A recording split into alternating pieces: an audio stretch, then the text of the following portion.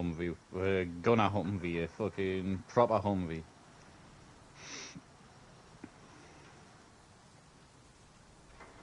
Oh shit!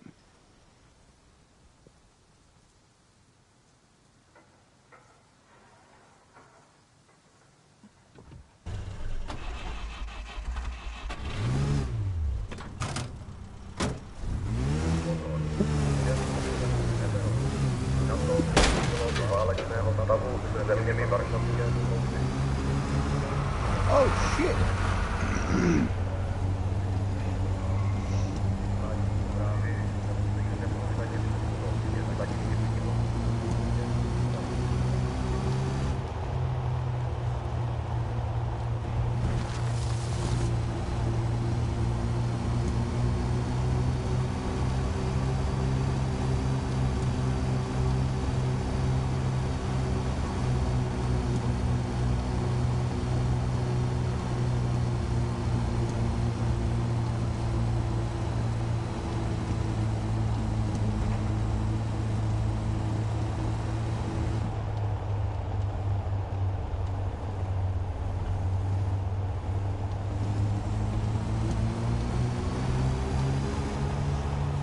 On that one, you run out of supplies, so you got to go get supplies. Yep.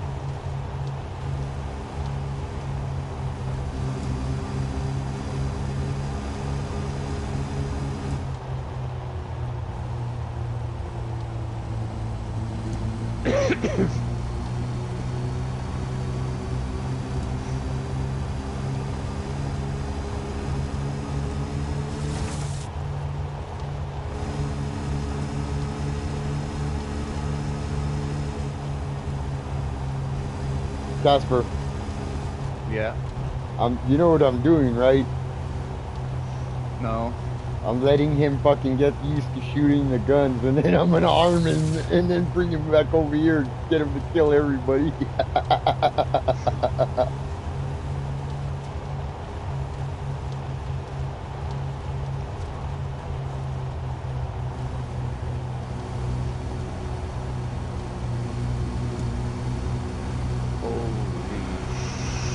Shit.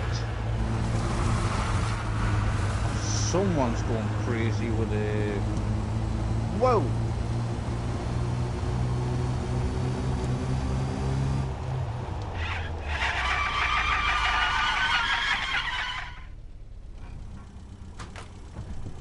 Oh, there goes my truck.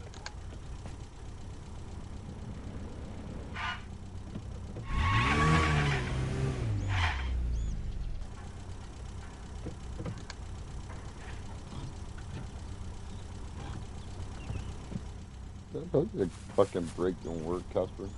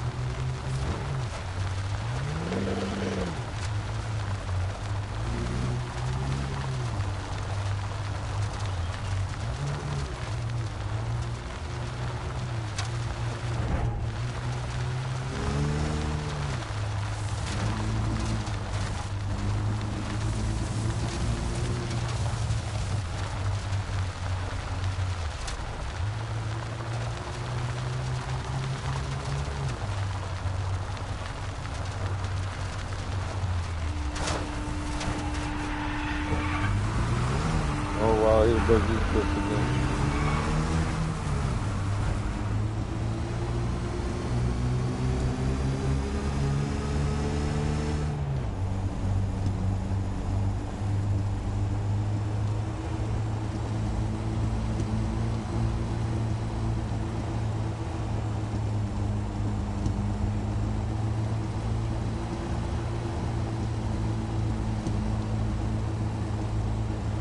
Did you see those lightning bolts in that last one that we were playing, Casper? What the fuck was that all Yeah. about?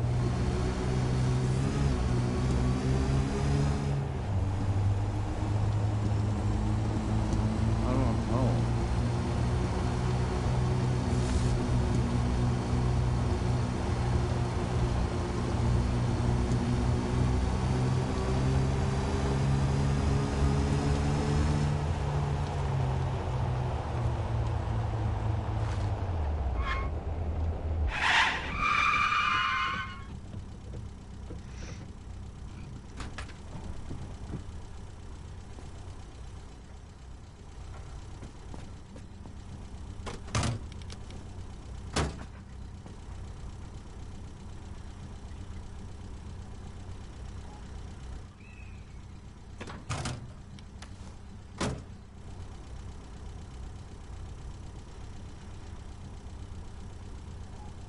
Huh.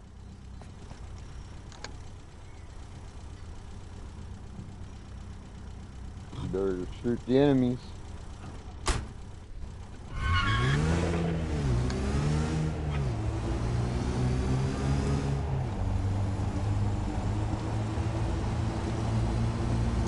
You can run people over in that one. Yep.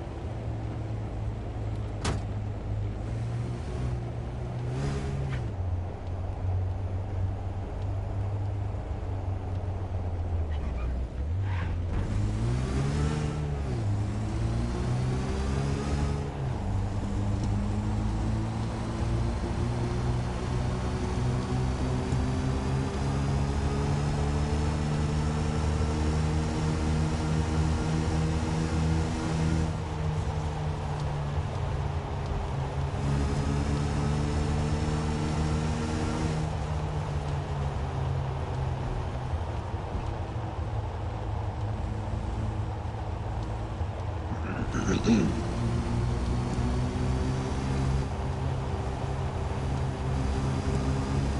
back, Patty? Is that Casper What? clearing his throat? That was me.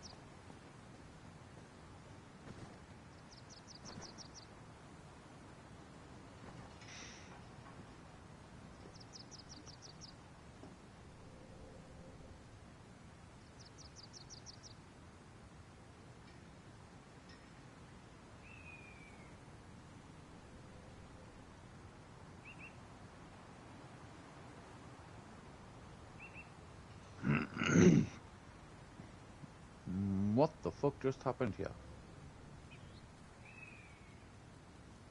I don't know, but which one first?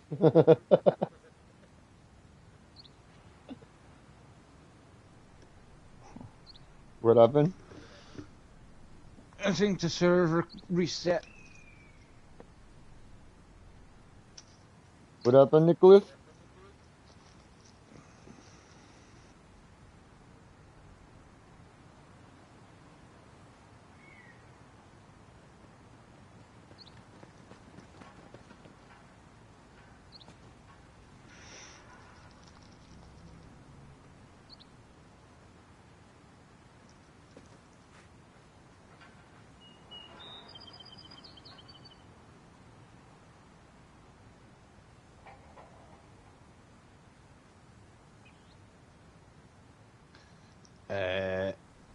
What in the actual fuck?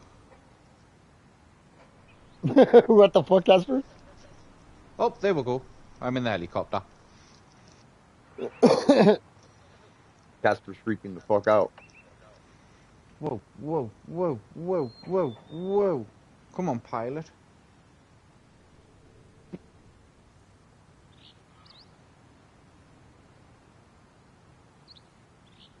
No, we've lost our tail rotor. Shit, we're going down.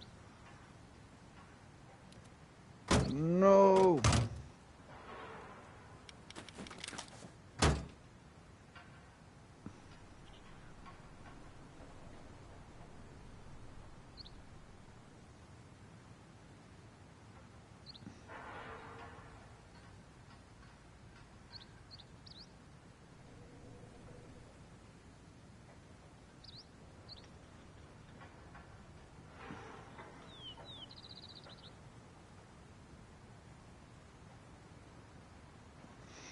Oh my. What?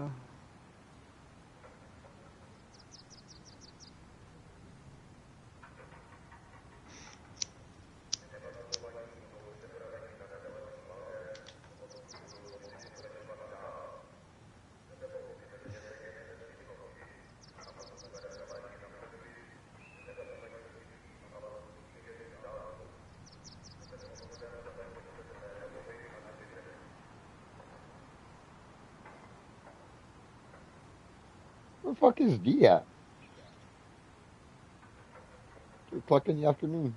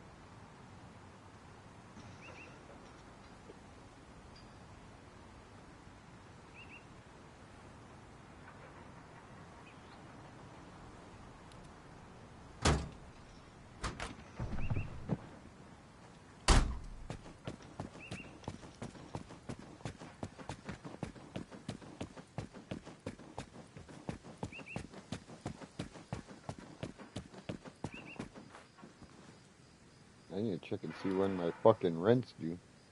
9 days.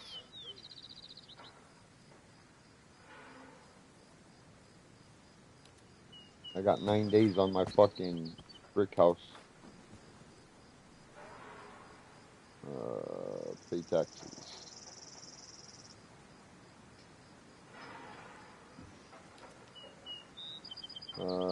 500,000, 510,000. Confirm it.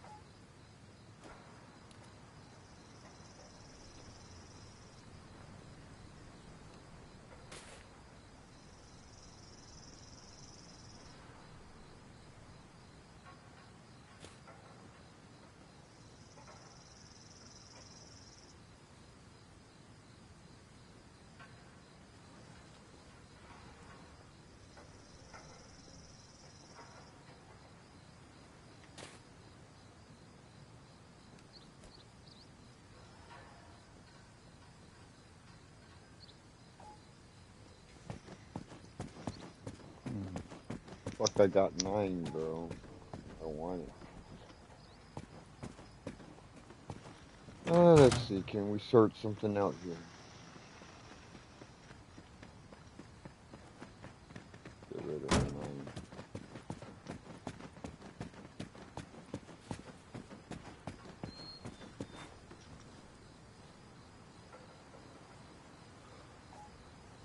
Hey.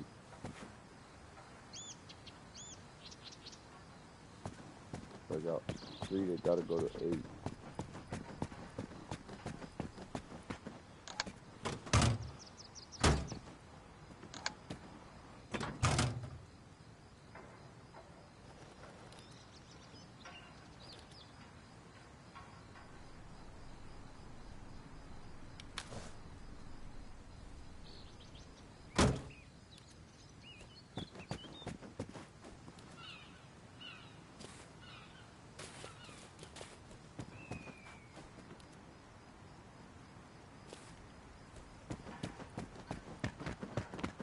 They won't let me drop number 9.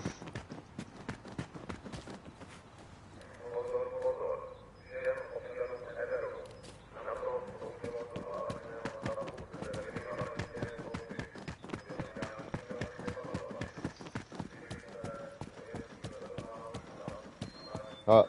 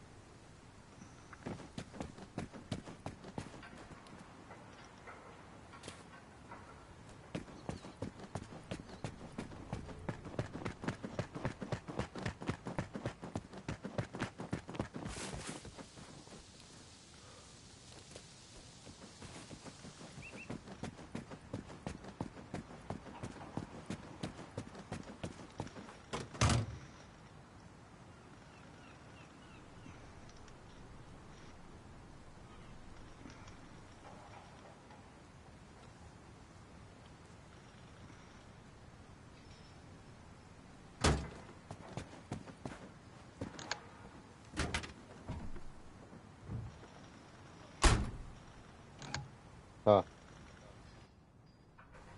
Yep.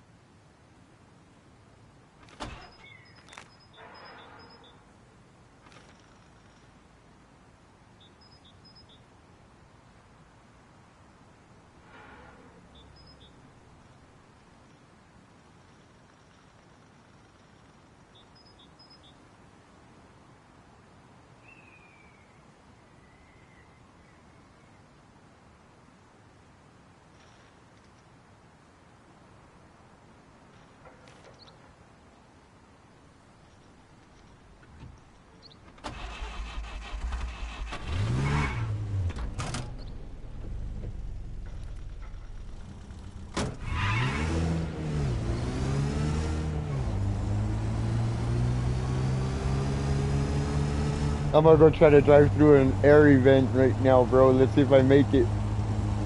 Casper. I gotta stay in there 30, like 53 seconds.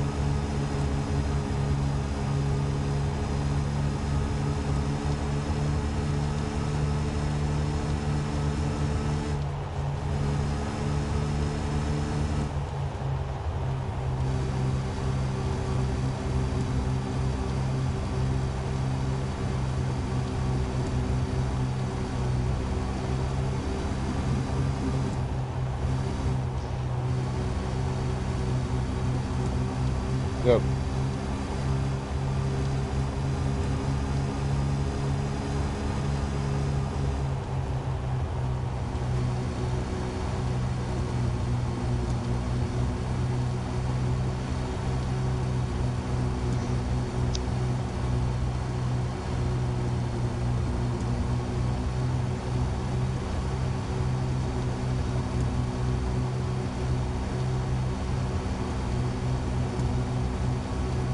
Casper.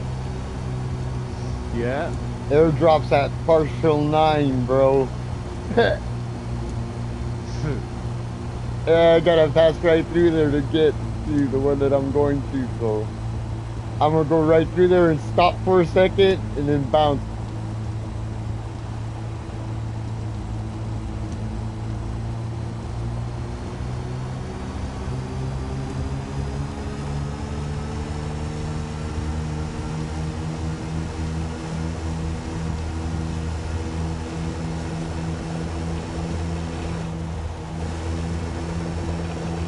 I'm in the zone. I'm in the zone.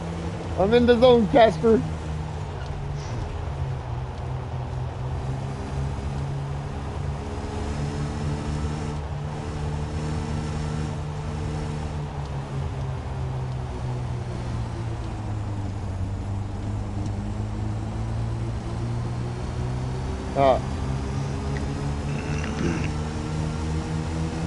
I don't know how long I was in there, but I was in there for a minute.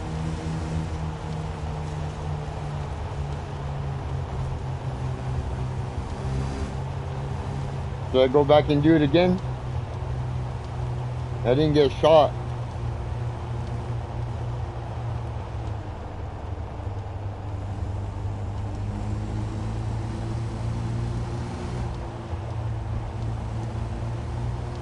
Oh, I hear shooting now.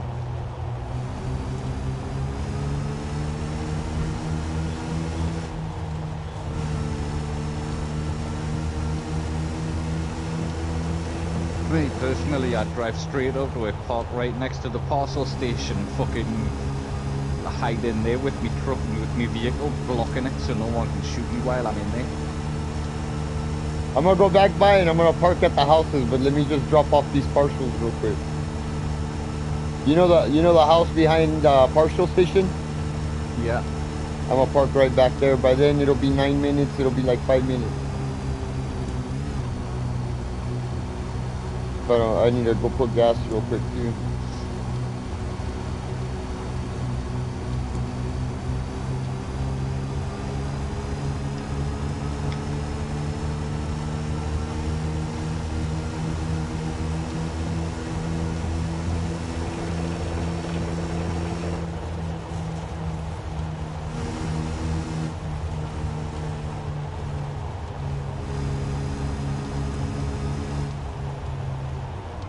Cause you get a point, bro, for fucking what do you call it? Being in a vehicle by it. Yeah.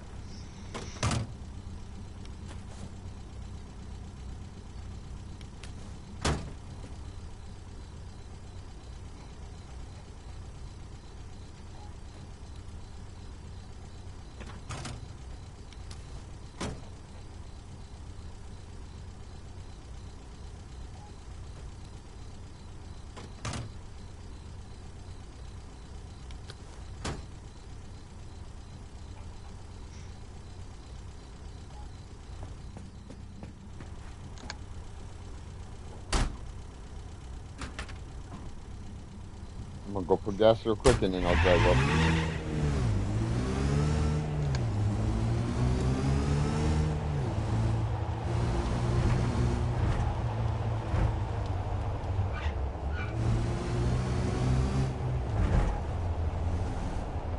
7 minutes till the box opens. So right, it works before the box opens, right? Correct, if I'm right?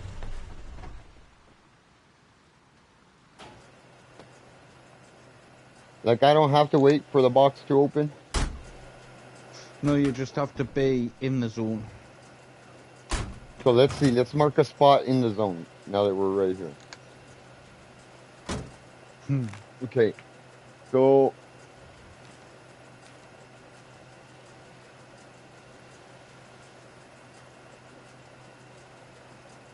what if I get right here? Yeah, that would work. Even if you're in the forest, just there. Just right there, huh?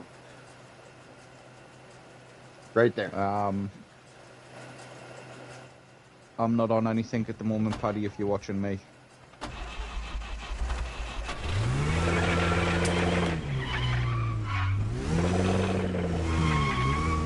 And I can be on foot as well, right? Yeah, you don't have to be in a vehicle. Oh, excuse me. Let's get the vehicle and get the one on foot. I think the vehicle last time was like 53 seconds or some shit.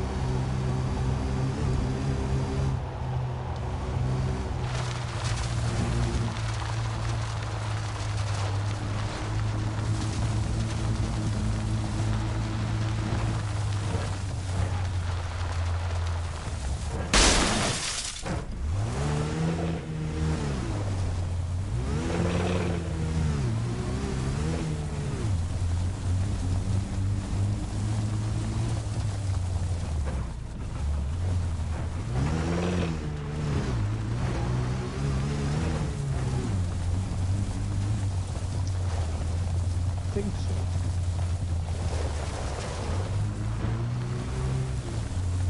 Where's my thing at? Casper? Your ping? I don't know.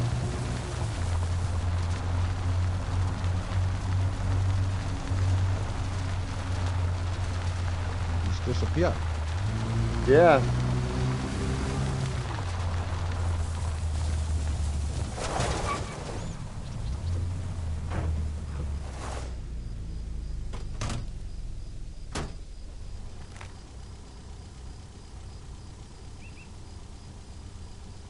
Where am I at?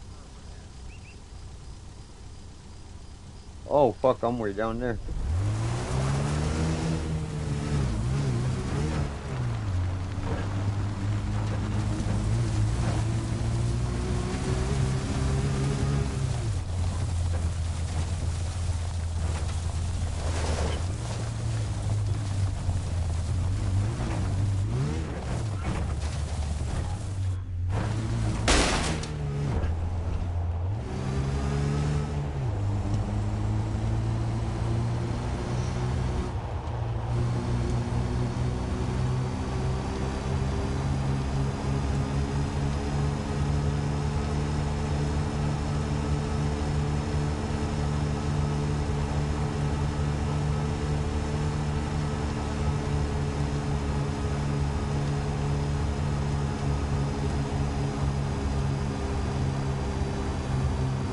Isn't there a road right here?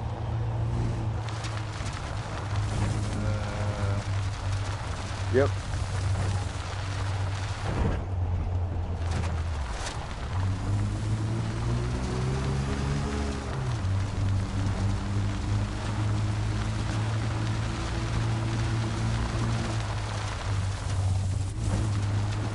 Hold on, Nicholas, hold on. Because we're doing something new.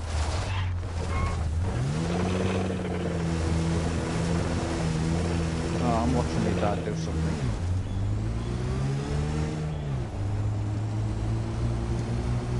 Three minutes till it opens.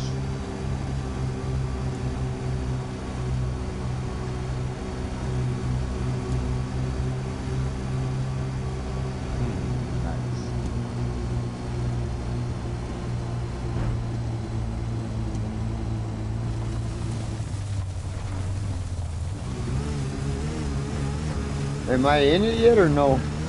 I have no idea. You'll have to check the map.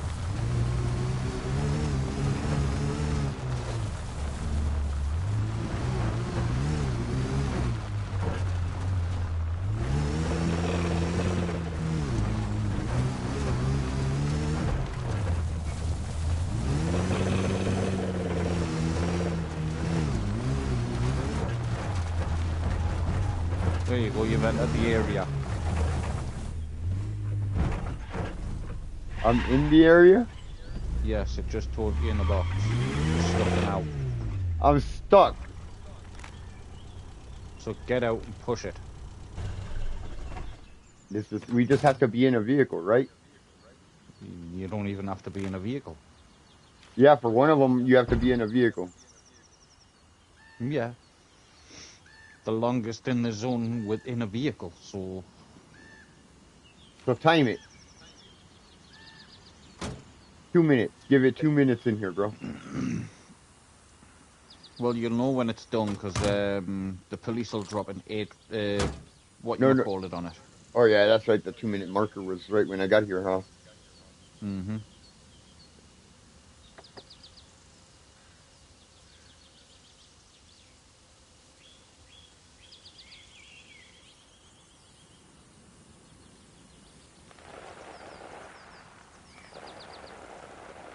I got my gun. I got my little shitty pistol just in case. It is free game here. Hmm.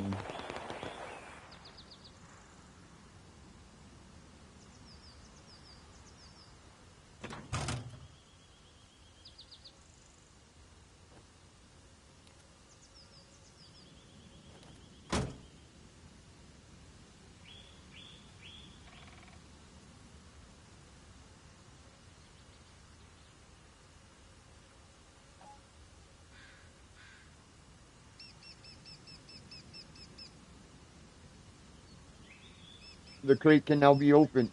It's been 2 minutes, huh? Yeah. Crazy to think. So do I get out now? No, just wait. Wait until the police have put a explosive on it. So check the map. See the circle still there.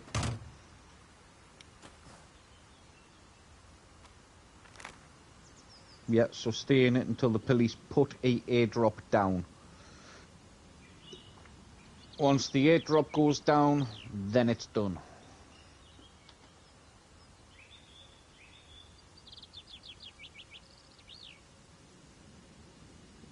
And I should get most time in a vehicle. Points. Unless there's somebody else somewhere in a vehicle, yeah.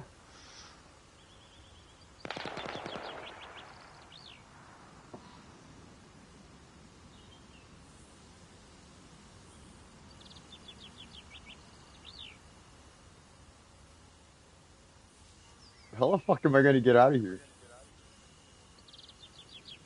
Get out and push.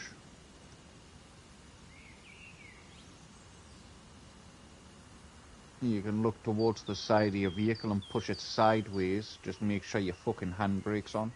But I don't want to get out yet, huh? No. I'm gonna go grab some tea. Somewhat. Some tea. Keith. Tea. Tea. Tea. Drink. Oh, American tea. tea. Nuts.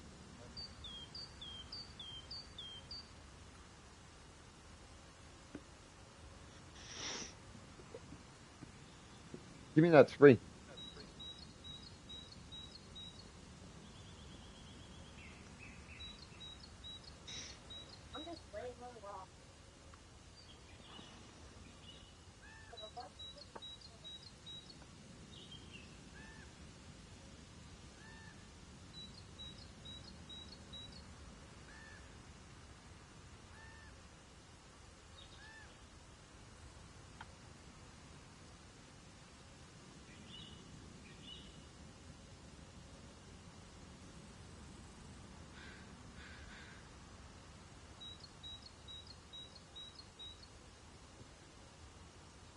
done?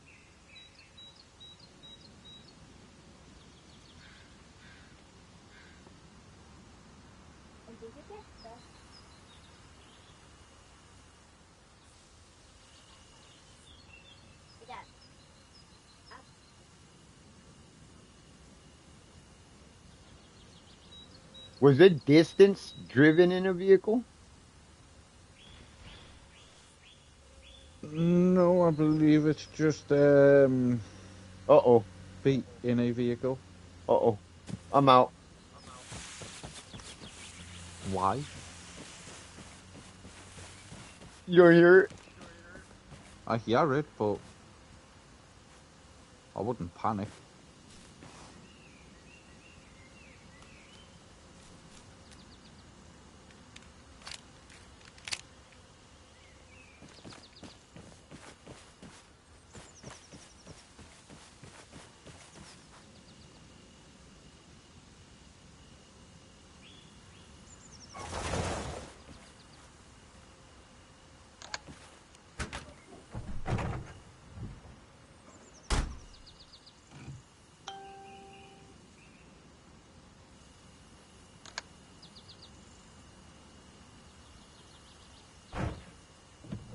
I've lost all ambition.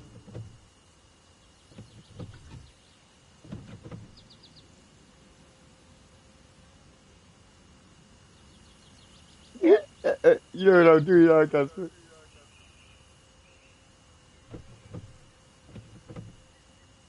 Casper, what's time driven in a vehicle? The car's moving. May not be moving fast, but it's moving.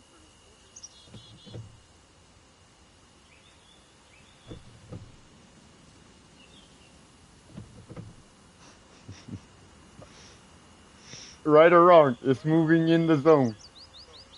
It's moving.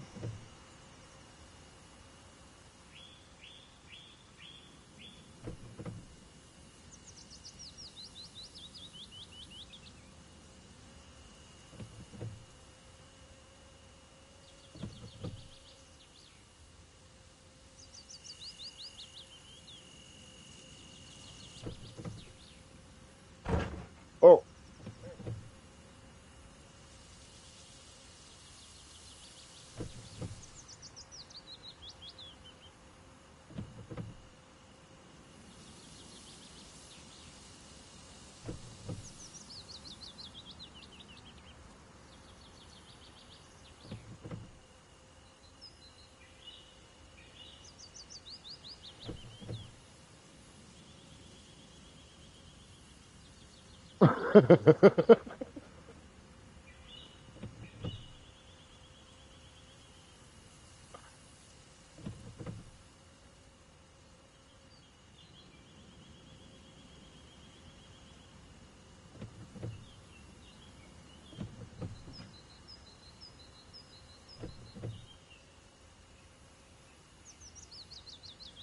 uh-oh.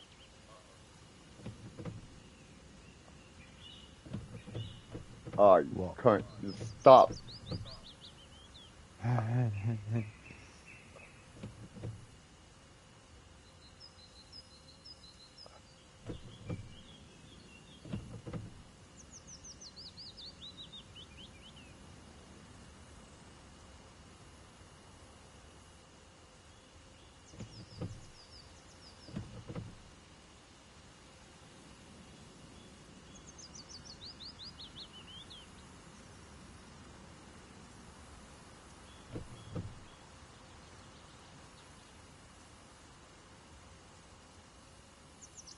13, 12. Artillery. Do I get out of here?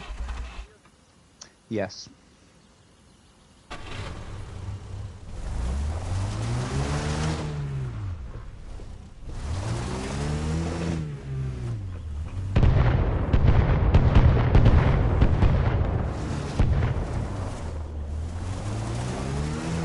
There we go, you don't have to panic.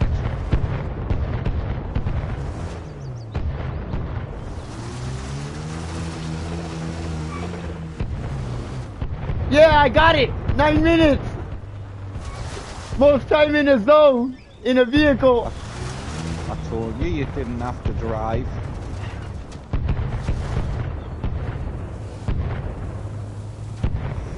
They probably all sat there thinking, where the fuck was that gun?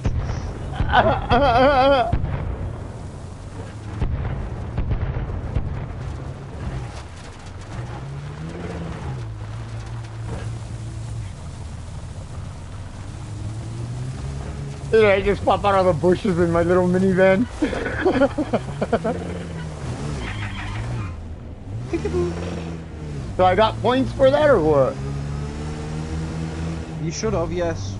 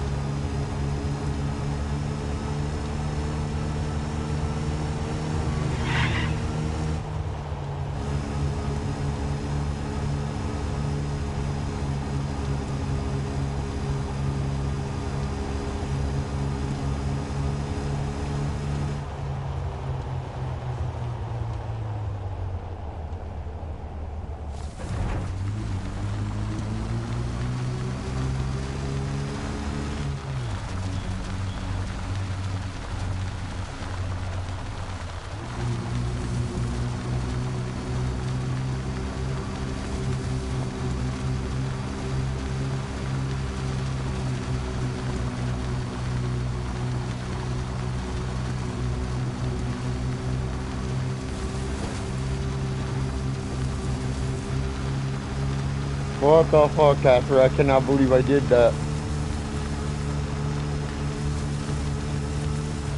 And got it, bro. That's what's crazy about the whole thing, because I heard that little Jeep. What was my time? 9 minutes? 9 minutes exactly, I think it was.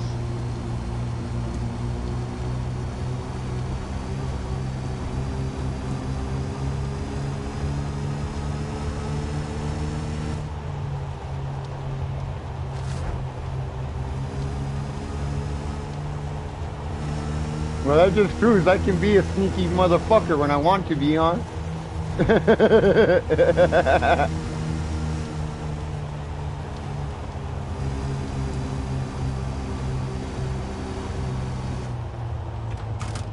What's the next one on that list? I gotta look at that list.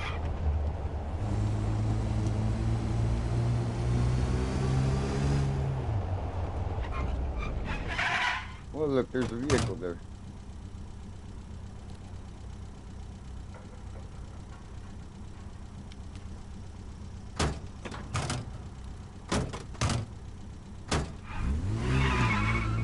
Where is that?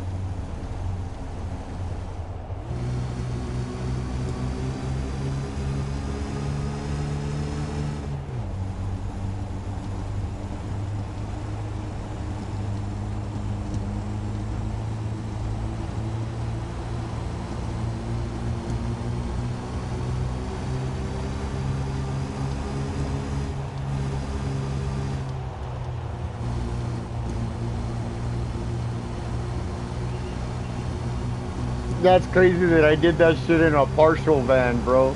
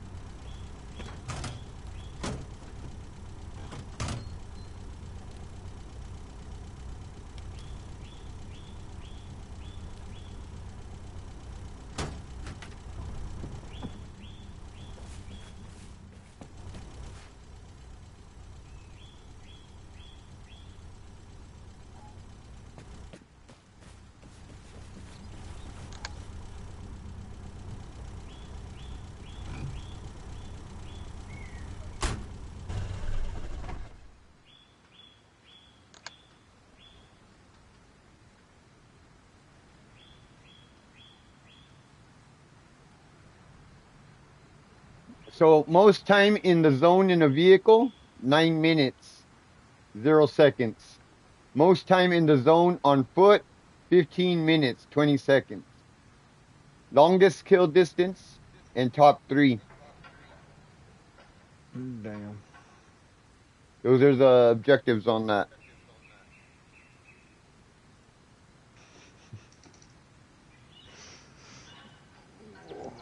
Damn, most time in the zone was 15 minutes, bro? Fuck. Yeah, someone went straight to the zone.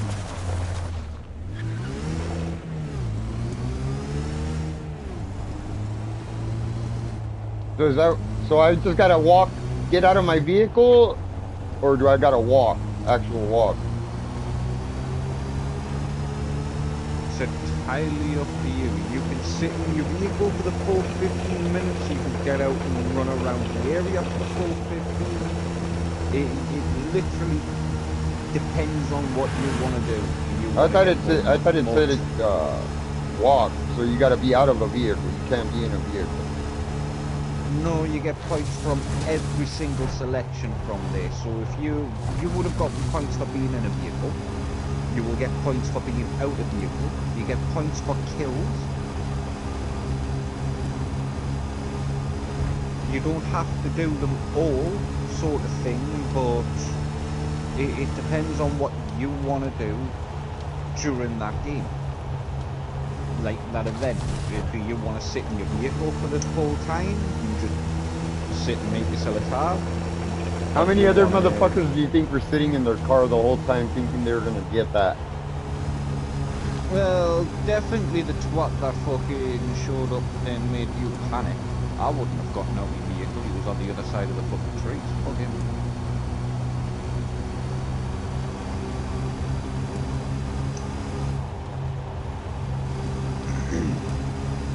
How many poor fuckers do you reckon were driving through there to try and get the oil and they got killed?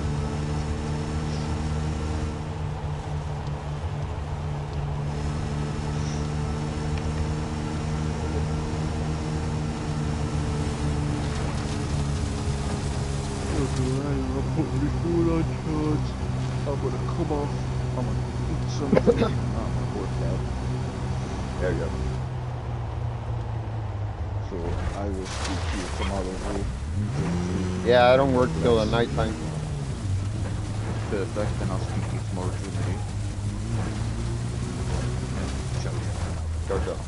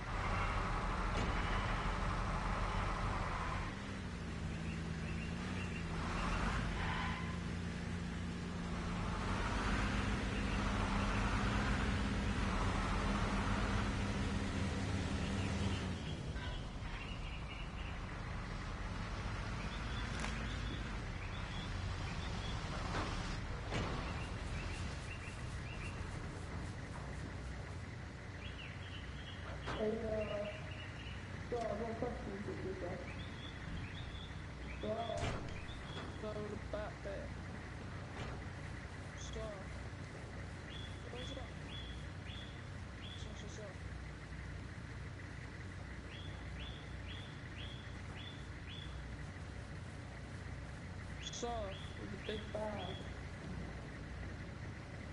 Carlos, your fucking ass. Carlos, your ass.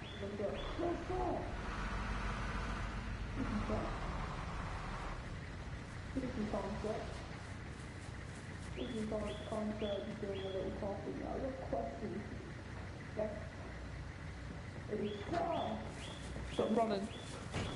Stop resisting, sir. Just come here.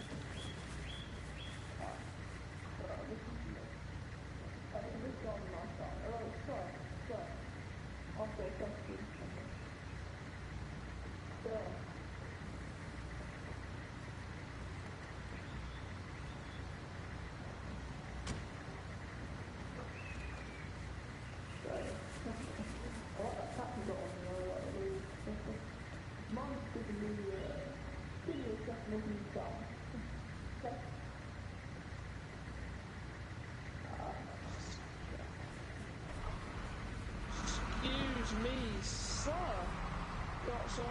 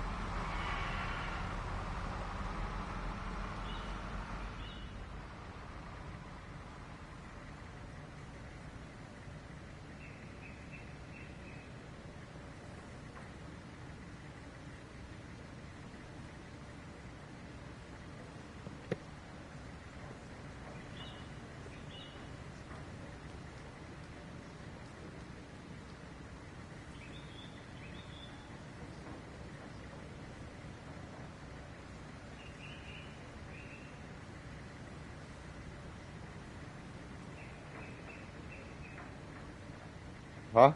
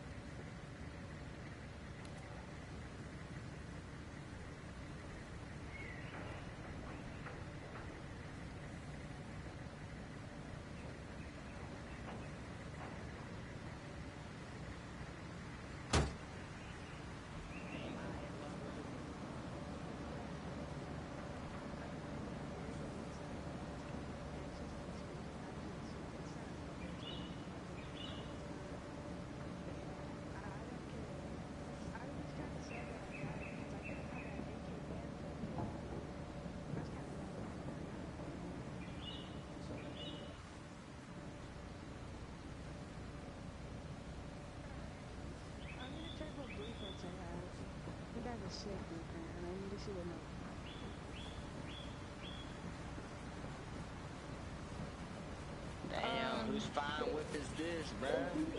Shit. What up, This a Farmer? classic right here. Damn it, boy. Look, what you got? Look at that spool on the back of that bitch.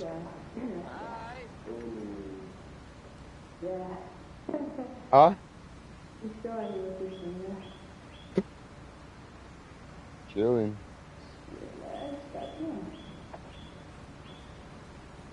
Oh my gosh, this is diabolical, dude. There's no way you to be this high of a level for just an Asian life, or that's a Canadian life. Dude, that's crazy. I'm not doing it. Little cloudy, little cold here. Let's see, crafting, level 3. Yeah, we're not looking at our chances. I'm sorry, bro.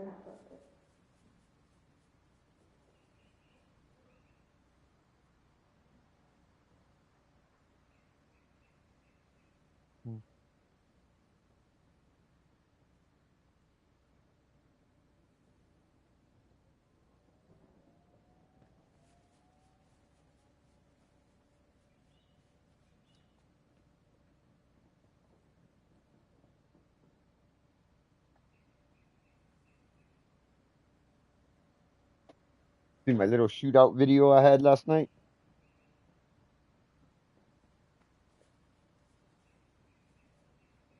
Motherfuckers rolled my truck down a mountain, fucked it all up, and then as I was driving back up the mountain, they decided to come fuck with me. I had a nice little shootout with them, but I had the DC. When they took my truck, I was like, fuck it, I'm out.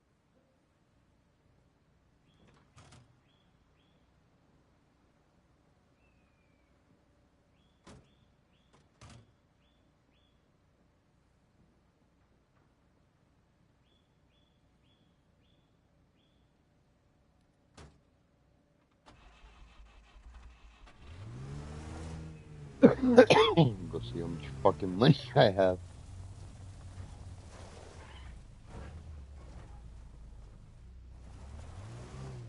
We were playing the regular game mode earlier.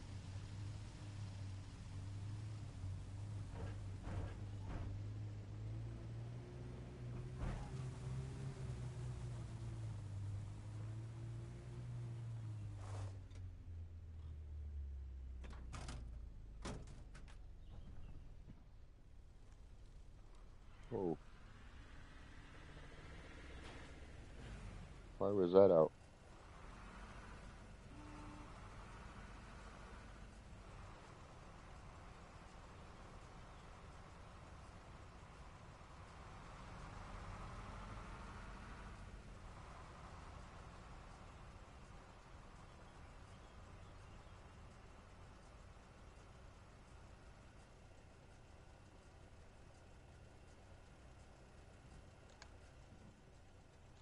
Or did they tell you you're crazy?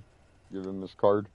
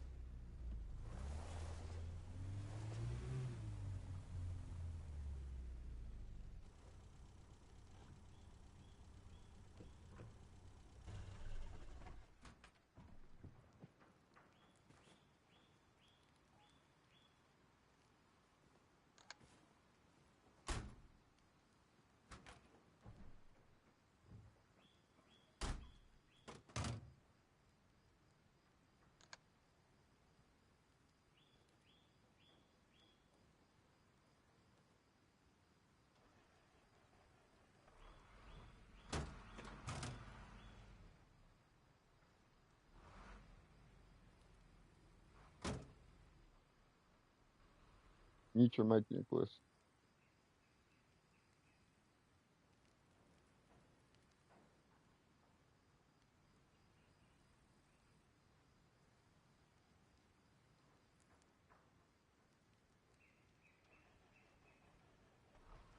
What you doing on art? What you trying to get now?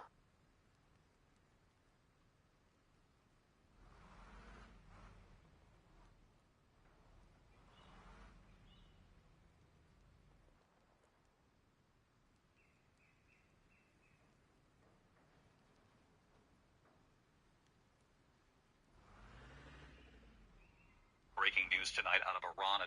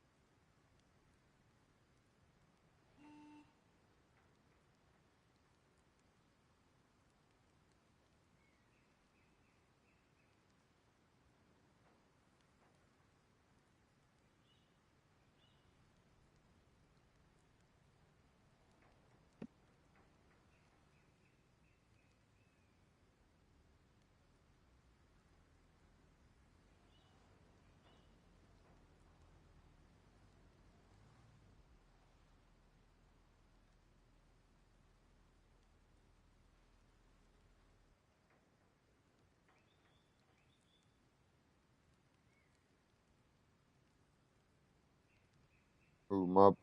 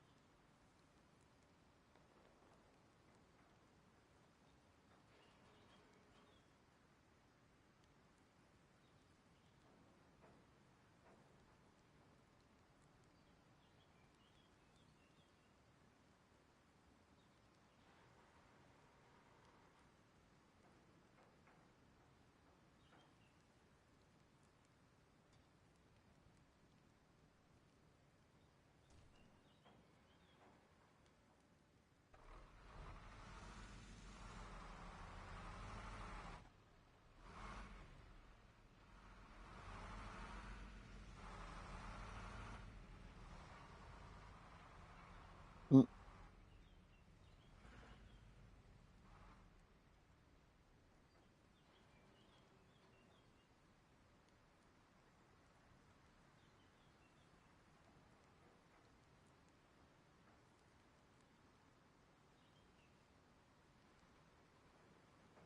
Damn. That's kind of chilly here.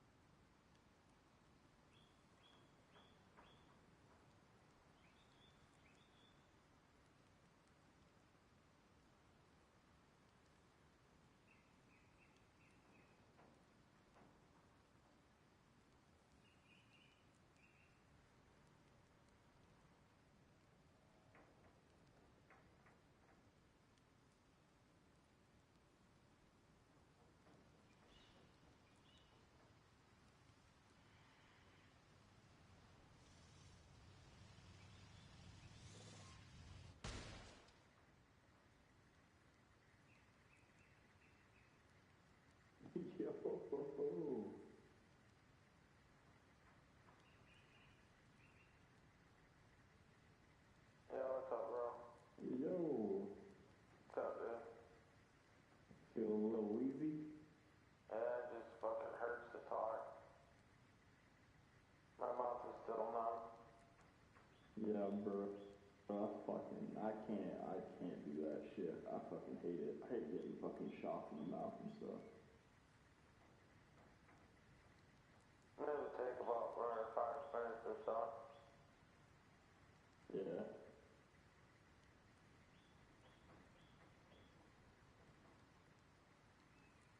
I guess I'm gonna pull out the fucking money in my hand real quick.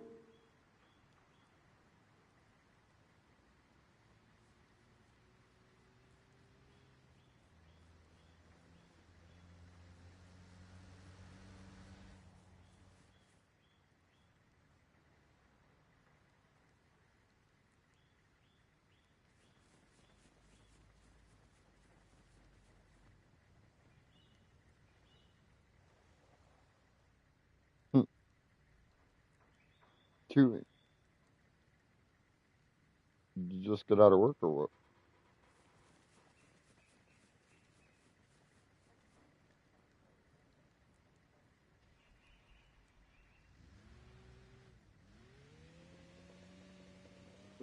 Oh, shit. Yeah. Changed your hat and used to the white cowboy hat. Yeah, I normally put on this hat when I'm crafting the heli. Alright, I'm gonna give $18 first, so it's even. Oh, okay.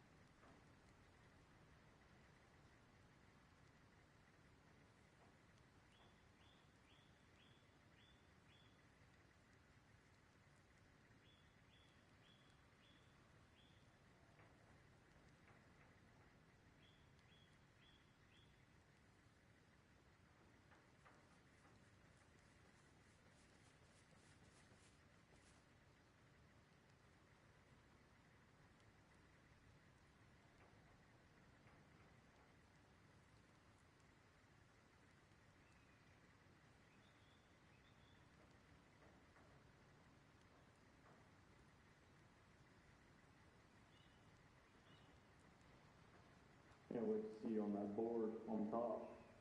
I know, me too, bro.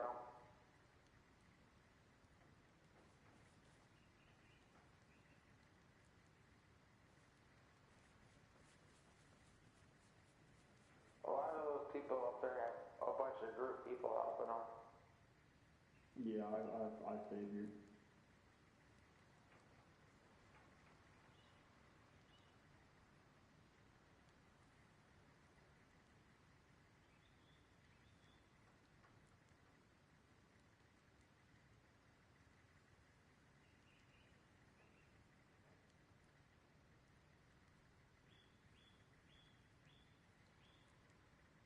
Sweet, dude. Thank you.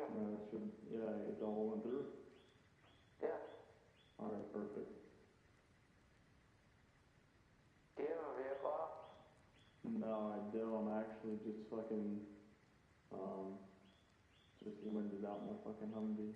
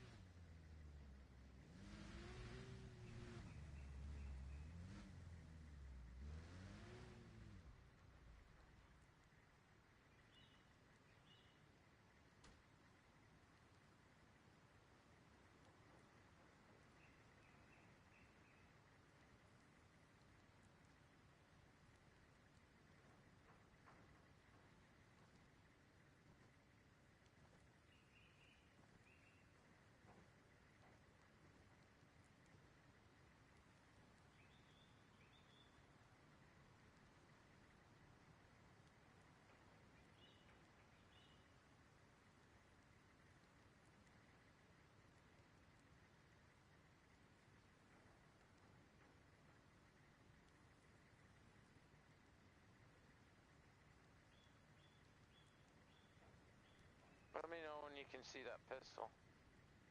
Yeah, I can see it. Okay. It's almost done. Yes, sir.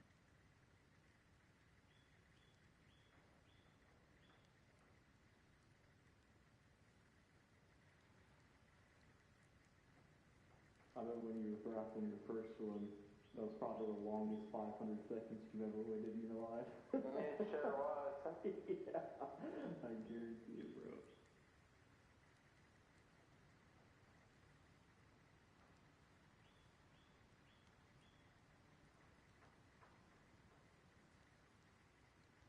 Don't forget you gotta upgrade your garage for it. Yeah, I already did.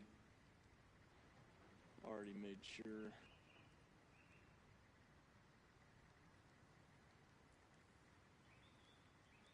It's in there.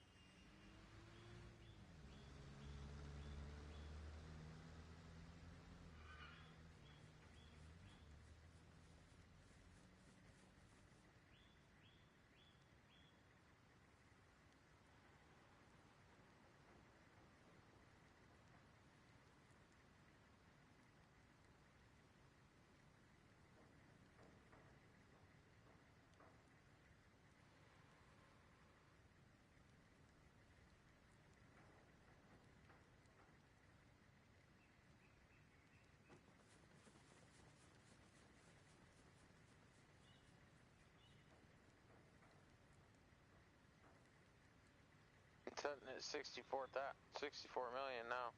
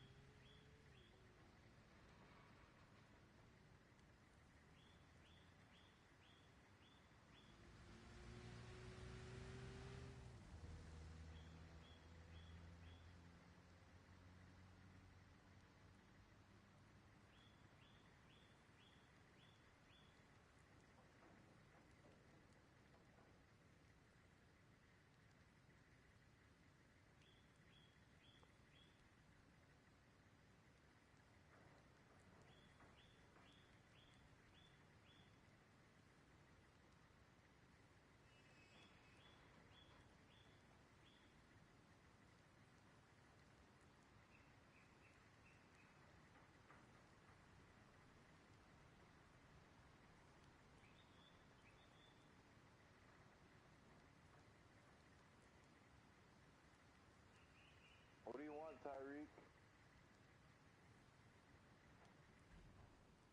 You're not Tyreek. You're just wearing this backpack.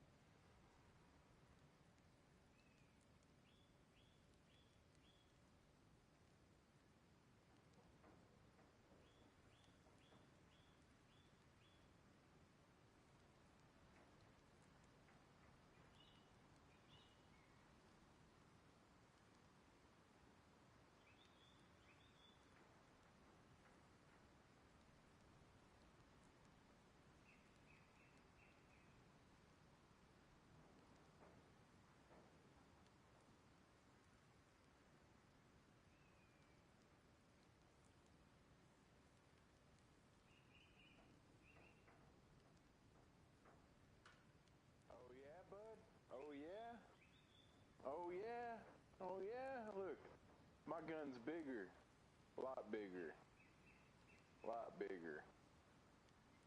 Man, I know who you is. Know who you is. You ain't nobody good. I can tell you that. Nobody good.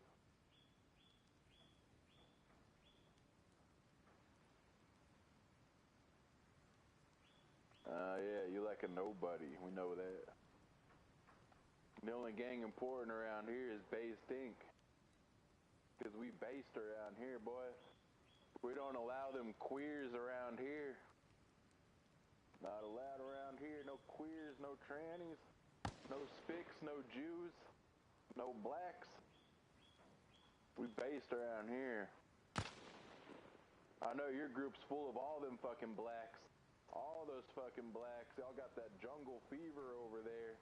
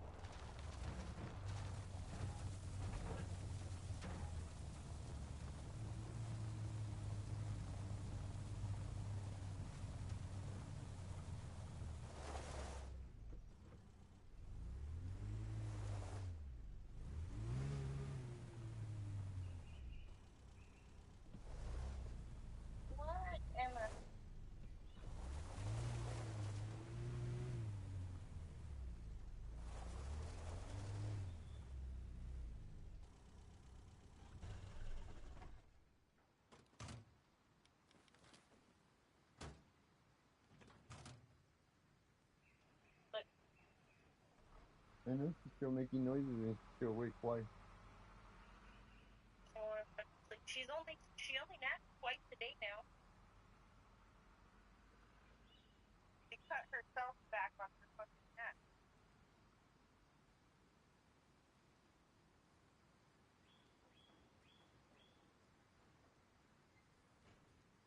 But I put the show on watch when it starts.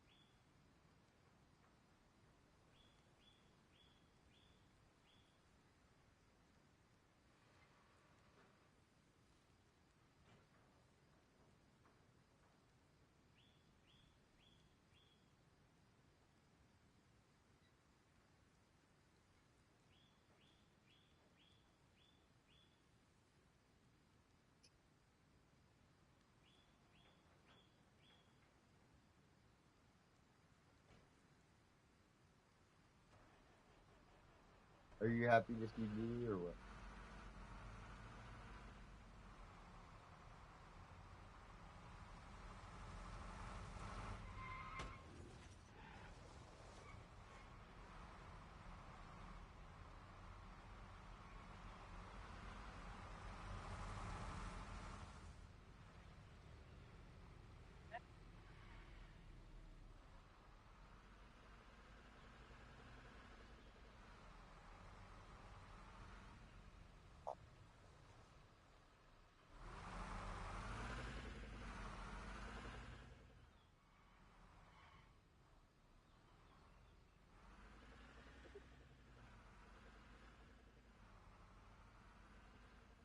I know I'm tired too, but I'm fighting it too because I don't want to nap.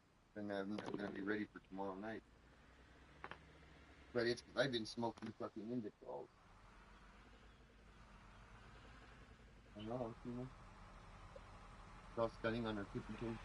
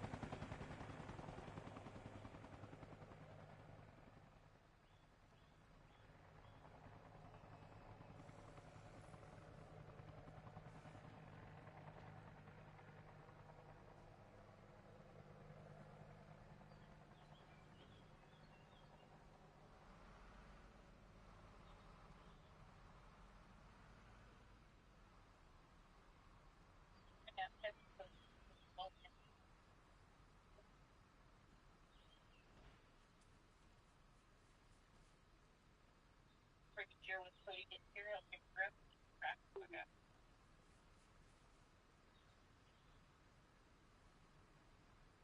That's what's wrong with her, huh?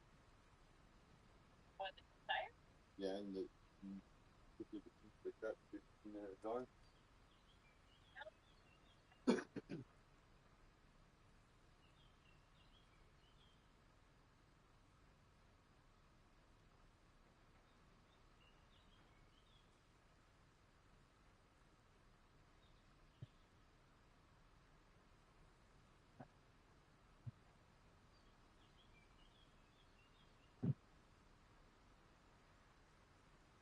Yeah.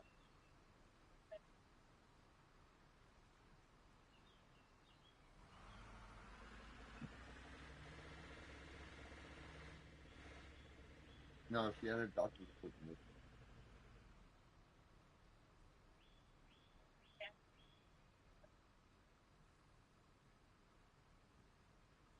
She should get me a Chinese plate. You should check her. That said, you should get him a Chinese plate.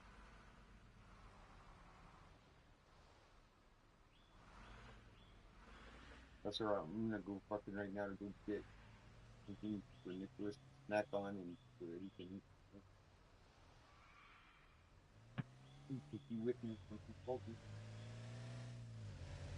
Nicholas! Ow. Fuck. Yeah. Let's go Where?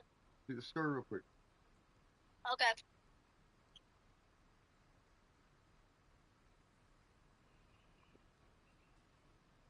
He's tired though.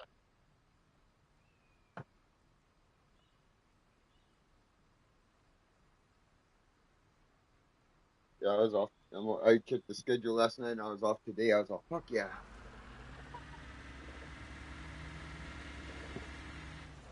But I'm working. I'm working today, so.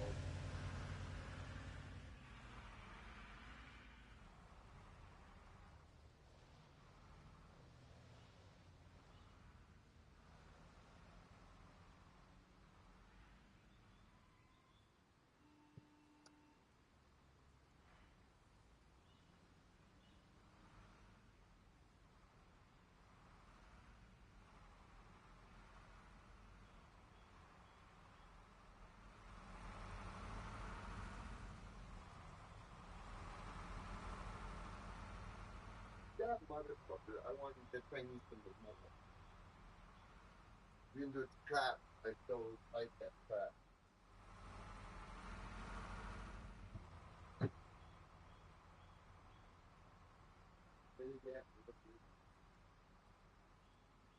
And I just stayed all quiet. I didn't say nothing. I fucking you too. I like the Chinese. I don't know.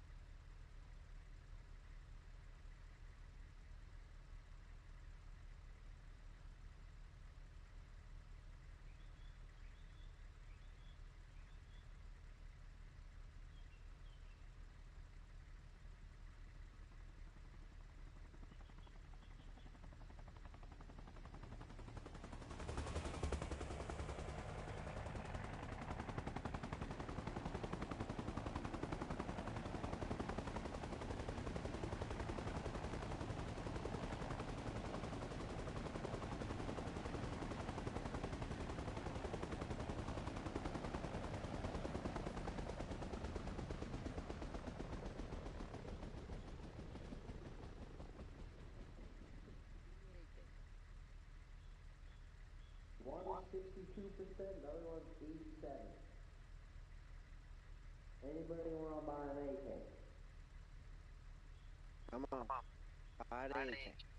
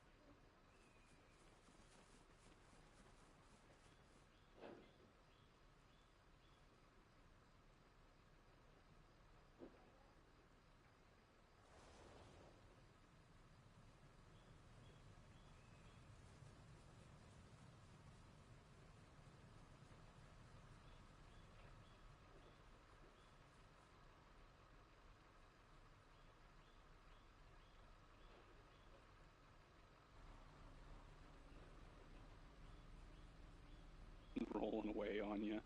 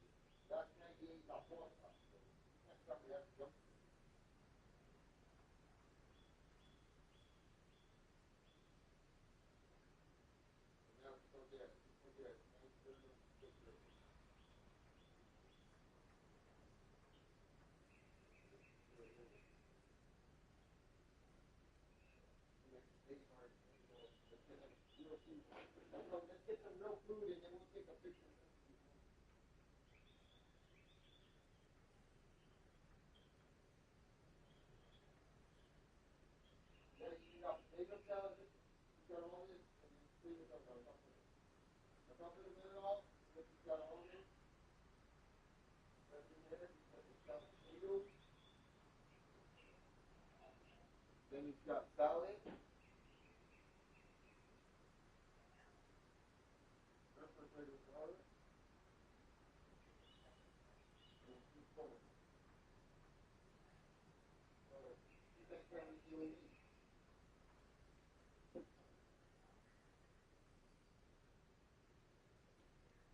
Anybody can take it, so let's try to go through that. But you don't keep it in the restaurant. So as it's cooking, they're coming. It's been cooking a little bit. I'm gonna fucking do the chicken in there too. Nice. I told her, shit, bro, you know, I was like, you don't even know, bro. He doesn't eat fucking, what is it? Fucking, yeah, he's not eating pinchy crispers every day. Either.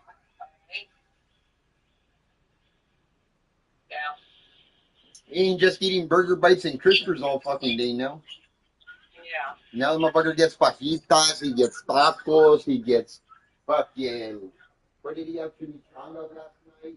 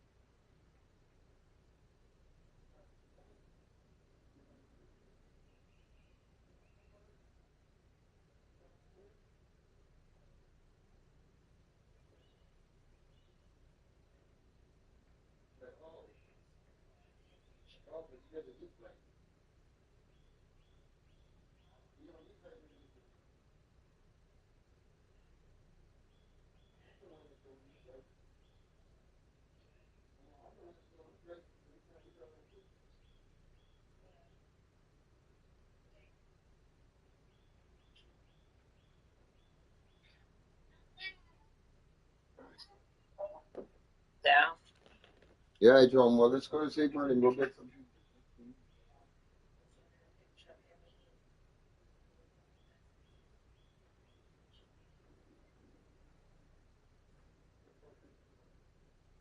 See, home cooked. Pretty tight. See the tight up there? Look up there. You already took Papa's? I don't like kites. I don't do. There's another one going up. I don't like them. You already dropped them off? Haven't you guys done yours? You haven't come to the park to do? No. No. Well, I don't like kites. Why don't you like kites? Because I don't like kites. Tell me the reason why. I just don't like them. I don't like them. It is for me. I don't care. I don't like kites. Where does he tell? Where does the cabrona telling you behind? I don't care if I'm a grown woman that's scared. I can care less. I don't like kites.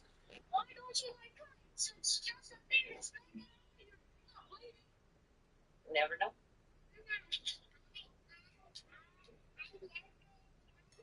Huevo, they want me to fly a motherfucking kite. I don't like kites. What is she telling you? Yeah.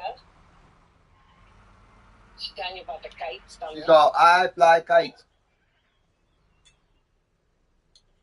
What are you going to do for Easter? Nothing. Probably work. Just wondering. I don't know what we're going to do either. I always work. Hasn't said anything. I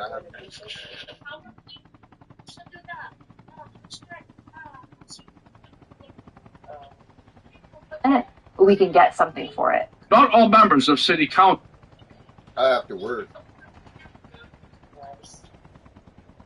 When you trust your heart to Providence Medical Partners Center of the Heart, you're choosing nationally recognized heart care close to home with the largest cardiovascular. I work Sunday nights. In El Paso. Our experienced team of 13 cardiologists and heart surgeons will create an individualized plan to help you get on the road to recovery. We believe heart care is more than just tests and treatment. It's healing we take on together. Tomorrow's St. Patrick's Day. ProvidenceMedicalPartners.com/heartcare. I said tomorrow's St. Patrick's Day. The direction of travel. St. Patrick's Day. Deputies say they also conducted a search at McCaslin's Pagosa Springs home where they found an outdoor shirt he was seen wearing and hiking boots. As of now, deputies still searching for his possessions that are still unaccounted for, including his wallet, a red backpack, and a revolver. The Albuquerque police investigating two suspicious deaths. The first body discovered at a She said it's too big. entrance on 4th Street following a fire. Second happened around noon that same day. Officers were called to a home on the 8300 block of Wilson Hurley Court that is near Paseo del Norte. The Las Vegas community continuing to mourn 3 people killed in a house fire. All 3 kids were very close. This was their hangout house. This was their last stop. Austin was my baby. He will forever leave a hole in his heart, and he is shutting down on us. According to local fire crews, the fire started on March 7th around 2:30 in the morning in Las Vegas. Funeral arrangements are planned for this week starting Wednesday. The Albuquerque Police Department is highlighting a new partnership with schools to hopefully reduce crime through the use of new technology, including license plate readers, police body camera drones, and citywide security cameras. All this data is able to be compiled in one location focused on intelligence gathering. The APA Real-Time Crime Center. The superintendent says it is impossible to keep all students safe without tools like this. The agreement allows APS police to have direct access to the city of Albuquerque's real-time crime center.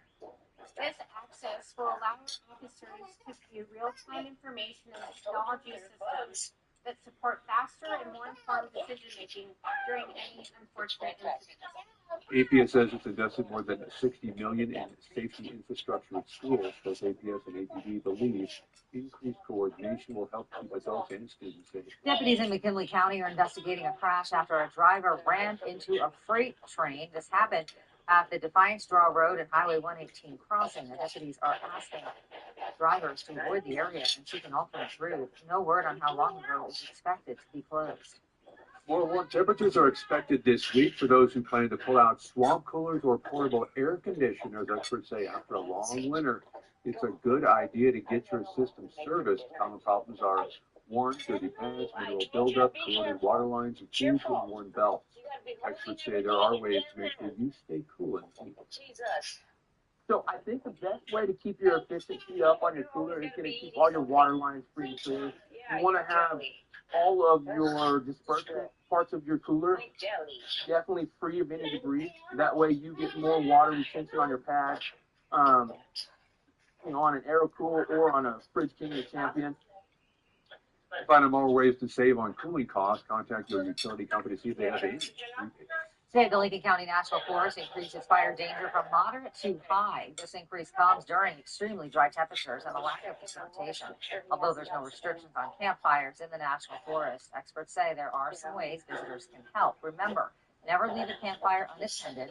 Drop any fires you start with plenty of water. Avoid burning on windy days and try to avoid throwing cigarettes into vegetation. Cloudy and cooler today. Christiana has your evening forecast. Yeah, it was cooler today, and then tomorrow it is going to get milder and then really hot by the end of the work week. So enjoy it out there right now. You can see some high clouds out there. Temperatures cooler for eastern New Mexico in the 40s, and then mild here in the metro in the low 60s for our high today, about 63, 64 degrees. And then you can see as we head into the evening, temperatures cooling down into the 40s, and then we're hitting 30s once again as we head into tomorrow morning. Another hard freeze for parts of the state, so make sure to bring those thermos inside to protect your plants and your pipes. But we're talking about all-time record heat by the end of the week. We'll time that out for you and talk more about it in just a few minutes. It is day 17 of the U.S. Israeli war with Iran. President Trump pressing allies now to help get oil from the region as Americans continue to pay more cost. The Pentagon today saying 200 troops have been wounded and 180 of them have returned to duty. Here's ABC's Olivia Rubin. Today, President Trump seeming to call out NATO allies reluctant to join his war in Iran. For 40 years, we're protecting you, and you don't want to get involved in something that is very minor. Trump seeking reinforcements to the Strait of Hormuz under fire from Iran, blocking a fifth of the world's oil supply. We strongly encourage other nations whose economies depend on the Strait far more than ours. But many countries rebuffing, worried about dragging the world into a wider conflict. UK Prime Minister Keir Starmer with this message after speaking with Trump. We will not be drawn into the wider war. The German defense minister with a harsher response. We are ready to ensure safe passage through the Strait. Look at all your bowls. All the bowls. However, there will be no military participation. The president still insisting some countries will join, but he won't say who. I'd like to say their names, but frankly, I don't know if they would want me to or not, because maybe they don't want to be targeted. Then reversing course. My attitude is, we don't need anybody. We're the strongest nation in the world. Bro, get all that shit and throw it away. We don't need that. Overseas strikes escalating. A residential building used by the U.S. consul in Jerusalem damaged by debris from an Iranian projectile over the weekend. Tamara Walker lives in the building. I was sitting at home and all of a sudden this amazingly loud boom. And a notable admission from the president today, saying the U.S. was shocked at Iran's response to this war, specifically by firing at neighboring countries in the Middle East. Olivia Rubin, ABC News, Washington. A preliminary investigation shows the U.S. military struck an Iranian elementary school. Media reports shows 168 children and 14 teachers were killed. Senators Heinrich and Lupon writing to Defense Secretary Pete Hegseth demanding answers. The results of the school attack are horrific. The majority of those killed in the strikes were girls from the ages of 7 and 12. Neither the U.S. nor Israel had taken responsibility. Both senators also voted for a war powers resolution directing the president to end military operations in Iran if not authorized by Congress. Gas prices steadily rising as the war in Iran continues. The national average per gallon up almost 30 cents in the last week. And in New Mexico, prices up around 50 cents. The new average is the highest price since October 2023. Iran's military has kept the vital Strait of Hormuz virtually closed since strikes there began. In New Mexico, central portions of our state are seeing the highest prices. Bernalillo County sitting at $3.83 a gallon, Socorro County $3.86, Lincoln County at $3.87. Up next, the Meta trial in Santa Fe entering its final week. State officials raising concerns about some of the app's features they believe put children at risk. Plus, you want to create a safe space so that AI is not the only place that they feel comfortable talking. AI researchers raising alarms after new data shows more teenagers are turning to AI to help them with life advice rather than turning to a friend or parent. from snake bites to gas leaks and ingesting chemicals, it's not always clear when you need to call poison control. Experts at the state's only poison control center are raising awareness during this National Poison Prevention Week. John for Tech and Traffic Watch 7 with Garcia. I know it's dusty over here. Things are still looking pretty good in all four directions of the interchange. Just a few brake lights out there. Of course, north and southbound I-25 near Comanche, please slow the lane to that destruction. They're doing some striping in that area as well. And just take your time to slow down my conduct. For News Radio 96.3 FM, I'm Kiki Garcia. Traffic light at 7. Kiki, thank you. Here are your live drive times at 5:10. Not too bad. Alameda from I-25 to Course and Montano from I-25 to Course close 10 minutes. The San Antonio going to take you 8. Here's today's Sunshade giveaway winner. Head to KOAT.com and enter for your chance to win a sunshade courtesy of Route 66 Casino and Hotel. Get your kicks at Route 66.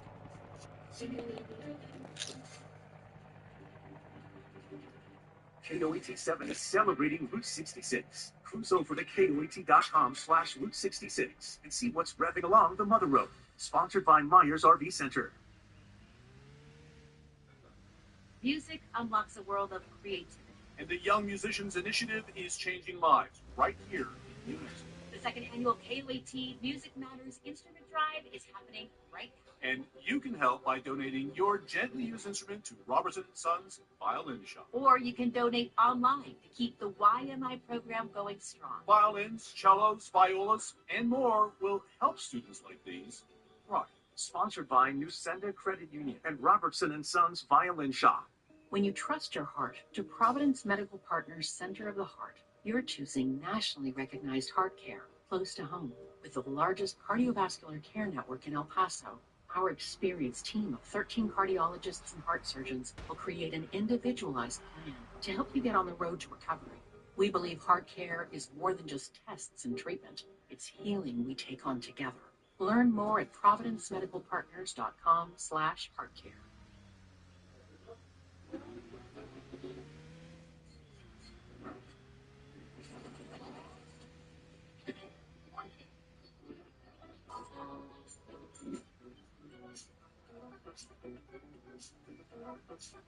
Your checking account available balance is $12,616,690.56. No ads, no withdrawal limits. Withdraw to your bank account quickly to try it out. And win yourself some real money. Oh my God, 600, 800, I want $800. Yes, let's go.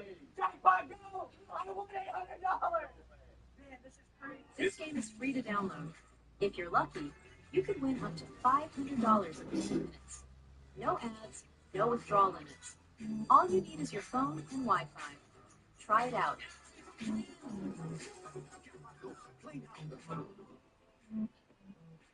New Nissan. Correct. You got to put it through its paces.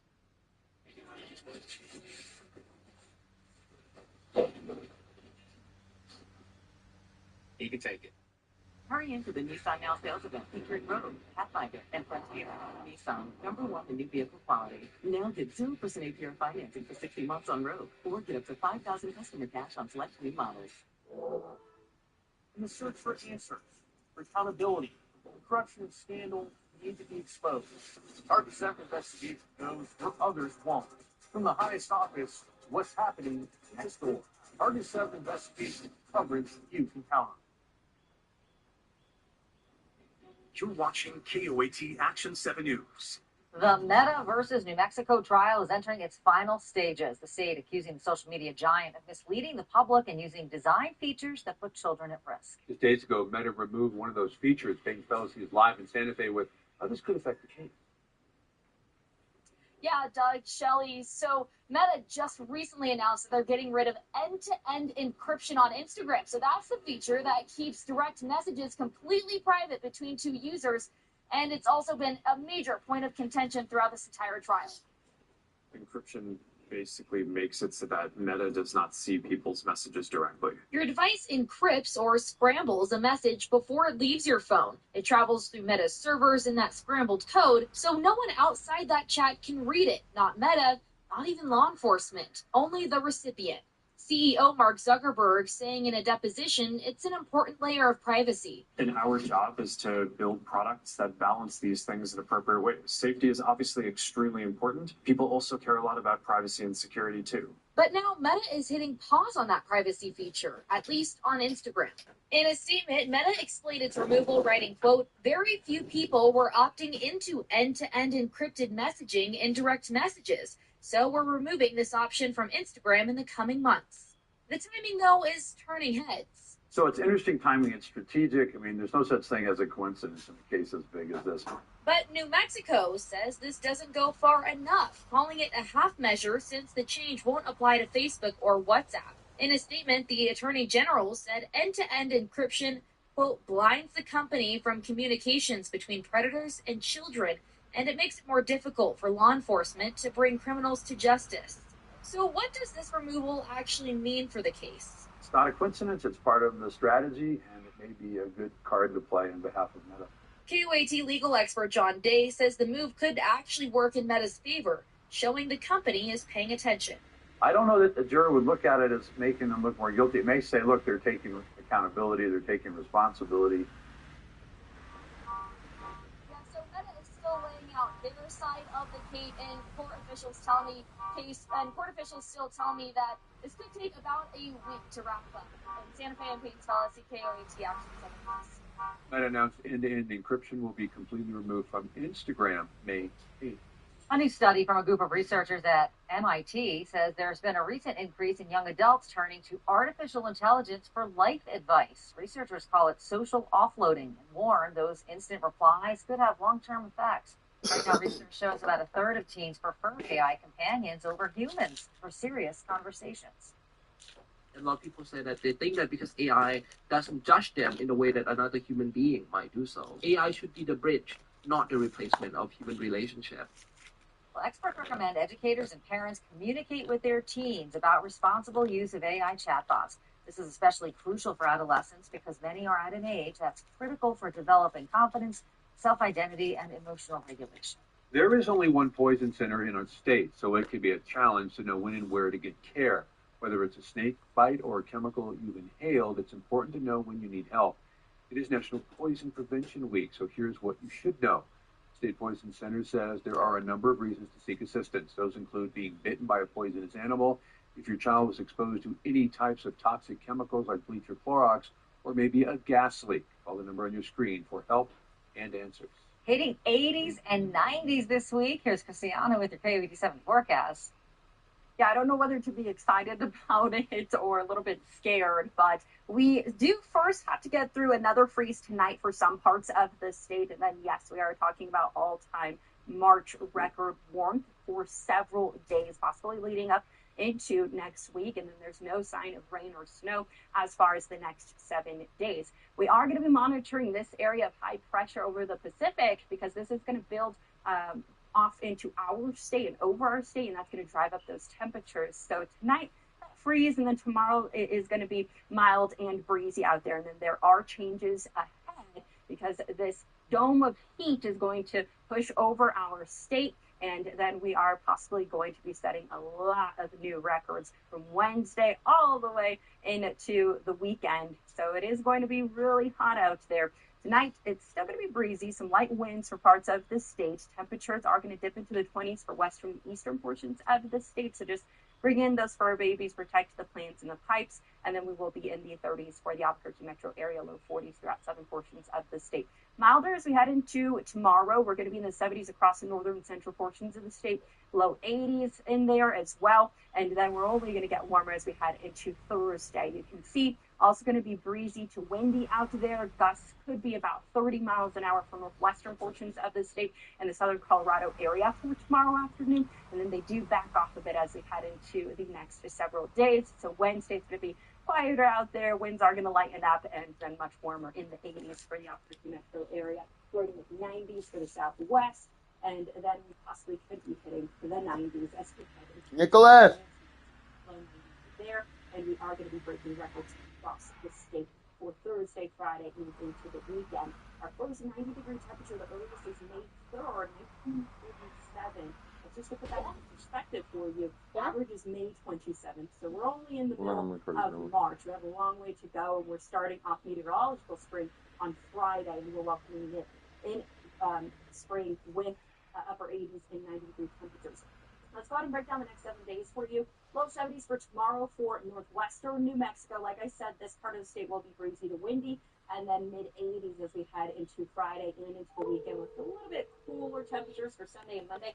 Southwestern portions of the state, 70s and 80s, staying dry the next 7 days.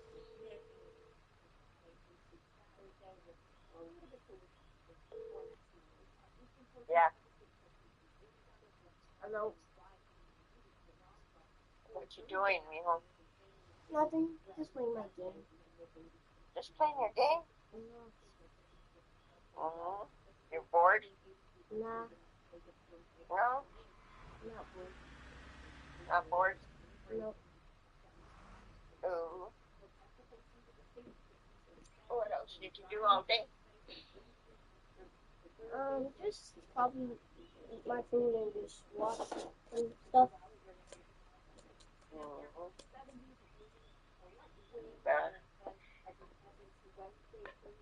You're staying with Dad for a while? Yes. Yep. Mm. You're not fighting with Gita, are you? No. No? Better make sure that dog don't get your food. Now I made him. What's Dad doing? I made him steak and corn and green beans and fucking scalloped potatoes and a salad. Because she says that I don't feed him right. Oh, well, you better buy a big refrigerator so you can buy groceries when he goes over. Why is the fridge big enough for groceries? You got a small one. It's our groceries. How in the hell does it fit your groceries if I got a small one and I can't fit my groceries in there? Oh, let me call you on Facebook. Okay. Your grandma Yvonne says that I don't have room in the fridge for food. You do. Hmm? You do. My fridge is pretty big, huh? It's like big. Really big. That's enough room to fit that food. Tell her what you eat.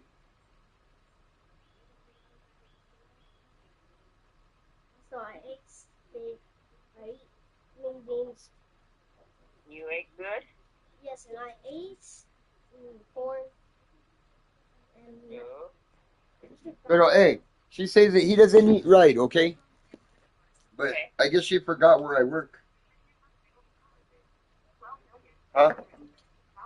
Okay. Because I guess she thinks that all he eats is, all I feed him is fast food shit.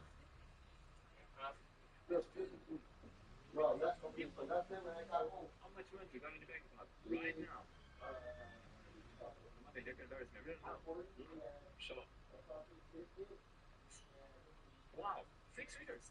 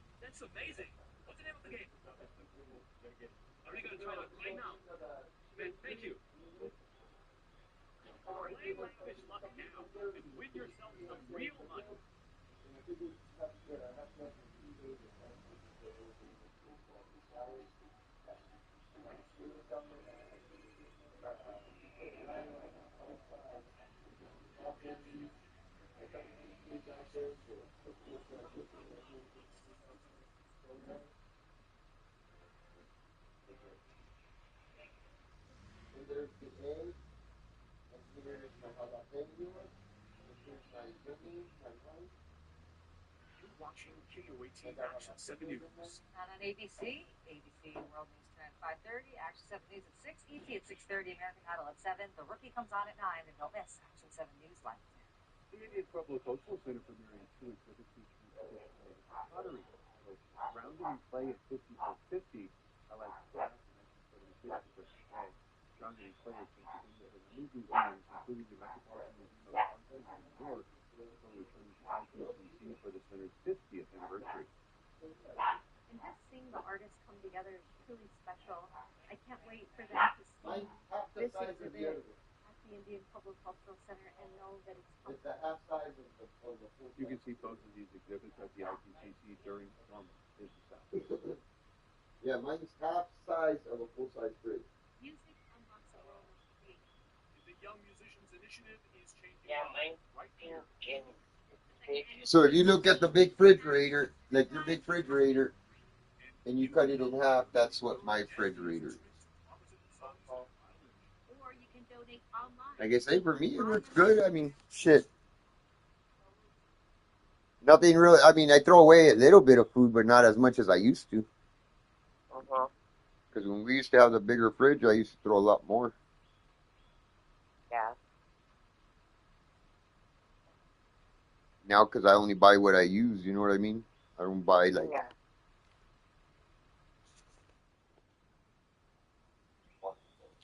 It's cold today, man. Yeah, it's been cold. I put the heater in my room earlier. Yeah, it was cold today. Nita's working? No, she was at the mall, and I don't know where else.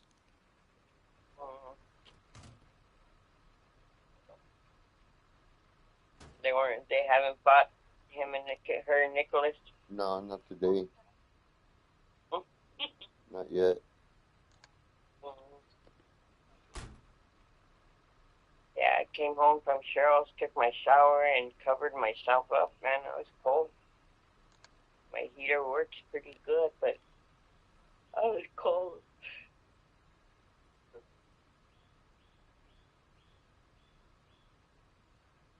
been cold.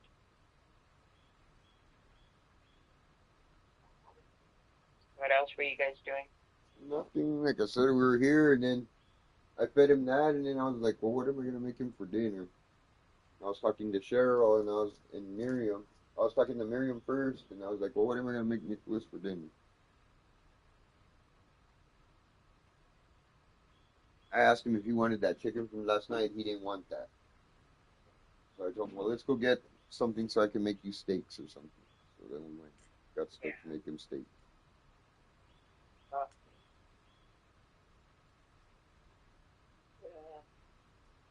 Irene's still in the hospital. Been there 3 weeks already.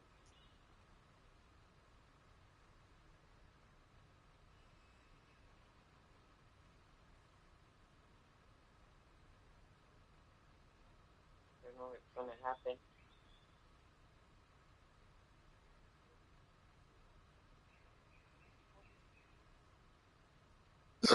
That's why I don't want to go to the hospital, because they'll fucking try to keep me there. And I ain't staying there. He has to stay. Unless you die. Unless you. I'd rather die. It's cheaper to die than it is to live. Yeah. That's about it. How come your camera's not on? It is. It's facing that damn couch.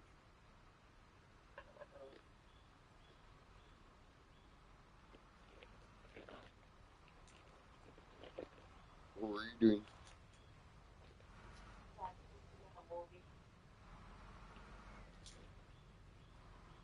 I was seeing a movie.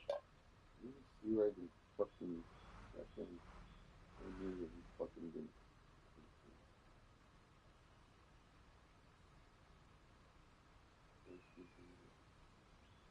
Just laying down in my bed, seeing a movie. The baby was being a cabrona ahorita. Who? Huh? Who? Was who? Emma? Yeah. Why? She was biting her. She was pulling her hair, yelling at her. She was beating the shit out of Miriam. She was pissed off. What did she let her get that she got mad? Huh? What did Miriam let her get? Nothing. She just said that she woke up like that. Or that she didn't want to go to sleep and she was acting like that. But she was pissed off and yelling and screaming and biting Miriam, biting her, like trying to bite her, like trying to hurt her. I told Miriam, you better bite her back. I was like, you better bite her back now before she starts fucking biting you guys. And she starts biting other kids in school and shit. Yeah, she's probably teething. She is teething, but she's being aggressive. She's being a little too aggressive, and I told Miriam, you better stop that from her. She's gonna think it's okay after she's done getting her teeth, and that shit's gonna hurt when she fucking bites you. Well, hell yeah. And then you gotta be like, oh, especially if you're around people, you gotta be like, oh, don't do that. You fucking bullshit. You're gonna pop her in the fucking mouth. Yeah. And then you're gonna be paying for fucking braces to straighten all that shit out that you fucked up. Yeah. You can't let them bite. Yeah, that's what I told her. I said, she's all, well, it's just that she's teething. I said, yeah, but it's still, Miriam, even if she's teething, she's not supposed to bite you. Yeah. They're like dogs, man. They learn. They learn the same way. Once they pick up a bad habit. When they bite, they tear their skin, man. Yeah. That hurts. And then the way she got mad at Miriam, like she got angry and she started pulling Miriam's hair and punching Miriam. She had Miriam by the pinche greñas and she was beating the shit out of Miriam. And I told her, you better stop her from that. Your ass, she's gonna be all, it's not cute. Yeah. I said, and you're making it seem like it's cute, but it's not cute when she whoops your ass in the fucking front of people and then you can't do nothing back because you go to jail. Yeah, and then she'll do it to other kids and stuff. Yeah. And people don't like shit like that, Nope. you know? No, they don't like bullies. Start doing it to other kids. So I told Miriam, I said, you better stop her ass now that she's learning what the teeth are. Show her what they are. They hurt. But, yeah, they hurt. Told Miriam, shit, you motherfuckers never bit me because I bit the fuck out of you guys once and that was it. Oh, yeah. Bit you guys one time and showed you guys what it is to bite somebody and you guys said, nope, not biting him. Not fucking with him, not gonna let him hit us because he hits when he hits hard. Nope. Yeah. Just playing with them, I would make them cry. Did you already buy Nicholas's Easter basket? No.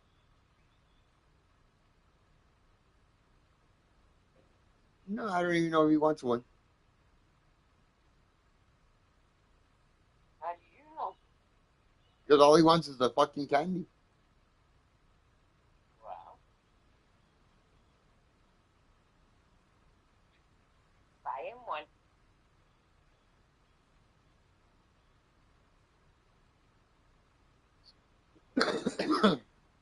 Yeah, she hasn't told me if she's gonna take him on Sunday or what. How long do they have free break? So next week, Just like a week or what? yeah. Or here's 2 weeks. Not here. It's only a week. They just get this week.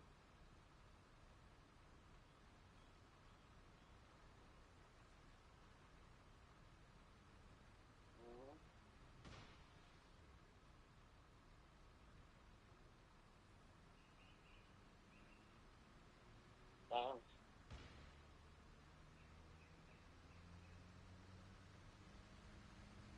Because he's in his room playing the game now. Mm-hmm. Contento because he's Does all he full. keep his room key? No, he's like Papu's. Oh my God. You better teach him to get clean. I try, man. These boys, I don't know. None of these kids of mine fucking. I don't know what the fuck it is. I'm not like that. I don't know why they're like that. No? And I'm pretty sure Selena's not like that either. No, Selena's a fucking clean bug. She's constantly cleaning. That's why I don't. I know it's from my gene, but I don't get where they get it from because it ain't me. I don't like to keep my shit dirty. I mean, yeah, I have a few things here and there every now and then, but I get up and I take my shit to the kitchen and I take it to the sink and wash it. Yeah. These That's motherfuckers, the way I am. I'm that clean freak. like Lolita Shore was showing me Papus's room, and I was like, what the fuck? She fucking plates with food, Yeah. all her fucking dish, all her plates and forks and knives and spoons and shit. I was like, oh hell no! I was like, you keep that motherfucker. Don't even bring him back over here. Don't you even buy him a fucking bus ticket back over here, because I'll send him back to you that same fucking night. I said, hell no. I'm still. I just made Dita go fucking buy order 2 more of those bottles of that spray for the cucarachas. Because I hadn't seen any all winter. I hadn't seen any. And ahora that it started getting warm, I started seeing a few here and a few there, and I told Lita, fuck that, let's get them. So Lita ordered that spray. We got the fucking spray already, and I've been fucking just going to town on them. Every time I see them, I hit them with it. I told her, we'll wipe them out. They die right away? No, what they do is they take it to their nest, and then it kills them in the nest. Because they take it to the nest, and they die. And I don't know if you know, but cockroaches, they have a habit of eating each other. So when that one dies at the nest, all the others, they go and eat his ass. And when they eat him, they eat the poison off of him. Oh, okay. Because you spray him direct. What you do is you're supposed to spray the walls and shit, right? And it keeps them away. But if you spray them directly, because they're a hard shell, they got like a hard shell, that poison penetrates in their body and it gets them from the inside out.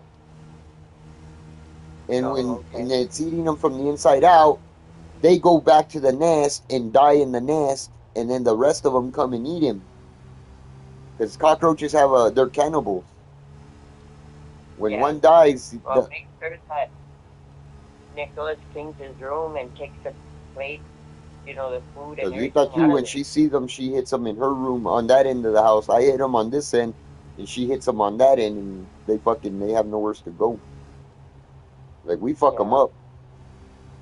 You don't see them like you used to.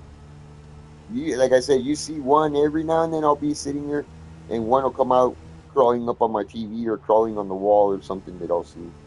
But it's like maybe once every 3-4 weeks I'll see one.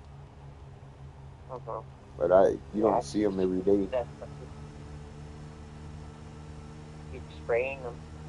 That's why now we just keep spraying. I told Lita buy more of that spray. She bought 2 more bottles of that shit. And that stuff, it's organic. It's natural. It's like it's not poisonous. Yeah. It's not a poison. They're herbs that they mix they're like plants that they mix. I don't know why Papa's like that, man. He's lazy. The kitchen's not even far from his room. It's just right there. He can go through his trash, but he will not go through fucking trash. He will not do it.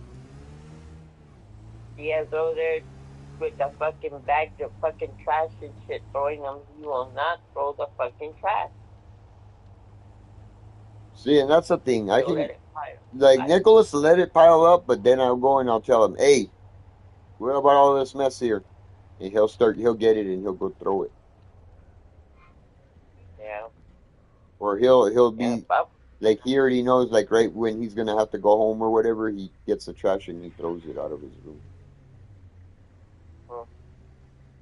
Yeah, no, Papa's will not fucking throw trash. It, it's like a big old thing to him that he will not throw trash. And he will not go put the dishes in the sink so Cheryl can wash them. He will not do it. He'll pile it and pile it and pile it in his room until there's no more fucking dishes in his kitchen. Cheryl has to go get them. That's you know that. So okay, remember you heard about that little fight with me and fucking Lita right the other day, No. where I almost choked her fucking dog out. Oh, no. So I got up to go get up, but I had gotten home and I was having a bad day. I was having a bad day from work. So I fucking got up to go get me a fucking plate. I mean, a fork. When I went to go get the fucking fork, I couldn't fucking find the fork. So it took me a while to look for the fucking fork. And there was no fucking fork. Because I don't know what happened to my one only fucking fork in the house, but obviously that motherfucker grew legs and disappeared. It was one solid fork. I've been using it since Grandma died. I eat with it, I wash it, and I put it there on the thing, and then I'd eat with it, wash it, put it back on the thing. All of a sudden that night, I went to get my fork, and it was gone. I come back to the room, and Lita's dog's fucking face deep in my fucking fries. Oh, my God. Bruh, I fucking, ooh, Lita, I fucking went off. It was about 12:30. Lita had to get up early for work. Her fucking dog went flying across the goddamn room, and Lita was like, come here, come here. And then Lita beat the shit out of her when she got her over there. Told her, you fucking stupid dog, why the fuck would you fuck with him knowing he's gonna fuck you up? And beats the shit out of her more. It was like, you fucking idiot, because now I'm gonna have to hear it. And sure shit, there I go. I start going off on Lita. Where's my fucking fork, you son of a bitch, you? I told you not to be getting my fucking dishes, you motherfucker. I fucking went off on him. I got all the dishes, Mom. And I shit you not if I didn't throw all them motherfuckers at her fucking door. I threw every single fucking pot, pan, fucking plate, everything I could fucking get my hands on in the kitchen. I threw it at her fucking door. The fucking morning I woke up, she fucking walked out of her room. She fucking started picking all that shit up because she couldn't even come out of her room. And I came straight to bed. The next day, I got up and I went to fucking Dollar General and I bought me a fucking pack of knives, spoons, and forks. And I told her, don't let me catch you fucking using my shit. Well, the other day,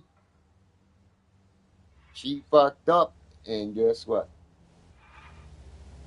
I caught her with my fucking fork. I caught her using my motherfucking fork. And she's like, but I wash it, I said, I don't give a motherfucker. You eat with your fucking goddamn fingers, you son of a bitch. Don't you be eating with my forks. And she thought it was a joke the first time, but then the second time she's like, fuck. So then the other night she comes to my room, she's like, Dad, I ordered food and they forgot my fork. Can I have one of you? Can I borrow one of your forks? I promise I'll wash it and I'll put it back. I told her, Lita, if that motherfucking number fork is not there, I'm gonna beat your motherfucking ass in the morning. No, in the morning I got up, the fucking fork was in the cup.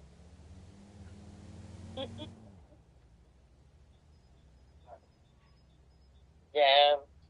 Oh, I've rode her hard. Like, I've had to. Fuck you. I was finding all my cups and plates and shit outside where she was giving food to the dogs and just leaving them out there. Hmm. She should put that dog outside. Which one? The one that ate your fries. Why?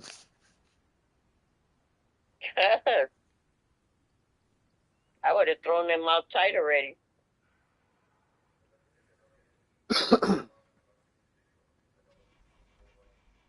You would have ate my fries. Out the fucking door you go, motherfucker. Stay outside. No, she beat the fuck out when she went to her, because she went to her, after I got her here, she fucking hauled Escalita's room because she knew she fucked up with me. It's just like when she ate my bed. You heard about that, right? Yeah. She fucking ate my bed twice. And both times I fucked her up. And this last time when she ate the food, I fucking got her and I threw her from fucking wall to wall all the way to Lita's door. That motherfucker would hit the wall and she'd go, ah! And I'd get her again. Boom, motherfucker. Ah! Boom, motherfucker again. Ah! All the way to Lita's fucking room. And then when she went into Lita's room, because Lita started fucking whooping the fuck out of her, calling her a dumb fuck. And then Lita told her, don't you fucking come out of that room. She didn't come out of the room the whole day. When I beat her ass, she does. When I get mad at her, she won't come around me for the whole day. She'll stay the fuck away from me because she knows I'll fuck her up. Yeah. Damn. Mardo just sits there and he's like, you dumb bitch, you fucking with the wrong one. He's all, I did the same shit and I learned my lesson. He's all, hamburgers don't taste the same to me now. Yeah. After I fucked him up for eating my fucking hamburger, that motherfucker too. And how is he doing? He's old, he's there, he's still fucking Mardo. Just Mardo, I mean. He's a trip because, like right now I can't go over there. I can't, like, he won't sleep with me. Like, what Nicholas is here. He won't sleep with me. He doesn't come to my room. He won't fucking, he won't.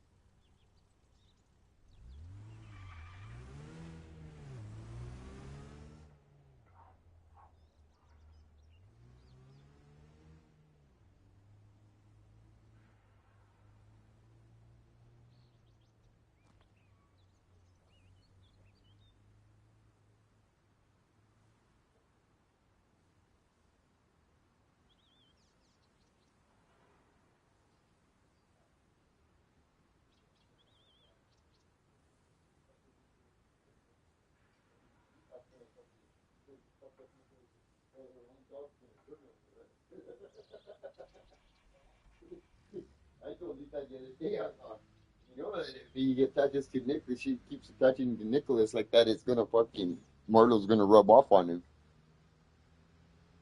I said, and you fuck with Nicholas and you and Nicholas are going at it, your own dog's gonna turn on your ass. She's all, she won't. I said, yeah, watch this. And I said, she's gonna protect Nicholas over your ass because you're bigger than Nicholas. Yeah. She's like, she won't attack me. I said, she'll attack you. Just keep Yeah. fuck with Nicholas one day, and she's gonna turn around and bite the fucking living shit out of you. I said, because she's gonna remember that Marlo does that, and that's what she copies that motherfucker. But you see, he's still the same way I told you. But like right now, like I told you, right now I can't even get near him. I can't nothing in there because he goes off. But the second that the day that Nicholas goes home, tomorrow night when Nicholas goes home, and I come home from work, as soon as I shut the TV off and go lay down in the fucking bed, the motherfucker goes over there and you can hear him jump up on the recliner and then jump on the bed and get into the blankets. And snore all fucking night, and then in the morning get up and want me to take him out to go piss. Like right now, I tell him go outside, go piss. He won't go. He won't do it. But Nicholas tells him, and he goes. But if I tell him, he'll look at me like if I'm fucking I have no fucking reason to tell him anything. He'll just look at me like shut the fuck up. I do what I want. Yeah. Damn. Let me call you back because I have to clock out, Jasmine. All right. Okay, bye.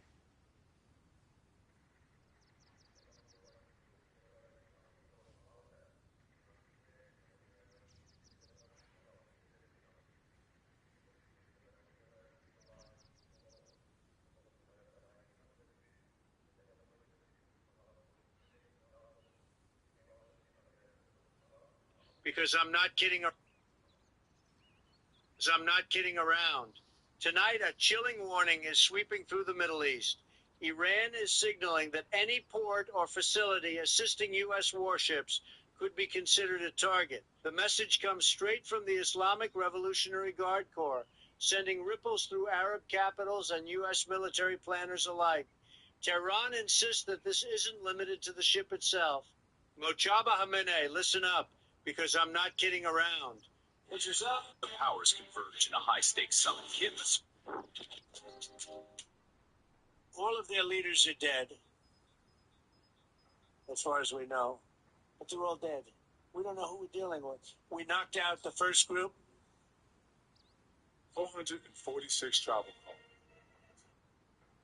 Netanyahu is now threatening France and every country that recognized Palestine as a state. Netanyahu released a video statement clearly said that Israel will reject the declaration of France of Palestine and said that Palestine family started In the Battle of Hormuz, China just told United States to basically fuck off, and they did it publicly. During a speech about the war in Iran, China's Foreign Minister Wang Yi said the conflict in the Middle East should never have happened. He also shut down the idea of forcing a new government in Iran, warning that regime change will find no popular support. Then came the message directly aimed at Washington. A strong fist does not mean a strong reason, he said, adding that the world cannot return to the law of the jungle. So why is China this angry? Energy. Right now, the entire crisis revolves around the Strait of Hormuz, a narrow corridor where roughly 20% of the world's oil and LNG supply normally passes. Iran has effectively disrupted traffic through that route since the war began, and China depends heavily on that same corridor. A huge share of China's oil and natural gas imports comes from Gulf countries, and much of it travels through Hormuz before reaching Chinese ports. With the strait under threat, oil prices are surging, and China's manufacturing-driven economy is facing serious pressure. So Beijing now has a direct stake in this, because if the Strait of Hormuz stays closed, this conflict won't just hurt the Middle East, it could hit the entire global economy.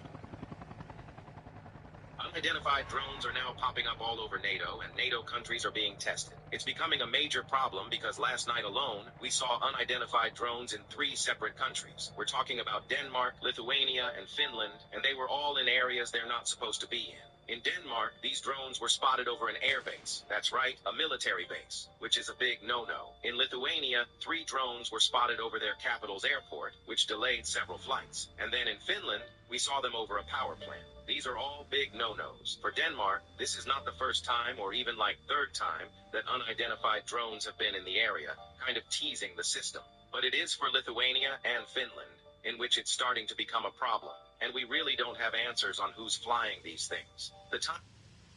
So the Prime Minister of Israel, Benjamin Canada is in trade war with USA, but there is something even bigger than trade that can do much more damage. President Trump's deal with Cuba may be been better than expected, with the U.S. securing these major concessions without using any force. Cuba's President Miguel Diaz-Canel officially announced that he has reached out to the United States and is in active negotiations with the Trump administration after publicly admitting that Cuba is nearing total collapse due to a severe U.S. blockade that's prevented most fuel from reaching the country for more than 3 months. Trump has confirmed the existence of these deal talks and says that as part of the deal, the U.S. could potentially remove its sanctions and for the first time in nearly 60 years allow American tourists onto the island, saving their economy, but only if Cuba agrees to 2 massive concessions. First, the country must denationalize their economy, giving up government control of key industries and allowing free trade with the U.S. Second, the grandnephew of Fidel Castro, named Guillermo Rodriguez Castro, who is known for embracing liberal free market ideas and is very pro-U.S., will have to take over as president.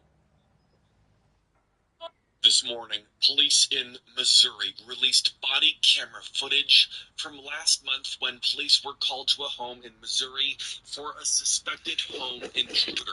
Watch. Let's go. Let's just start clearing room by room. Oh, it's right there. It's a squirrel. They can disregard. More than 2,500 U.S. Marines are deploying to the Middle East aboard the amphibious assault ship USS Tripoli. Designed to support large-scale expeditionary missions, the ship can carry hundreds of vehicles, aircraft, and Marine forces. USS Tripoli is capable of launching helicopters, MV-22 Osprey aircraft, and even F-35B fighter jets. With thousands of Marines on board, the ship acts like a floating base at sea, ready to support a wide range of operations.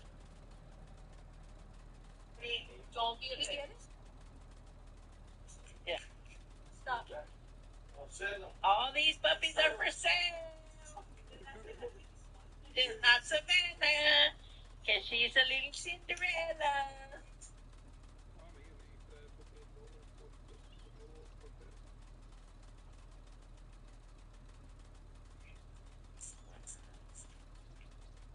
Two oil tankers have finally managed to pass through the Strait of Hormuz. Surprisingly, these ships were not linked to the United States or Israel. Reports say they were part of Iran's so-called shadow fleet. This suggests that Iran is trying to keep its oil trade going even while the conflict continues. Meanwhile, the United States, which had earlier said it would help reopen the strait, has moved its naval fleet thousands of kilometers away from Iran. One major reason is the growing threat of Iranian drones, which have become a serious challenge for ships in the area. Iran has also warned that it is ready if U.S. forces enter the strait, saying the U.S. can try to open the route itself if it has the courage. Iranian officials claim their military can keep launching attacks against the United States and Israel for the next 6 months with the same intensity. At the same time, the United States and Israel have carried out strikes on Iranian oil refineries and storage sites, causing large fires in several areas. After Iranian attacks in Saudi Arabia, Saudi officials warned that if such strikes continue, they may allow U.S. forces to fully use bases on their territory and could also respond directly against Iran. Did Donald Trump know what could happen with the Strait of Hormuz? He did. He ignored the generals, he ignored everybody, and now we're in a shitstorm because he doesn't understand what can happen. Yeah, and don't worry, Brad Sherman, he agrees with this war, even though it's going to be a global economic meltdown. Did Donald Trump know what could happen with the Strait of Hormuz? He did. He ignored the generals, he ignored everybody, and now we're in a shitstorm because he doesn't understand what can happen. Yeah, and don't worry, Brad Sherman, he agrees with this war, even though it's going to be a global economic meltdown. Israel Prime Minister is defending against the rumors about Israel being any part of Charlie Kirk's death. In a video, Bibi said, well, somebody has fabricated a monstrous big lie that Israel had something to do with Charlie Kirk's horrific murder. This is insane. It is false. It is outrageous. Charlie Kirk. Donald Trump may have his eyes on tensions in the Middle East, but thousands of miles away, the Arctic skies just became the stage for a high-stakes showdown no one saw coming. Early on March 4th, Russian Tu-142 bombers appeared near Alaska's air defense zone, moving along the edge of U.S. and Canadian airspace.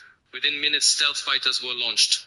F-22 Raptors and F-35A Lightning IIs raced north, backed IKC-135 tankers in mid-air and an E-3 Edawax keeping watch over the icy horizon. Donald Trump may have his breaking news was a giant eyes on tensions in the Middle East, but thousands of miles. News. NATO has invoked Article 4 following a Russian drone attack on Poland last night. NATO is now on high alert, and Poland has invoked Article 4. That didn't see any civilian casualties, but saw civilian homes targeted. 67 NATO jets were in the air last night, shooting down Russian drones, meaning the first NATO to Russian interaction in history. Now Russia has come forward and apologized for these attacks. That's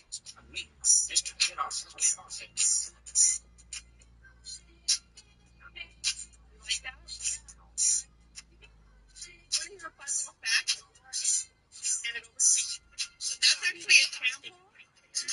I know you guys like all you little kids like that little song by Kendrick, but that's actually a sample from Debbie Deb, 1983 freestyle. Listen to this. What do you know about this? That's where it's copied from. This is the original, okay?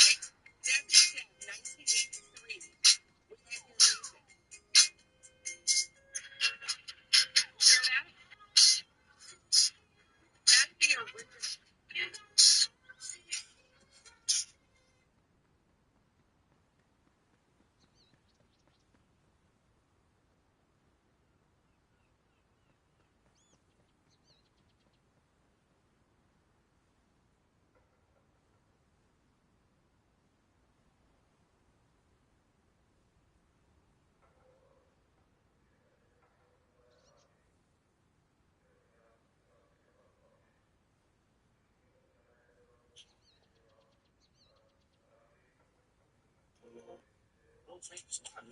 Just to shut off.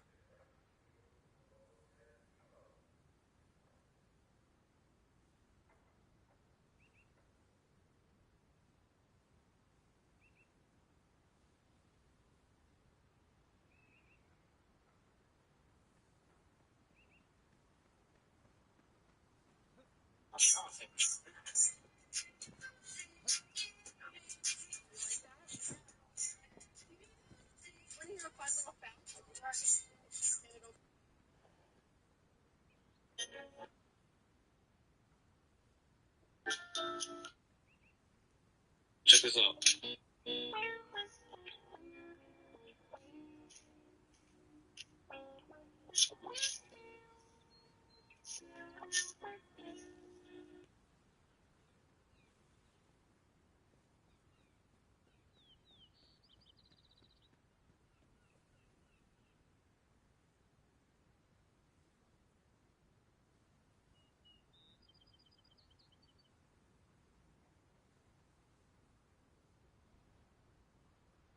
And if you got other bitches that you entertaining, you got other hoes that you talk to, I don't give a fuck if it was a phone call. You pulling up on bitches, you texting other hoes, what the fuck do you need me for, nigga? I'm not a part of your fucking roster. I'm not the bitch you can call when you get bored.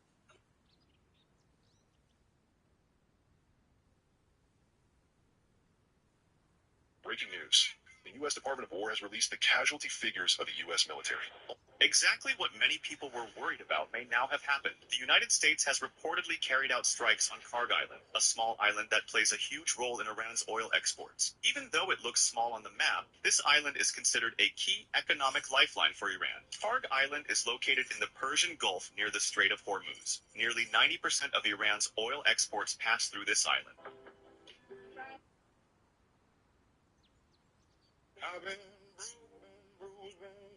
This got to be the funniest video I see. The Iran war is becoming a disaster for. At least I'm not on crack. All of My baby. the things I'm struggling with in life, crack is not one of them. A win is a win. At least I'm not on. The girl's going to college, so I decided to put a care.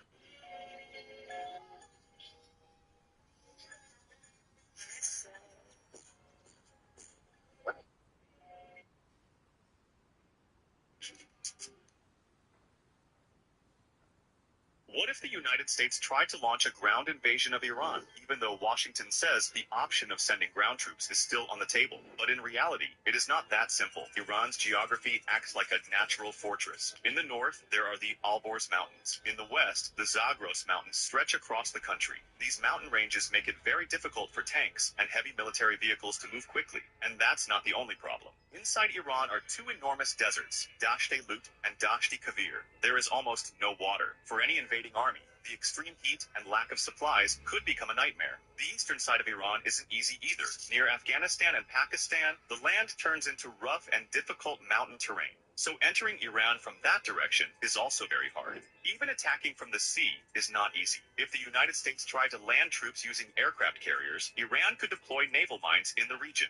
U.S. forces could also face drone and missile attacks inside Iranian waters. And this is one of the reasons why the United States could rely mostly on airstrikes instead of launching a full ground invasion. Breaking news. The Iranian Revolutionary Guard has launched the 31st wave of attacks under Operation Promise under 41. Abbas mentioned that the revolution has never been used before in this manner. The scale of heavy bombings on Israeli and American military bases has never been seen before. The Iranian forces have used the Lion missile in addition to the Victory series missiles, which are said to weigh about a ton. The missile heads are described as being so powerful that whatever the weight is, it will have a bombshell effect. Additionally, high-speed sonic and cruise missiles have been deployed. Iran has Breaking news, Donald Trump receives the worst news of his life today. In a move that has shaken the foundations of power in Washington, the United States Congress has just made a historic decision that has left the entire country speechless. What seemed impossible has just happened. Republicans have joined forces with the Democratic Party to completely block Trump's new administration. Trump just said he'll decide when to end the war with Iran, but after what just happened, that decision may not matter. Here's why. America killed Iran's supreme leader. Trump warned the next one won't last long without his approval. Iran's response? They appointed Mojtaba Khamenei, the dead leader's own son. The IRGC, all 190,000 of them, pledged full obedience. The Assembly of Experts said they picked him because America opposed him. This isn't a regime collapsing. It's a regime digging in. But here's what hits your wallet. Iran choked the Strait of Hormuz. 20%. Trump just said he'll... So Facebook, we done found two people. I'll respawn you. Look, my boy said, hey, look, Chili said, tight shit. Look, we looking for some food, y'all. Look, hey, look. Then I say, you want a free apple? Let's go take his apple. Look, man, we pressing the issue. Run that fucking apple, dog. Go pair whatever you got. Run that shit. Don't run. I'm gonna count to 5. Yeah. Shit, we should have started swinging. Look, he done bagged up.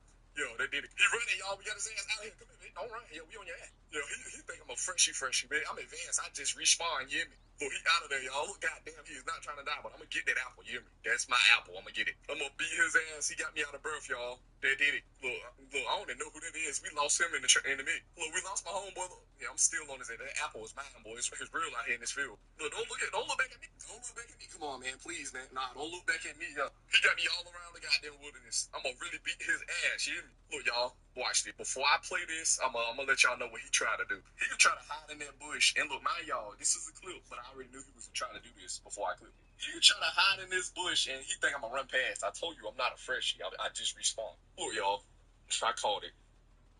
What the fuck is you doing, my boy? What is he doing? He called. I beat the hell out of him, boy. Run that apple. He tripping. Iran has reportedly shot down 5 U.S. aerial refueling tankers at once. Yes, you heard that right.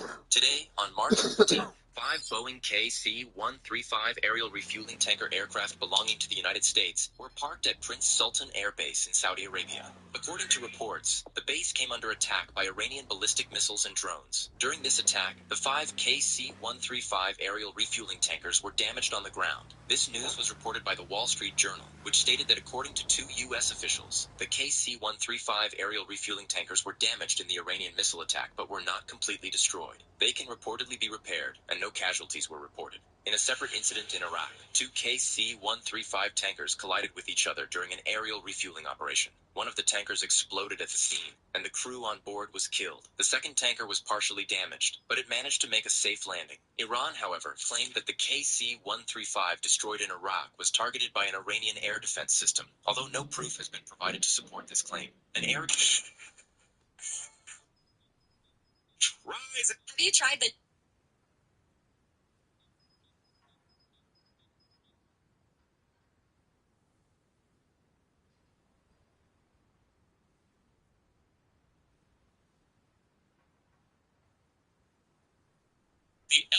Khamenei, the Ayatollah, the supreme leader who was killed on the first day of the strikes, never wanted his son to follow in his footsteps. The report says the elder Khamenei was wary of his son ever taking power because he was perceived as not very bright and was viewed as unqualified to be leader, according to sources. President Trump speculated that perhaps the younger Ayatollah, the 56-year-old Mojtaba Khamenei, might not even be alive. President Trump telling NBC News, "I don't know if he's even alive. So far, nobody's been able to show him." The younger Ayatollah, of course, has not been seen in public since the start of the war. The vice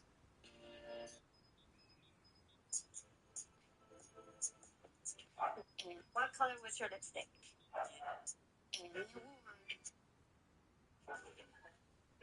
Nobody blaming me. Everybody blaming me. I pay party, let's go to the casino, let's go play. You know, Lina TV, casino like every day. You know.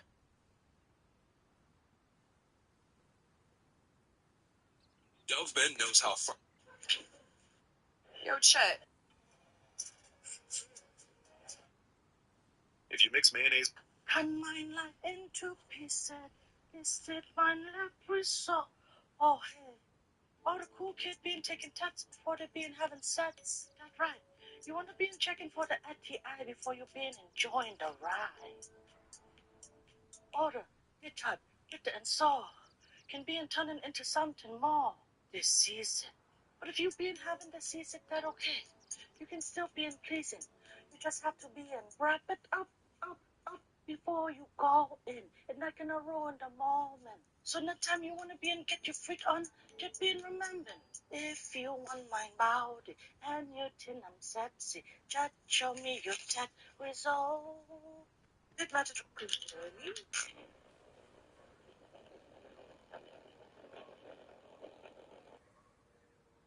Come with me to the BNP Paribas Open. Cuba just went completely dark, not rolling blackouts. The entire electrical grid just collapsed. All 11 million people are without power. For months, they've already been dealing with 12 to 20 hours a day without electricity. Now, there's nothing left. There's no fuel for over 3 months. Power plants are failing one by one, and the grid was hanging on by a thread, and it finally snapped. And this is where things start to get serious because you got no lights, no refrigeration. Any food you have is going to be spoiling fast. No water in buildings because the pumps won't be able to work. No gas to cook. Families that have candles may be able to use them. How long is this going to last? It's not an inconvenience. They are in survival mode right now. The blackouts were already causing protests, and now you take away electricity? This might have been the last straw. They literally cannot survive without electricity. Marco, if there was ever the time, it is right now. Let's go. Get Trump over there.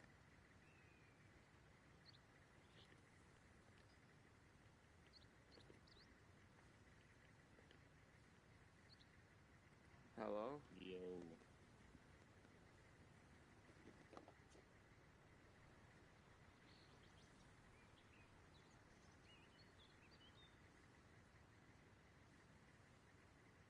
Breaking news, Trump said there was nothing he could do, but it was Mexico who stepped up to save lives. While the floodwaters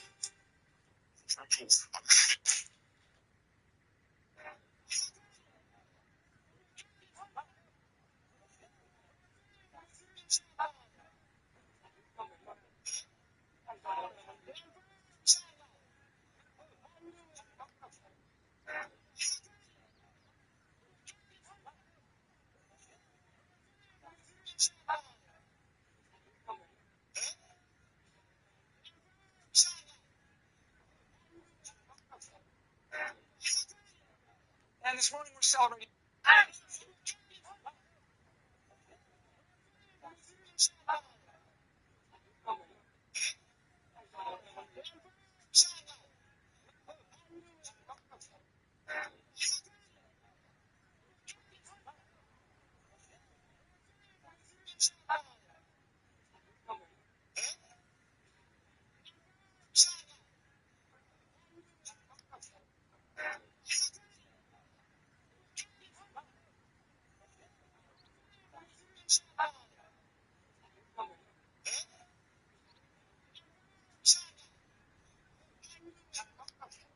And this morning we're celebrating the Oscars industry. This is breaking news. 49 from Phoenix, Arizona, Parro, where it looks like a store is going to start on fire, fool. Low-key, I feel like this little tweak over here in the back shit, fool. You know, it's still like the same Parro for right here, fool, being chismoso on top of the whip, fool. It's just... AI. Today's kids say, "Shut up, mom." We heard that these are some of the biggest, and 7 countries just refused to help America in this war with Iran. The Strait of Hormuz is one of the most important shipping lanes on the planet. But when Nostradamus recently demanded countries send their military to patrol it, Britain, Japan, Germany, South Korea, Australia, Greece, they all said absolutely not. This isn't our war. We didn't start it. You did. Now fix it yourself. So let me ask, if this war makes so much sense, why won't anyone join us? You know, all my life I've been hearing about the United States and Cuba. When will the United States do it? I do believe I'll be the honor of having the honor of taking Cuba. That'd be a good honor. It's a big honor. Taking Cuba in some form, yeah. Taking Cuba, man. Whether I free it, take it, I can do anything I want with it. You know, all my life. Ladies and gentlemen, the situation in the Middle East is developing quickly, and we are paying very close attention. The United States has advised all American citizens to leave Iraq immediately. Their safety is our top priority, and we will always act fast to protect our people. Now, Happy St. Patrick's Day. I love the...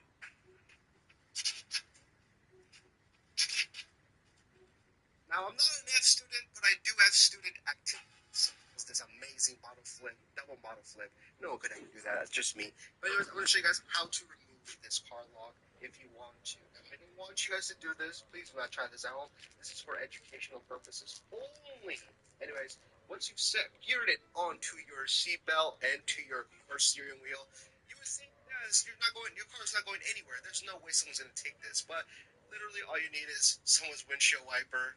You gotta disassemble it because you need this little metal rod that's inside of the windshield wiper. Using the exact same windshield wiper, you're gonna use it to end the tip of it like 90 degrees, or a little bit more, maybe like 45 degrees. I don't know what degrees this is. Like I said, I'm an F student. You're gonna shove it on the side, pull it down to unlock, and voila, you have now unlocked the car. Pretty cool. Don't try this at home. I'm a highly untrained professional. Business on the way, so let's make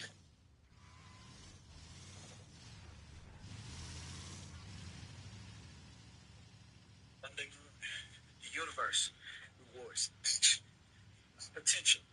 So a lot of people, they took potential to the grave. if some I can't tonight.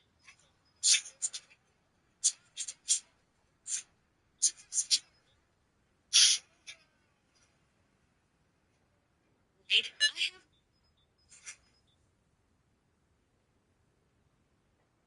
your essence belong on this.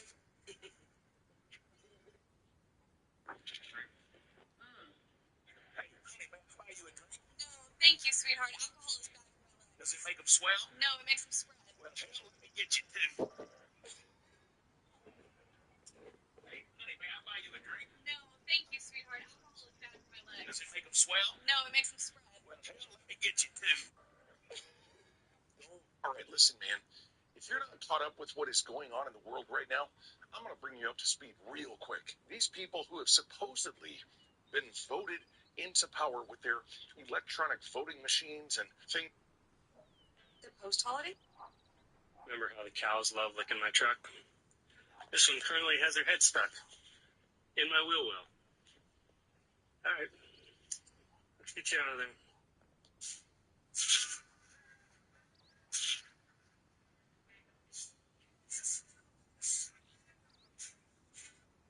Remember how the cows love that? You trust me? Oh, no, you trust me. Okay, fine, I'll trust you.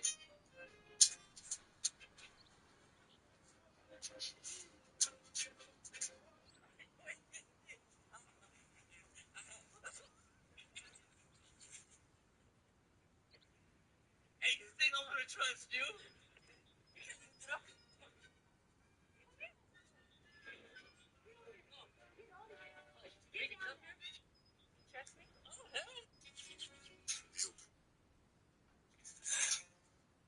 Quick question.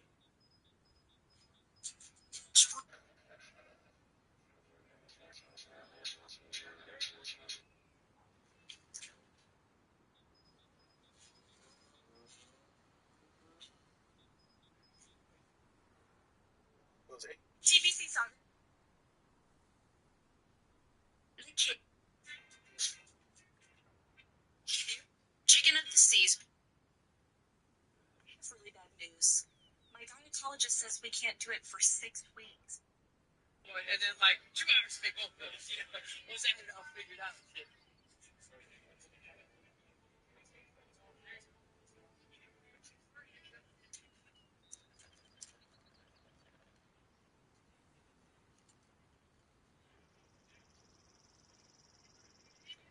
And then like 2 hours. States like Minnesota and California.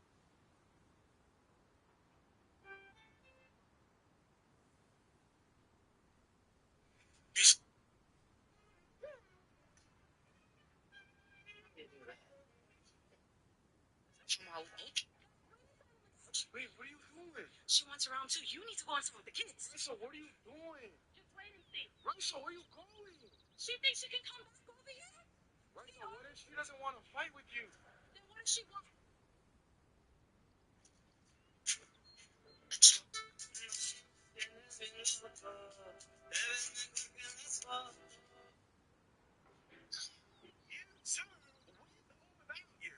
Well, there is now a new video proving that Benjamin Netanyahu is not.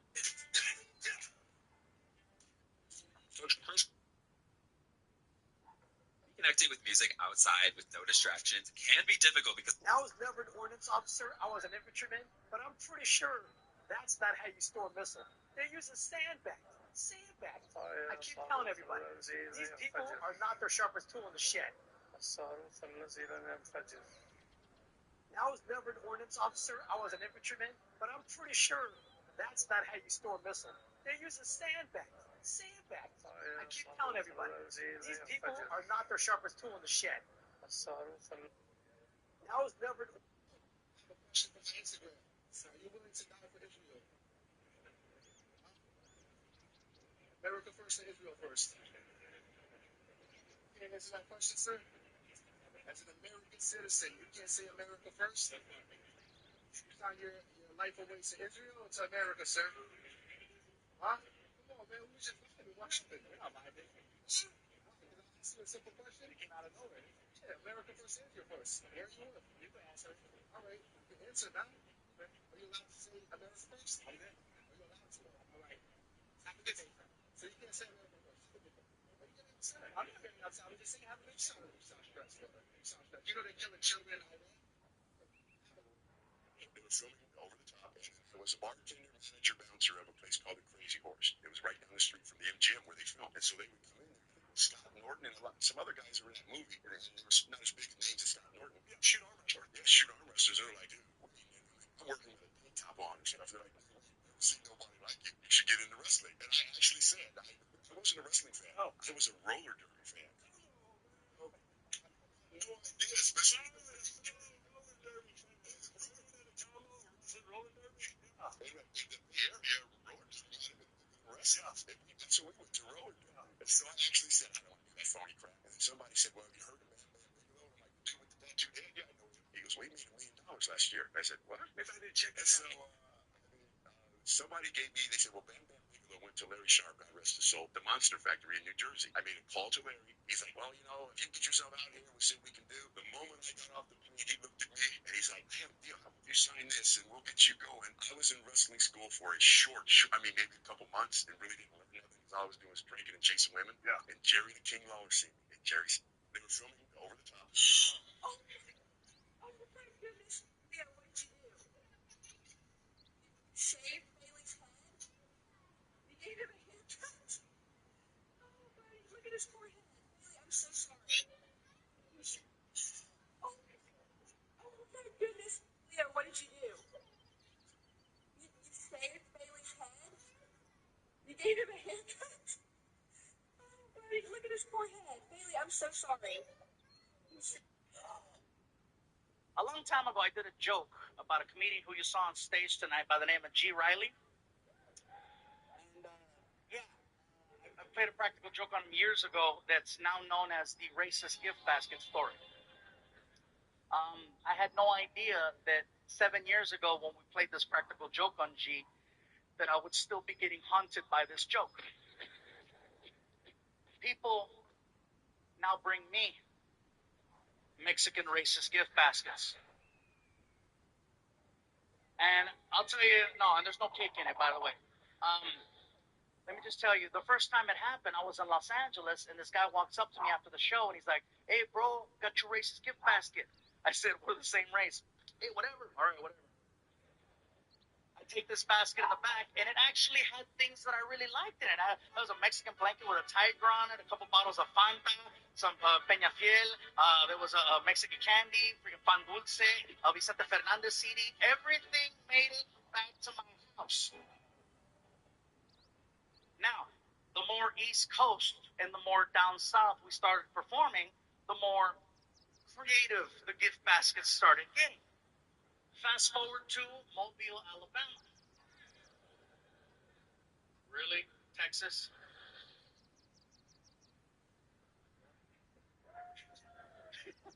I'm just saying. It's to me, este pinche gordo ya me cayó gordo. Just saying. Earlier tonight, when you saw Martin on stage, he made a couple of announcements. One of the announcements that he made was, if you brought a gift, please hold on to it until after the show. Don't bring it to the stage. It could interrupt the flow of the performance, blah, blah, blah, blah, blah. The only reason why he makes this announcement every single night is because of one show that happened in Mobile, Alabama. Now, the way this venue is set up with the seating is there's an aisle right here, and there's an aisle right there. At the venue in Mobile, it was basically crowd, and then aisle right up the middle. So I tell the racist gift basket story, which is about 15 minutes long, and when I finish, this guy from the back of the theater rushes the front of the stage. Keep in mind, there is security there, just like tonight. However, over there, they see this guy walking with a giant gift basket, and no one's stopping him. They see the guy. The whole building sees the guy. The security's just staring. They're like, "That's pretty." The guy makes it all the way to the front and puts the gift basket on the stage, and then he proceeds to heckle me right from the front. And I'm standing here, right? And he's like, "Hey, I got this for you."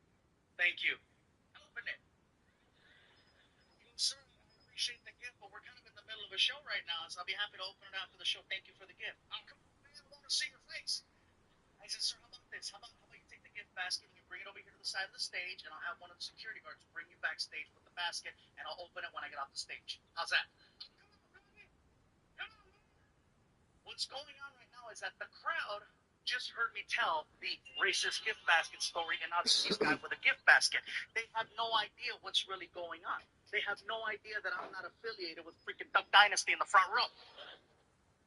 So now I'm trying to diffuse the situation before it goes somewhere where I can't bring it back. So I'm just trying to do something. I'm like, "Sir, seriously, it would be so much better. How about you just take the basket? It'll be cool. I'll open it right in front of you back here." And he's not having it. And then he does something no other audience member has ever done in my 20 years as a comedian. He takes the entire crowd away from me, flips them, and then uses them on me in 5 seconds. It was the most amazing, horrifying thing I'd ever witnessed. This is how he did it. "We want to see your face. We want to see your face." He gets 1,500 people behind him to start chanting, "We want to see your face. We want to see your face." It was very obvious this was not the first rally he's ever led. The crowd is so loud, you guys, I can't hear myself over the microphone. So I said, "You know what? I lost." So I put down the microphone, I get on my hands and knees, and I start tearing the gift basket open. I reach in. Forget about pulling out Mexican soda or Mexican candy or Mexican sweetbread. This guy was a professional. I started pulling out gardening tools. Oh yeah, I pulled out a little shovel, mini rake, a little toy leaf blower, a Home Depot gift card. Dig deeper, Flavia, dig deeper. I pull out a soccer ball. I said, "Dude, this is Puerto Rico. They ran out of Mexico, son of a bitch." I I pull out an actual application for U.S. citizenship.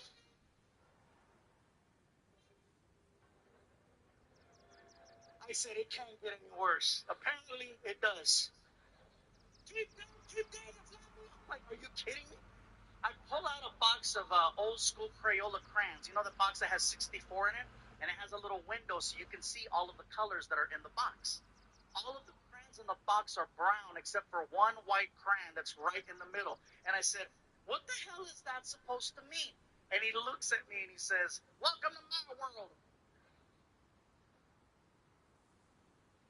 The crowd laughed so hard. I knew for a fact that I didn't have a joke that was going to follow that laughter. So I made it seem like that was the end of my performance. I was like, and I picked up the gift basket and I gave the guy a dirty look.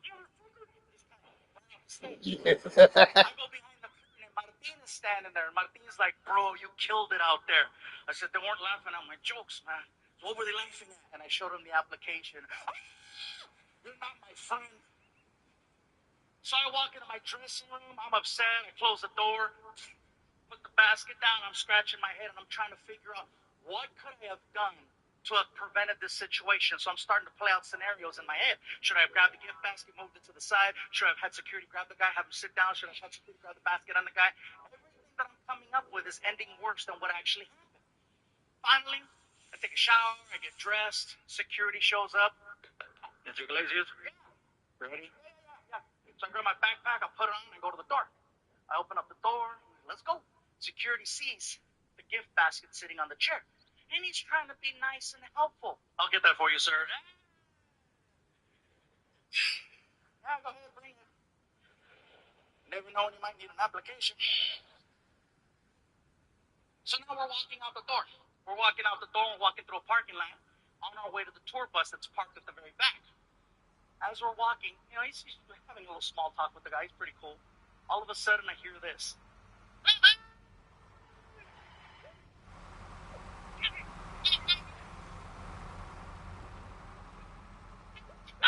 I'm like, is he honk calling me? I believe so, sir. It's the guy who gave me the gift basket, and he's standing right next to the tour bus. So I'm going to have to walk past him. So then I stop. I'm like, security, want me to call for backup? No, you don't need backup. It's going to get weird. So I'm trying to figure out what I'm going to do. So then the guy gets frustrated because I stop walking. So then he starts walking towards me, but he's doing it all weird. He's like, laughing.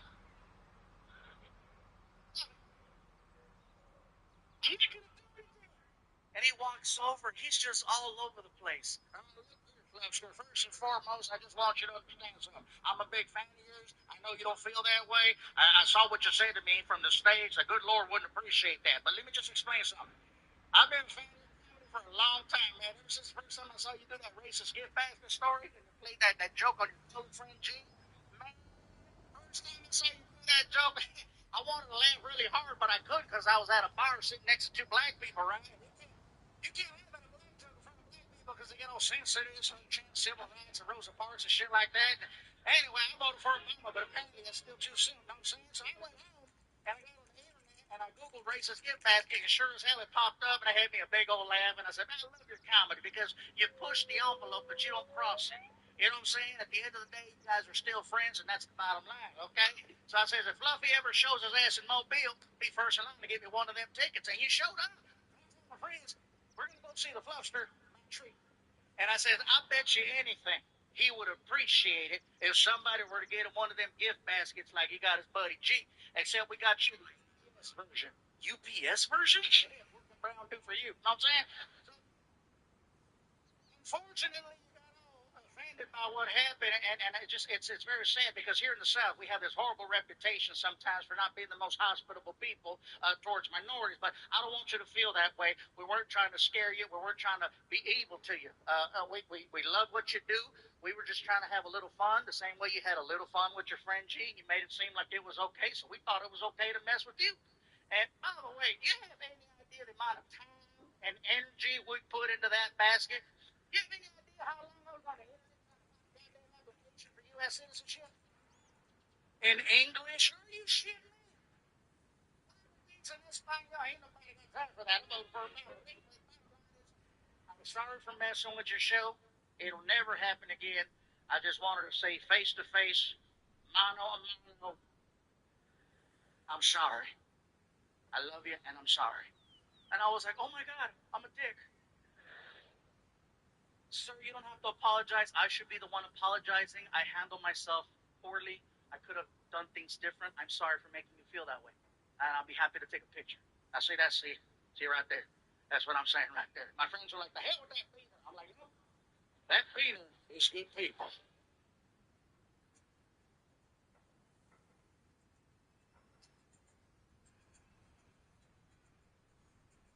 So when he pulls out his camera, right?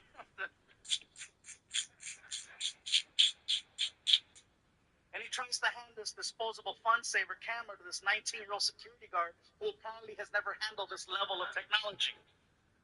So he puts down the gift basket in front of us. We hand him the camera. He starts fumbling with it. And then the guy wants to pose. Okay? He puts his arm over my shoulder, but it's kind of weird because I'm way taller than he is. So I had to do this one right here.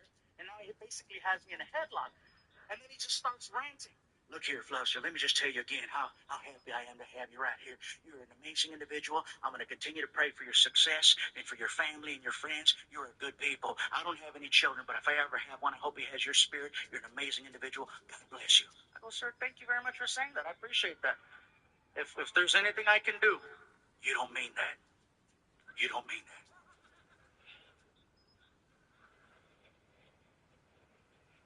Yes, I do. If there's anything I can do, just let me know. Hold up the application.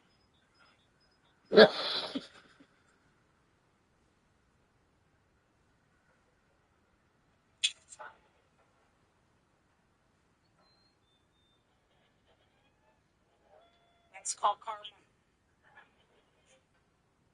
Most people scroll away quick, and I understand why. But if you can follow and say hi, hit follow, let me know you're here, let's be friends, and maybe next time you stay with me. Let me tell you something. Those are the hottest suits I ever been in my life. I remember they worked people out when we got there. They put us through like basic training, you know, and then have us going through stuff, and nobody knew what they were about to go through. When they put the suits on the first day on people, there was like 13 people laid out. 13 people quit the first day. Oh, wow. Because they walked away from me. Yeah. Man, it was Ewoks all over the place laying out. It was hot. Man, it's like, you so hot, your underwear is soaked within like 5 minutes. Yeah. That's how hot they were. The fact that you were representing the franchise at that time, like, what was that like for you? Were you a Star Wars fan? No, I wasn't. I really wasn't. For being a little person, man, the only jobs out there at the time when I came up was like being in a costume. Right. All the way from Ewoks to a dog to every kind of creature that you can rat, you know. But the Ewok costume, man, that's the hottest costume I ever been in my life. Let me tell you something.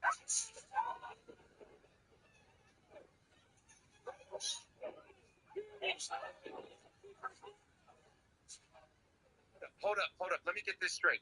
This pit bull jumped into your enclosure, barking like he just got promoted to sheriff of the whole zoo? Man, busted through that gate, puffed up like a gym bro in a tank top, chest out, teeth showing, walking like the ground owed him rent. I saw the clip. You didn't even move at first. You just stared at him, smiling like somebody watching a man about to slip on a banana peel. Because I knew something he didn't know. That fence he jumped over, that wasn't a suggestion. That was a life insurance reminder. I saw the clip. You didn't even move at first. You just stared at him, smiling like somebody watching a man about to slip on a banana peel.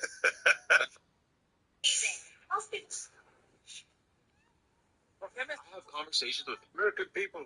When my son is still at the house, he hasn't moved out. I tried to encourage him to get a job or something, and he's still kind of laying low. I'm going to give him until 21, which is December 2nd, and then we're going to have a talk on the 3rd. His big thing right now is to watch videos. I don't know if you guys heard this. Watch videos of other kids playing video games. I didn't know that was real. And he told me about that. I'm like, okay, I guess. I said, why don't you play the game yourself? Yeah, that's why I bought you an Xbox. Why don't you play yourself? Well, I like watching professionals. So that's stupid. Really, Dad? Yeah. Every Sunday, you You watch football. How come you don't play?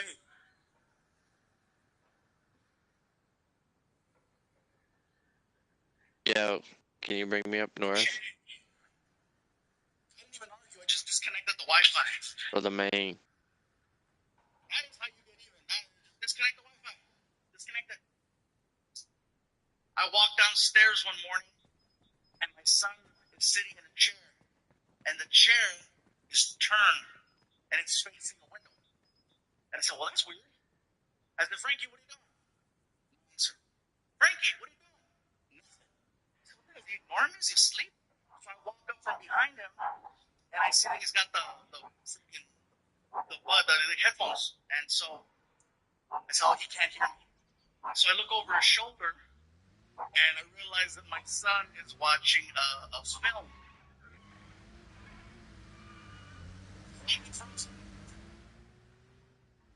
So now I'm standing there watching this movie. I'm not trying to bond or anything. I'm just trying to figure out the conversation I need to have. So I grab his headphone, he pulled it out, and I said, "Is it the movie?" And he threw the phone. And the phone came like partially unplugged, right? And you could hear it. Oh, it was bad.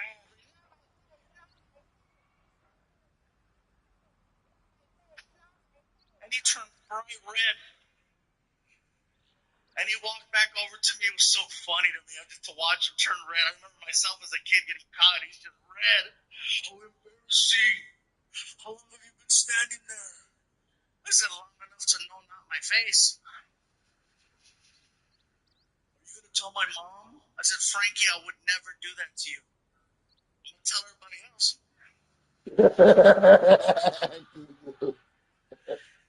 I said, look, I know you're old enough now to watch whatever you want to watch and do whatever you want to do. But as long as you live in this house, there's rules you need to follow. You cannot be watching stuff like that where your mom can catch you. You know you're not going to stop, so just don't do that here. How do you know I'm not going to stop? Because I haven't stopped. As a matter of fact, there's a sequel to that. It's called Not My Hair. You guys are fun now. All right, go. I told him, go in your room. The door. I don't want to catch you.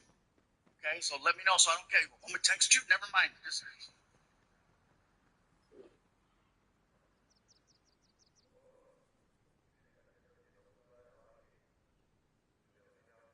Have you noticed that lately our set has gotten kind of... So these are my mini 2-inch red jungle fowl. This is full. Spells that I was casting were real voodoo spells. Did you create the Papa Shango character, or was that something that Vince already had? Vince had hired me. He says, you got a body of a monster, but you got a baby face. I want you to rent the movie Live and Let Die. There's a voodoo character, and I already knew the movie. I already knew the character. And he goes, we're going to take off from that. And that's where Papa Shango came from, that Live and Let Die movie. That character was a very scary. You were diving into voodoo, witchcraft. You were going into some elements that at that time was a little... You wouldn't do that during the 90s on TV. The one thing that Vince wanted to do was keep it authentic. All these symbols and all these things I was saying were real. They were really spells. Why do you not think that character lasted longer than it actually did? The honest God's truth is I was going through a very, very ugly, bad divorce. And this girl had me so upset. I'm fighting every night. And Mark's pulling me off of people. And I'm getting into real fights.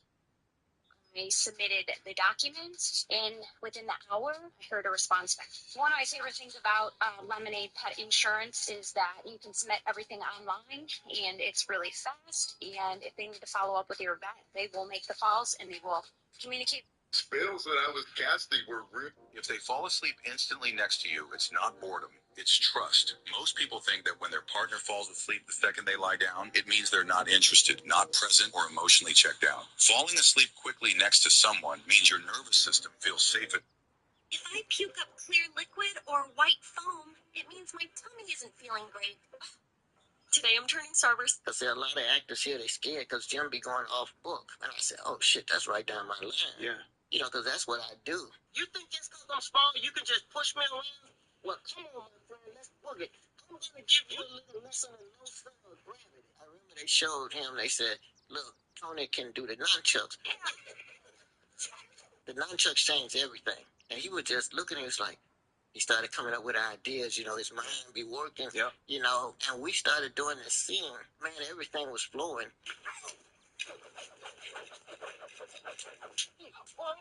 I made sure, I said, you slap me on this side now, because you make sure you slap me on the right side, because I don't want to hit you with the nunchucks. You know what I mean? But I had the rubber nunchuck, but the director said, use the real nunchuck. I said, nah, I'm not going to do that.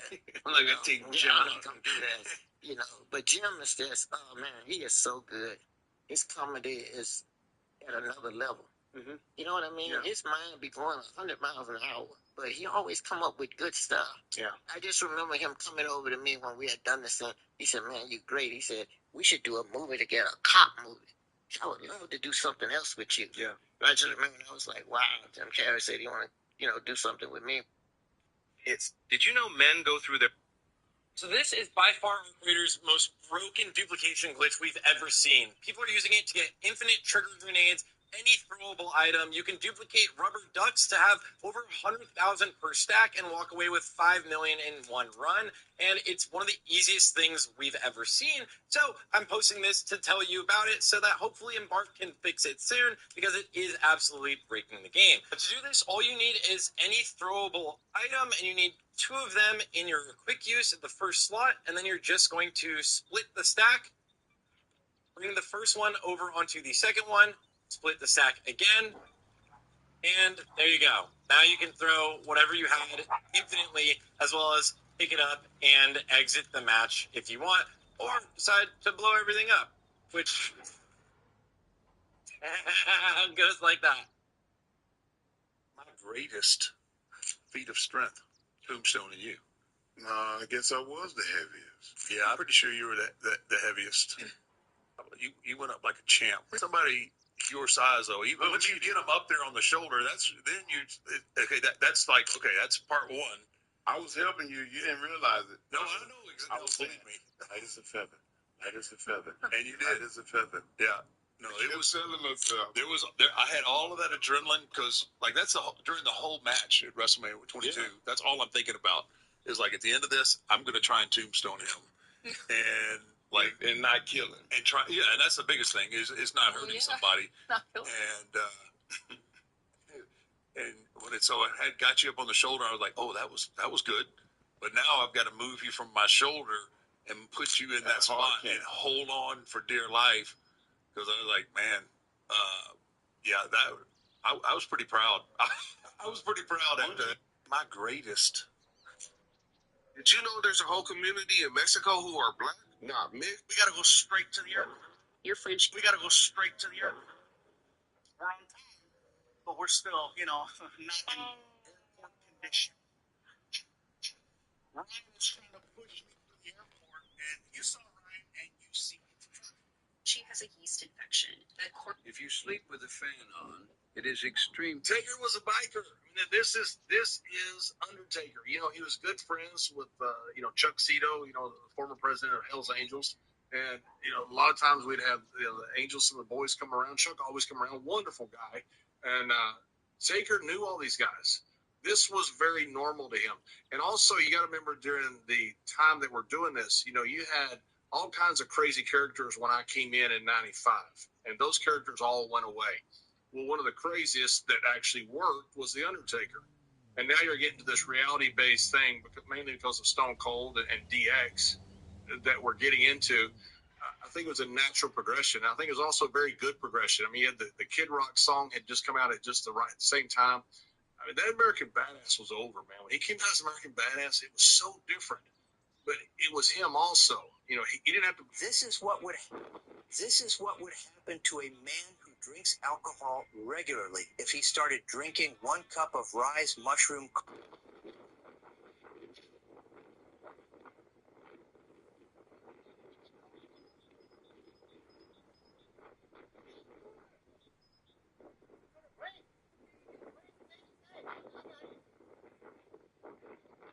Whoever leaves a comment on Did you know there's a bridge in Jamaica where drivers lose 8 hours and 30 seconds? This video is for Tupac didn't die in Vegas. Whatever you do, don't let your parents transport. I treated the most stubborn. What are your memories of Andre? He was very temperamental, especially when he was drinking or in pain. His back was bothering him. He was very temperamental. If he liked you, once again, he was from the old school like David Schultz and like a lot of other guys. If he liked you, he liked you. If he didn't like you, he told you he didn't like you. For some reason, he didn't like Jake. And he just hurt Jake all the time. For some reason, he didn't like John Studd. He hurt John Studd. He didn't like the Ultimate Warrior. He would, I say hurt him.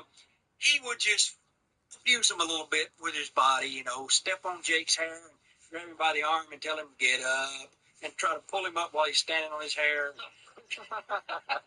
Just little things that guys do. But he was always good to me. He loved my boy. My son would be around, and he loved small children, and he was just crazy about my little boy. So he was okay with me. I knew when he was in one of his moods, I could tell. Right. He was happy in the locker room. He was a guy that was bigger than life. He was as big or bigger than Hogan. He didn't have a private dressing room. He was bigger than Piper and all those guys, but he was one of the boys. He was a real good guy. He was a first-class gentleman. What are your memories of Andre? If we get in Eventually, a lot of people talk about the Hart family tree, but I don't know if they know where all of the branches go here. So if you would indulge me here. The Hart family tree begins with Stu, right? Yes. So it starts with Stu, and then Stu had 12 children. 12. Stu had 8 sons, and he had 4 daughters. His 8 sons all were involved in wrestling. He had 4 daughters that all married wrestlers. Davy Boy Smith married Stu's daughter, Diana. My dad, Jim Neidhart, married Stu's daughter, Ellie. And what are the odds that half of his last name is already Hart? Coincidence. Just coincidence. And then Owen became a wrestler, and my Uncle Bruce became a wrestler. My Uncle Keith was a wrestler. My Uncle Wayne was a referee. Brett, of course, was one of the greatest wrestlers that ever lived. Brett's wife at the time, her name was Julie. Her sister married Dynamite Kid, Michelle. So Dynamite, Davey, my dad, Owen, Brett, Stu, and then my cousin Harry became a wrestler. My cousin Ted was a wrestler, and then TJ, of course, married into the Hart. Made with no artificial flavors or colors, Lay's is America's favorite chip since 1938. A lot of people talk about If you have Irish, if you bought a new car and your dealer told you I got a 13 tattooed on my neck, and there's a story about that. To my wife, why did French duelists use wax bulb? He walked out in all black, holding a tiny. You remember Fitz spoon game? Oh my gosh. They'd come in and these whoever might be Sandman. just be totally belligerent. And Fit would say, hey, you ever played spoons? 2 people. And they face each other. They both have spoons in their mouth. And you hit each other in the head with a spoon. And you keep your eyes closed when you get hit. It's hard to generate anything that's going to hurt, right? So the 2 guys are going at it with the spoons. And he's like, all right, are you ready? All right, close your eyes. And then close your eyes. And Fit would come up with a ladle behind them and just... They're like, oh my God, how do you do that? And it would go on. Sandman lasted so long. Fitz's wife finally going, David, you need to stop. I remember him. Brian Kendrick was one of them. Kendrick got it. I think Evan Bourne got it once, too. Got it. Yeah. Jimmy Yang? Yeah, there was a bunch of them. And it's funny, but they can't figure out how what's wrong with y'all. What? Did you know Xbox Live was never really about gaming? Microsoft secretly... I just picked him up on the county jail. He was facing life in prison. But My son's going for a ride, and I just noticed something new. Vince hated Jim Ross for whatever reason. He fired him 10 times. One show, it was in Oklahoma in front of his home crowd. So the show ended, and they were going to have Jim Ross speak to the crowd. Thank you very much, blah, blah, blah.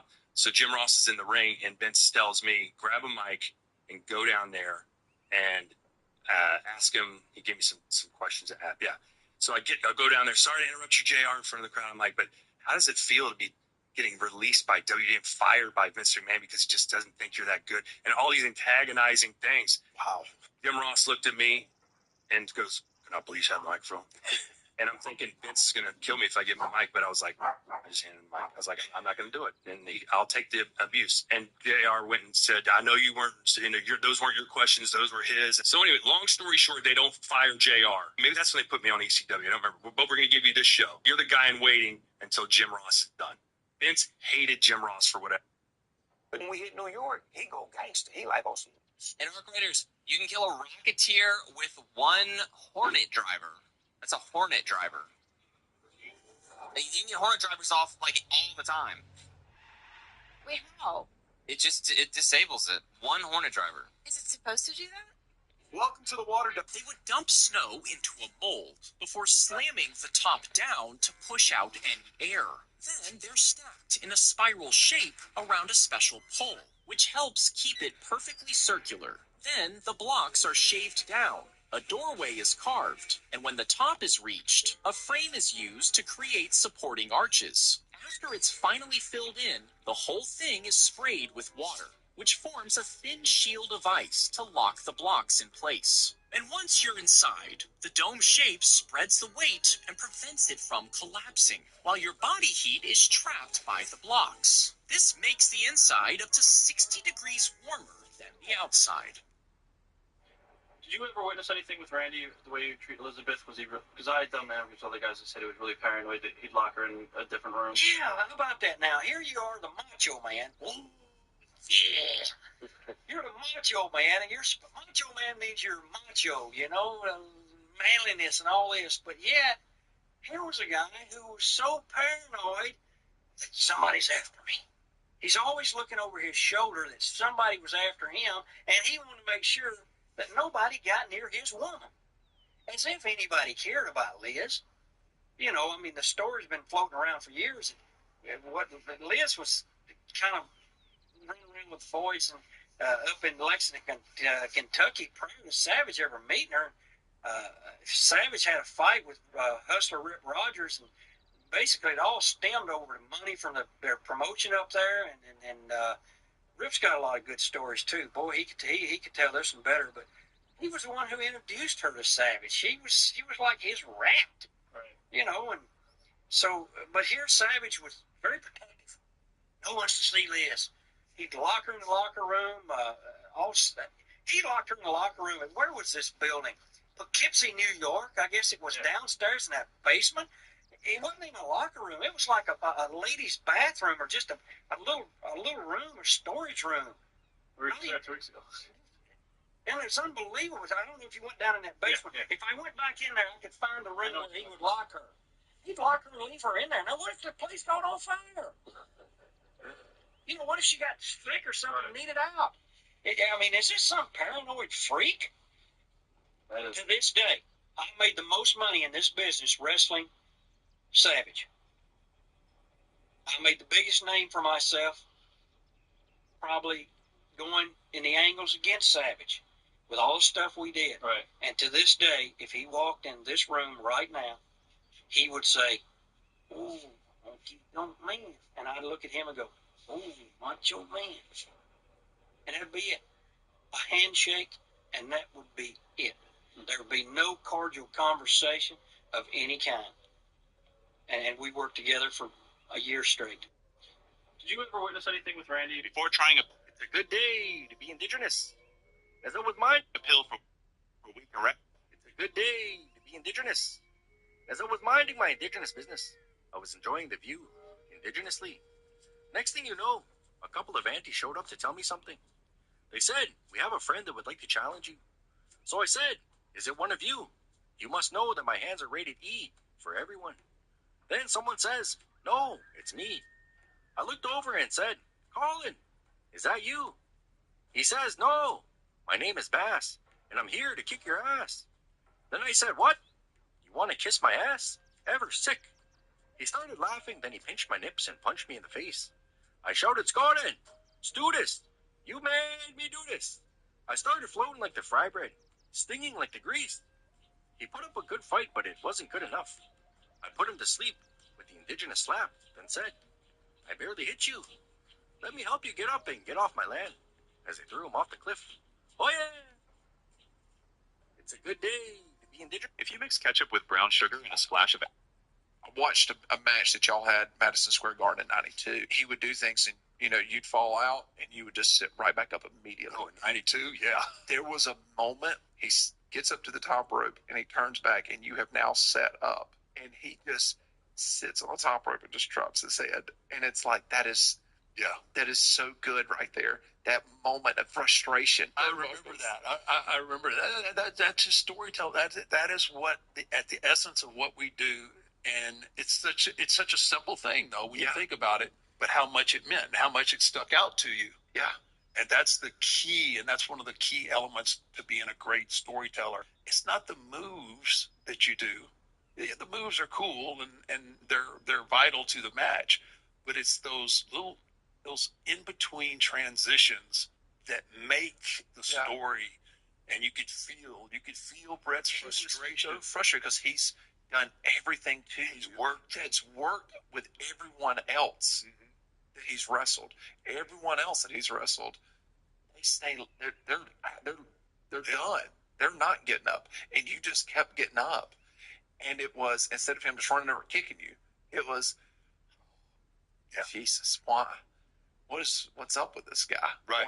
What is the next move that I can do to even do anything? How can I even do anything to this man? That Madison Square Garden in '92 is just, to me, it was a phenomenal match on both ends, because you were a no-selling SOB at that time. Oh, yeah. No, yeah. 92, I didn't sell anything. And you're in there with, pound for pound, the greatest wrestler of all time. And, and he is so frustrated. But I think that stretched Brett, though, as much as it was, especially in '92. I mean, oh, here we go. Somebody's extracting. They said 2.0 was already. Dusty Rhodes, I think you worked a little bit with him. Had a few matches with old Dusty. His biggest liar is he lies as big as his belly is. Old Dusty told us all, hey baby, when I get the job, Ted Turner, you bring me down, I'll bring all these guys with me. You be with me, baby. You lying sack of shit. He wouldn't even take our phone call. I never called him anyway. He pulled me off to the side prior to us going in that SummerSlam match because he had known then that he was probably going to take the Turner job and go there. He met with him and talked to him. He calls me off the side that night before the match. Hey, baby, I know you're unhappy here and everything. Listen, I got something cooking. When I get it, you're going to be there with me. Okay, here's my number, Dusty. If it happens, I'd sure like to do it because nothing happened here for me. Yeah, baby, don't you worry. No. Well, he never called any of us. In fact, Coco beware. Coco tried to call there. Dino Bravo tried to call there. Ricky Martel tried to call there. He wouldn't even take their calls. He told all of us, hey, baby, you got a job with me? Dusty Rhodes, I think you worked. I see. The blue pill. There I was. They said, your neck's broken in 3 places. You've got floating. Would you date me? The very first. I'm going to be Eggman. So I'm at home, right? And he pulled it up a little higher, and I was stuck on my toes. I had nowhere to go. And then there's a moment in that WrestleMania match with Trish where you do a certain gesture. Yes. I mean, the people loved it. The people loved it. You think about the whole story. I have pretended to be Trish. I have stalked her in the shower, her home. I felt like that was what anybody would have done in that moment. After all that, finally, I thought I was going to get the biggest hug of a lifetime. It's not what happened at all. Go back through the curtain and Vince is pissed. He's like, that was crass. You know what we're going to have to do? How much money it's going to cost to edit that and to pull it from we're a publicly traded company. What are you thinking? If you can imagine the high of a lifetime being like, and then walking through and then just shanked right through the curtain. I was like, oh. But that footage is nowhere to be found. You can't find it. Or at least not in the WWE vault. You can't find it. You can find it. There's a moment in that I'm interested, I think. Now, is he going to say in his first match he wrestled Bob Armstrong on Dothan TV? I'm looking for how long on it? Just a... It was your idea for the elimination for the yes. Yeah. I was American Badass. All right, Cuzzo, let me know what time to... So you're telling me all I have to do is plug this into my TV and I can watch channels like the good old days, right? Yep, that's exactly what it is, man. This is an HD digital TV antenna. You don't need Wi-Fi and you don't need a smart TV. You think this six of them won't smoke them tires? I'm at that point. If you're a guy and you stop. They just sent robots inside of the Great Pyramid. Developing news company. They just sent robots inside of the Great Pyramid where no human has ever been before, and they found a sealed door that has not been opened in 4,500 years. Dude, they're about to open it and reveal what's inside of it this year. So Zahi Hawass, which is Developing news. Is this so? He sold the house a big show. Him and My son is watching Top 5 credit hacks if you have below us. There's a promo that I've always wanted to ask you about. It's right before Survivor Series in 1989. It's the Rockers, and it's a promo with Ultimate Warrior and Jim the Anvil Neidhart. And Warrior is wrapping you guys up with tape. Do you remember this? vaguely. Again, there was no creative team. There was no writing. There was no anything. You didn't know what he was going to do on a promo. And same with the Anvil, arguably same with us. There might have been a quick powwow between all of us, but you just are along for the ride. I love how much I can bundle and save on insurance and Liberty Bibbity. And I love that you love how much you can bundle and save. Instead of roots. No, I love music. Everybody would. Unibar up to 3. Is the dodo actually the most used? The only problem I have with my Some of the hardest men. Watch out for the hump. Use some gas.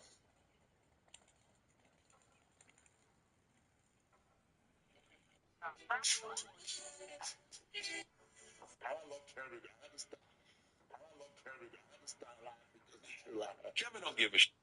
He don't care. I give him Kevin Nash updates. And I said, he said, what? Plus, the final episode is going to be Kevin Nash. We need to see if I can get him booked. He's told back to Eli. He just goes, well, when they saw as much music as I did, they can talk to me. And I'm like, well, you know what I mean? They demand sold merchandise. Yeah, it's always like, I just have to go in the ring, and that made more money than everybody else. Well, him standing in that ring when that blood comes flying, falls beside him. Do you remember that? I do remember that. Yeah. He's just standing there and he looks at that blood. He looks down at Vince Russo and he just shakes his head. He's coming back to work without even wanting to. I always thought of Kevin like a 7-foot Dennis Miller. Special expressions are priceless. Him and Razor as the outsiders. That was so fun to watch, those two guys, especially early on. I love Kevin. Well, you know, gosh. Holy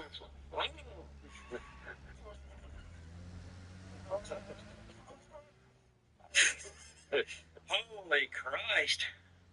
Was he out there? Man, just protect yourself, brother. I was going into the program with him. Hercules had worked the program with him. And I hadn't seen it. I just heard about it because I was in the different towns back then. When they were bringing guys along, they usually put the bring along guys in the sea town, the Scranton, Pennsylvanians, and the places like that. But they were working these matches, and I guess it was just deadly. I mean, they were just beating each other to death because Hercules, big, strong guy, steroided up. Here's a Warrior, steroided up. He was into amphetamines heavy, you know. So anyway, I go to Hercules and I say, Herc, I'm going to have to start working with this guy. How is he? Right. It's always important to find out how some guy is. How is he? He said, you're going to dread getting up in the morning. Dread getting up in the morning? He said, yeah. Why is that? Because you know what you got to face that night. You got to be kidding me. He said, brother, just watch yourself. He said, I don't know. You know how to work and everything. You could probably work with him. Me and him just went out there and beat the shit out of each other. You know, Herc was a good worker. Right. He tells me I know how to work. I said, you know how to work too. He's, all we did is beat the shit out of each other. He's deadly.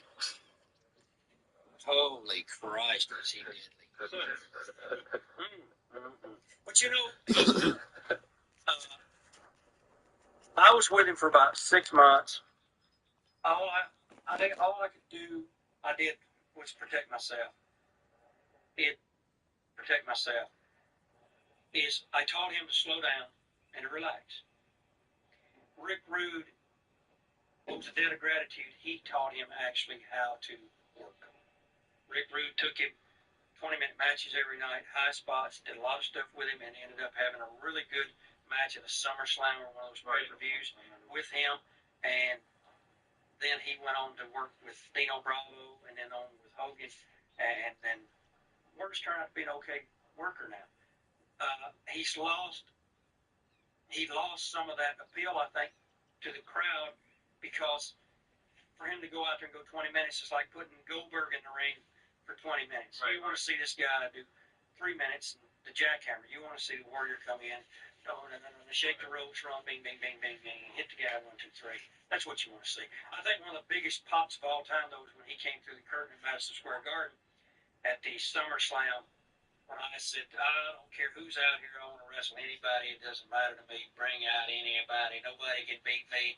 And they hit his music, and that place went absolutely bananas. And he hit the ring, bing, bing, bing, give me the flying shoulder block, splash me 1, 2, 3. It erupted. The place erupted. He don't regret doing that job at all, because Vince was a businessman to me about that. Right. He told me 6 months ahead of time what he wanted, what he would like to do, where he was going. Hogan's wanting to do movies. Hogan's wanting to take time off. He said, I got to have the belt in the towns. Talking about the World Championship. I said, I understand. He said, I know that this guy can't work a fucking lick. But he said, I want you to go out there. And he said, work with the guy in the front row. He said, I just need to get him over. I'm going to push him over there.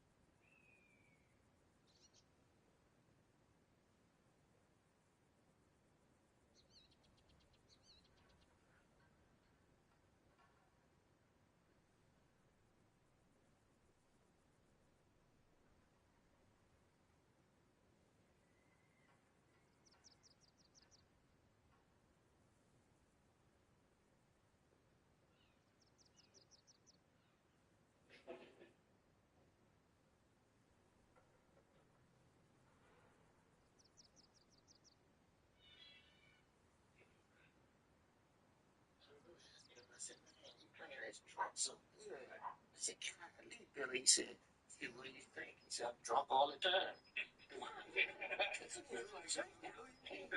Myself. Yeah. No, he really was kind of drinking. Marcus, get this kid out for you. All right? Working with Billy, man, Billy is just, he's a hell of an actor. Yeah. People don't understand, like the scene where you saw Billy piss himself. Jesus, loving Mary Joseph. You pissed yourself. He actually wanted to pee on himself for real. Wow. The wardrobe was going, he's a method actor. Yeah. He's a method actor. The chemistry that we had, we kind of worked together before the actor got the part, because we really had to have ourselves together. Yeah. We had to have that chemistry. I have nothing against you people. You people. Did you hear that, Marcus? He said, you people. You people. Who the hell is those people? What do you know? And we went over a couple of things, and he was good. And the director actually would let Billy direct some scenes. So today I got a return from a customer who said, don't buy another charger before you've seen this one. If you think you're tough because you beat Coyote solo, think again, because there's a challenge at GTA. At the time, I don't know if they still do this. If you were an announcer and you got physicality, they'd give you hazard pay. So I remember one time Mickey James slapped me. That was the worst thing ever. And she hit me right here. She slapped you for real. That's how she'd slap me. I get slapped, and I'm like, you gotta sell for the camera for, I call it the TV novella shot, your husband's dead. You had to hold her for like 5 seconds so you get a commercial break. And people were like, oh, you were selling pretty good. I was like, I was not selling. So after she slapped me, they give you $500. Literally, they'd be like, and cut, nice job, Todd. And someone walked over and was 1, 2, 3, 4, 5. Here you go, cash. What? Cash money. Shit. Yeah, the market's right here.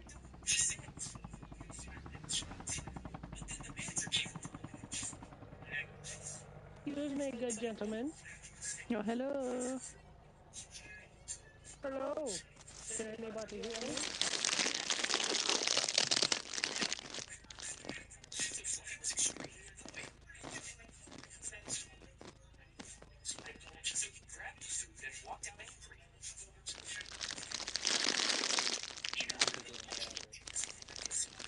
Gold ingots, how much?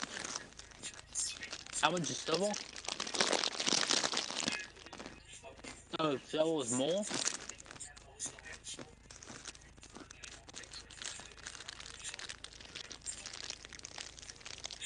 How come I can't sell anything?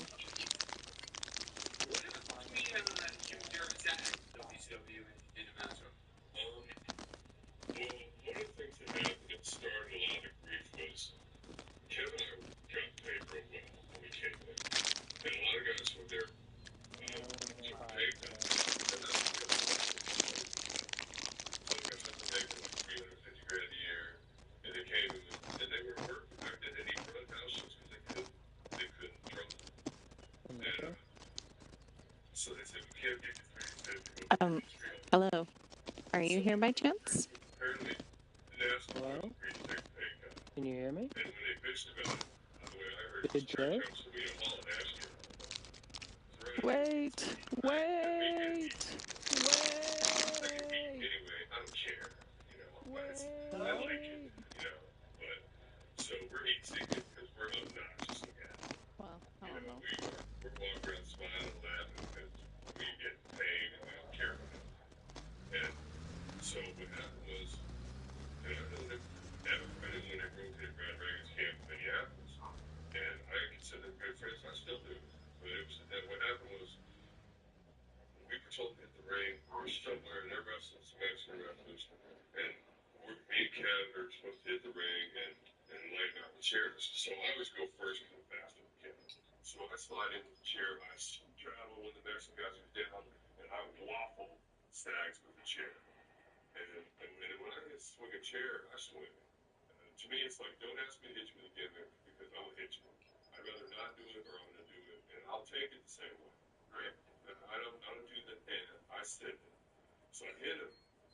I didn't know that I potated him. He rolled down the ring and he had his back like this. And I thought he was beating me. I almost hit him again from inside the ring to the floor. So I thought he wanted another one. Because before we went out, now I went, make sure you lay it in. Lay it in. So what happened was, he comes back and he's got a big loose hair on his head. And he's like turning a corner, and I'm sitting there talking to Kevin, and I said, oh, Kevin, Hello? Come over here. I said, I'm so happy, because I guess he was delirious, and I thought it was feed me for a second when I didn't do it. And I said, man, I'm so happy I didn't hit him again. I said, I almost hit him again. I was kind of doing a nervous laugh. And at that moment, Stags turned a corner with a big goose head, and he sees me and Kevin, and he's thinking, they're taking my money, and I'm taking liberties with them. They got potato me on purpose, and he thinks it's fun. It's the way I perceive it. He perceives it. Because I know the right. And so then, I'm gonna go say now hi to in this some other other person town, to we're in see if Baton they Rouge, have some Louisiana. information. And it's the main barbarian, nasty boys. Excuse me.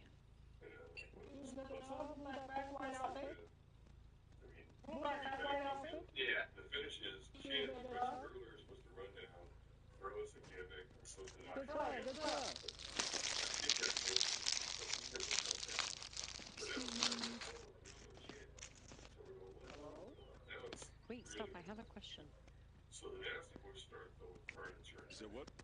I have a question for you. I have some apple juice that I happen to be stuck with. How would I get rid of it? It won't let me get rid of it. So up at the top of the hill, if it wouldn't let you to the guy after you were done with the tutorial, you can pretty much just drop them. They're pretty much useless. Yeah, well, it won't let me drop them. I made the mistake of farming 40 of them, and are they in your backpack? Yeah, it'll only let me drop 10 at a time, and then drop your backpack. Okay. And Stacks is drilling him with live rounds. But see, he's stiff anyway, so I don't really think anything of it. He's like, man, I go, whoa. That makes him his birthday. And it's, damn, I go, man, wow. Finally look at him and I realize he's raging. He's mad. He's seriously mad. So I just pushed him away. Oh, thank you. No problem. Get yourself a new outfit. Get yourself a backpack. Don't worry about this backpack and the shit inside of it anymore. Oh, okay. Thank you. I appreciate it. No problem. It's your apples. You're stuck with it. Finally get him out of the ring. I was standing there, he kept up the shit after stairs, together, and kept like, and he's all messed up. I'm reporting you for stealing. And I said, it's that. I don't give a fuck, nigga. You're gonna get put in jail.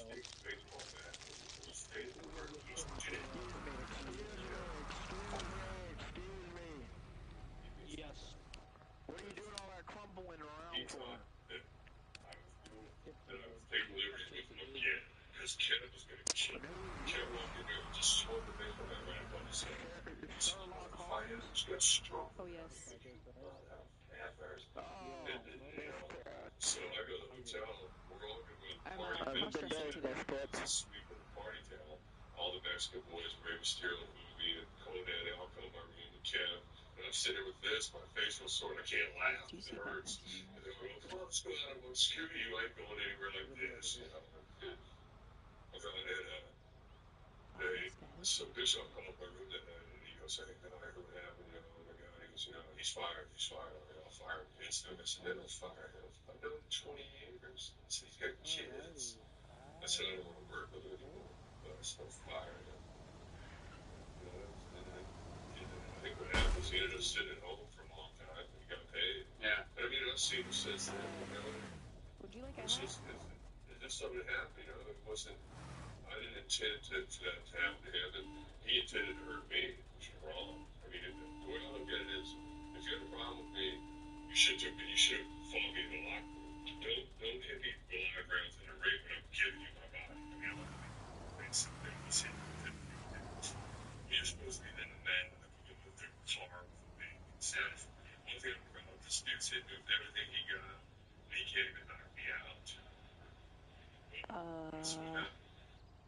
Eazy found out she was being watched in Korea because when he checked into a hotel, it was kind of scary for him. Actually, it's gangsters with intentionally tie rubber bands around their guns for a dangerous reason. Picked up by The some gangster friends? was knocked down and lost their grip. The gun normally wouldn't fire because of its safety, but the rubber bands kept pressure on the grip, bypassing that safety. This meant the gun could still fire even without a firm hold, making it far more dangerous.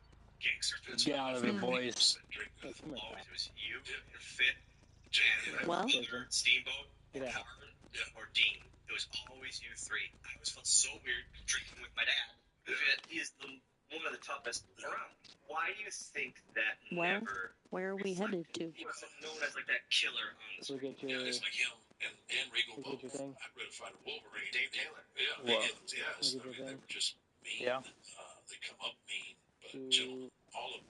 Don't mess with them, and you will get messed with. But perception, and that's the way people are booked. But when you start adding, you know, the shenanigans and everything else, you know, it's just perception. But man, he not only a legit tough guy, but he could go. Did you work with him a lot before WWE? Never before. I never went to Germany. Okay. Yeah, so I went when I left.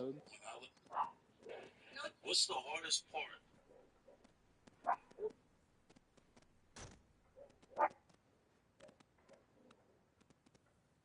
If you look at your hat, and think about the inception of that hat, and what you know what year was that? What? You're just fucking retarded. Okay. The liberals haven't taught you anything. Just drive us away from here and then just tell me the code.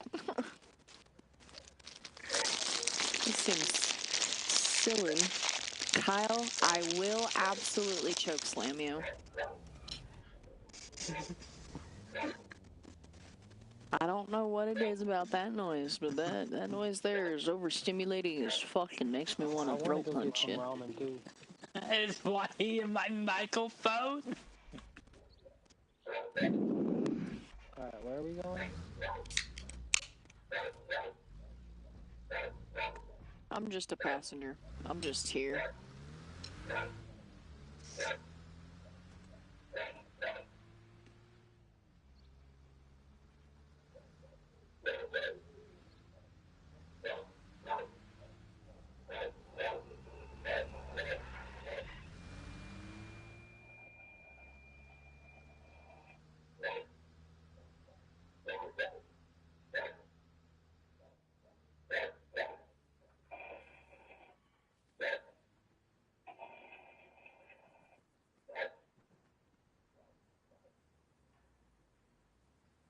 don't work and men gain weight, but bachelors them don't. Because bachelors don't. And the honky tonk man, yeah, had a few versions. Yeah. How'd you like working with him? About like working, actually, he was uncomfortably easy to work with. It was about like working with yourself. It was about like grabbing this. If you grab me very hard, he hollered me out and screamed like you would kill me, right? You know those guys that are real. Now, I'm not a real. I like to kind of put them in there because I had this whole host of guys. If you're working with Andre, he don't want you to kill him, but he wants you gotta lay it in there. You can't be, he ain't gonna, I mean, you can't do little dicky stuff. You gotta lay it where people can hear it. And then some guys will scream if you touch them, oh my God, you're killing me. And Wayne was like that a lot, but he was great. He's an expert in the ring. Macho Man Savage, fabulous. Just couldn't hurt you. Wayne Ferris couldn't hurt you, wouldn't hurt you. I mean, you do the thing, honky tonk man. His gimmicks working against gimmicks. He knew what he was doing. Like I say, Cowboy Bob Orton, wow, could he go? He really could go. The Magnificent Morocco, Don Morocco, man, it was like night off with these guys. You just go in there and do your thing. Big guys I worked with, I enjoyed working with One Man Game. George Gray, 747, they called him One Man Game, or they called him, Akeem the Dream. Remember he danced like and that was fun working with him. James Harris, the Ugandan giant, Kamala. Andre, I knew how to work with him. I knew what we wanted to do. I knew he had a lot of limitations. He was hurt, and I always tried not to make him bend over because at that time you don't want to get stepped on by him, or you didn't want him to accidentally, step on your arm or your finger or something. So I'd always come to him. I wouldn't make him get out of his range because he was hurt, and I would come back into him and give him what he wanted, make it easier for him, to work. And he appreciated that. I've had a few guys in my life, actually, all where you got to run for your life. But usually in this company where we had those guys who make you run for your life, the boys would take care of that little guy. Like you ain't doing that very much because we're all out here a lot of nights in a row, and you can't work 63 nights in a row with somebody that's like he's just escaped from the prison because you ain't gonna make it, right? So we would look after each other and we would take care of each other, and you make sure that you don't want you don't hurt yourself. I've hurt myself trying to not hurt nobody else.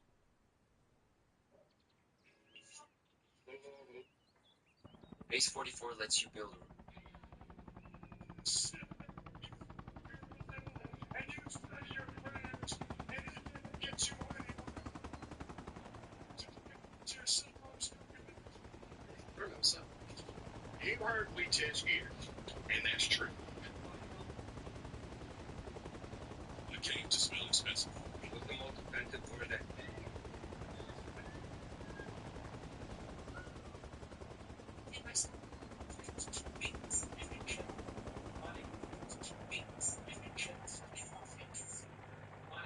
Ignoring these three wait again. Open to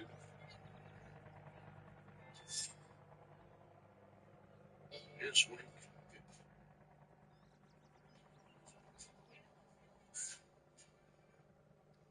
Apparently. Lord, today, instead of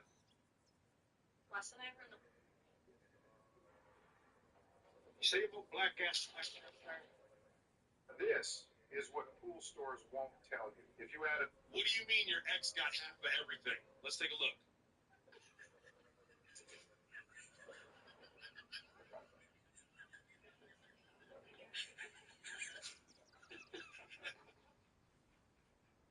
What do you mean? I live in a state where bud. Why do they put wedding? Why the fuck are they saying Mexicans are stealing jobs? I struggled with that. Amelia, pop up to the ears. It's a bet. For knocking over 12 neighborhood... After I bought this shower, I started to.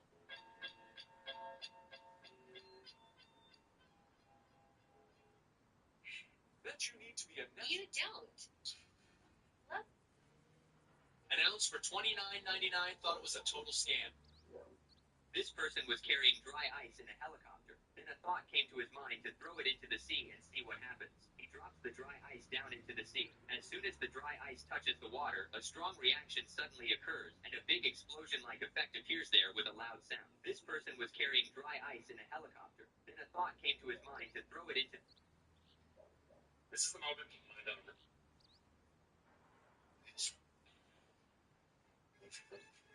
Doctors know your esophagus can heal itself, but there's one critical nutrient missing that stops it. This may be the best video out there right now, but you tell me. Wait. So you're telling me in the future, people just stare at a little box all day, inside and outside? Number 5.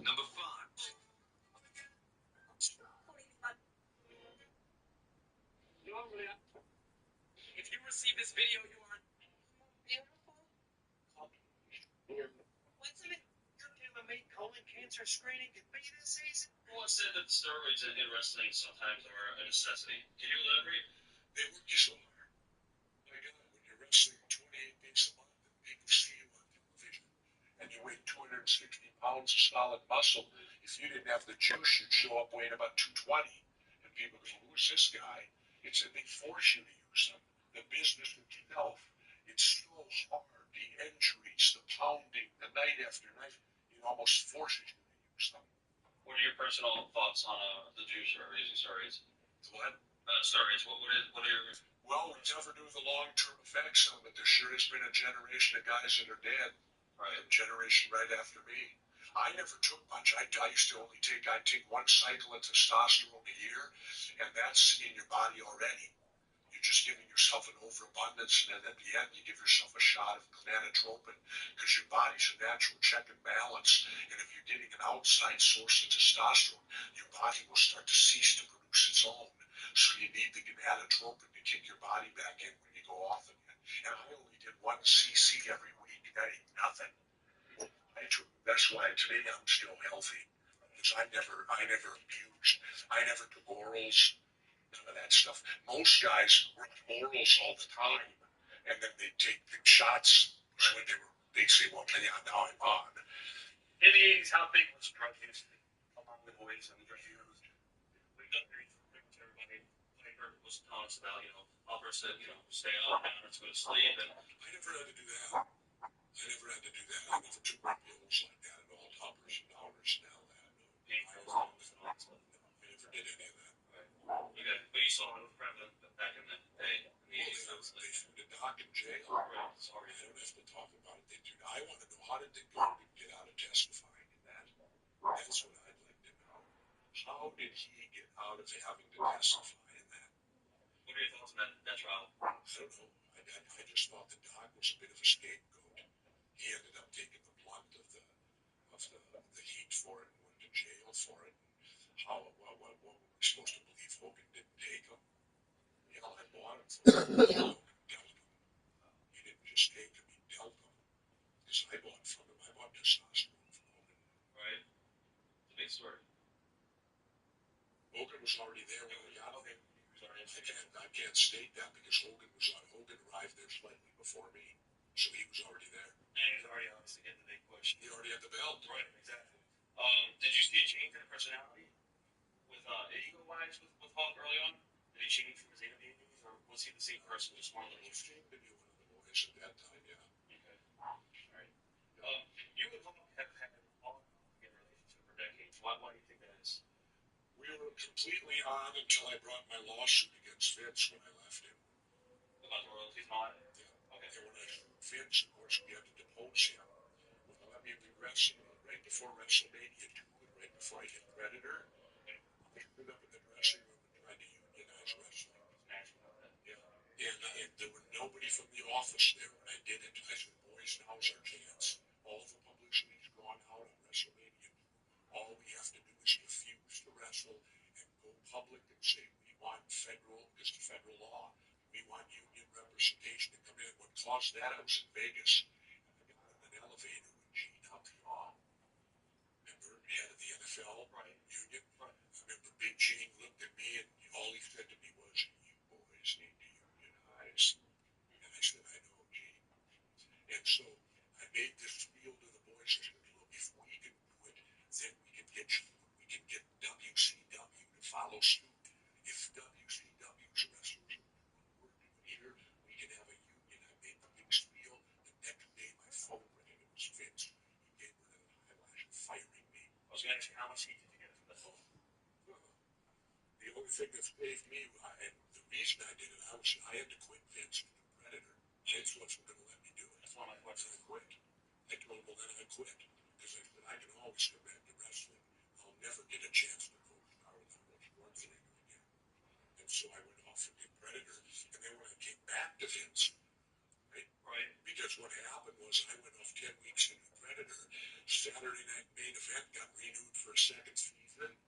But NBC thought there'd be Jesse Ventura. There wasn't Jesse Ventura. It was Bobby Heenan. He came down from NBC. We bought this program with Jesse Ventura. Where the hell is he? Then Vince came back, and now the ball was in my court. And so when I came back from Predator, the first thing I did on the set of Predator, Schwarzenegger came up to me and said, Jesse, my next film this fall is going to be The Running Man. He said, there's a part in there you're perfect for. I wish I would like you to do it. I said, great. So when I got back to the United States after Predator, before I even talked to Vince, they signed The Running Man that fall, so I would have the ace in the hole. After the Rhythm and Blues, they cut Greg loose, sent him to Japan. Hulk Hogan's boots from WrestleMania 1 sold for $1,037,000. Did you ever think you'd see that happen in your lifetime? Never thought they'd be worth anything. I mean, back in the day, we'd sit there and, we even thought that, hey, these boots that we're in are boots that Hogan was in, even though Hogan, was obviously one of the biggest stars, maybe the biggest star in the history of wrestling. Were worth anything? I don't think anybody thought that would happen. This is crazy. Honky Tonk Man, he was supposed to be. Marshall, no, absolutely. Hey, lovely. And I had to roll the quarters in my hands, and I was like, Nikki, your spare jar is getting free. We are getting like free Coke.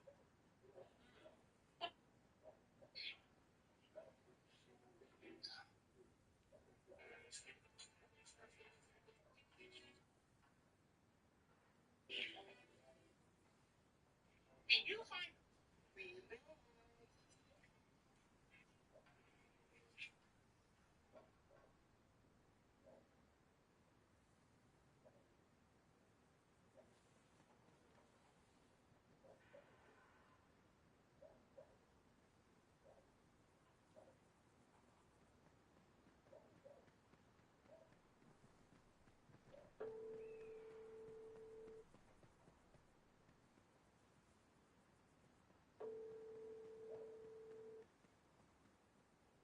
Hello?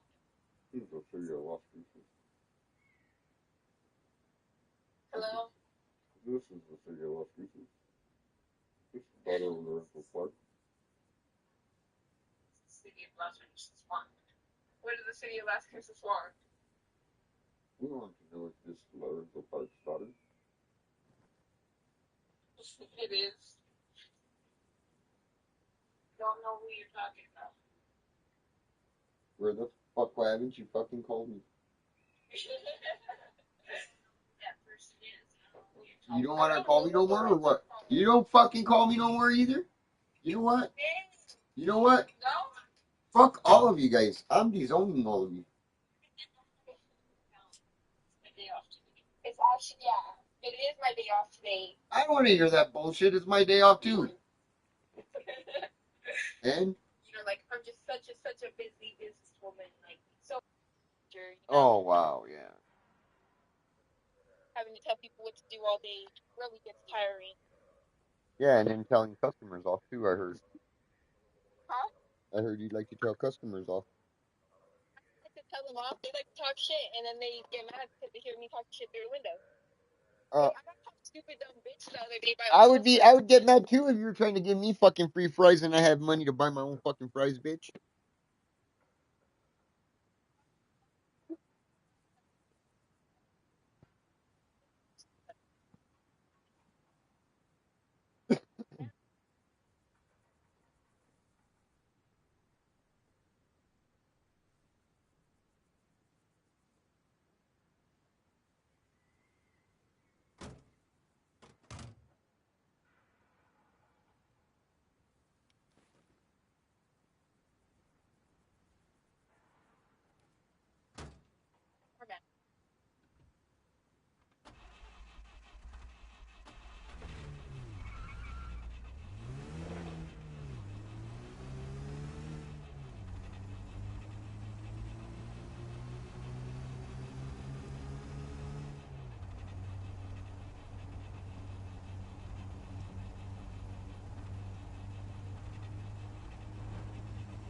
Is it fake money?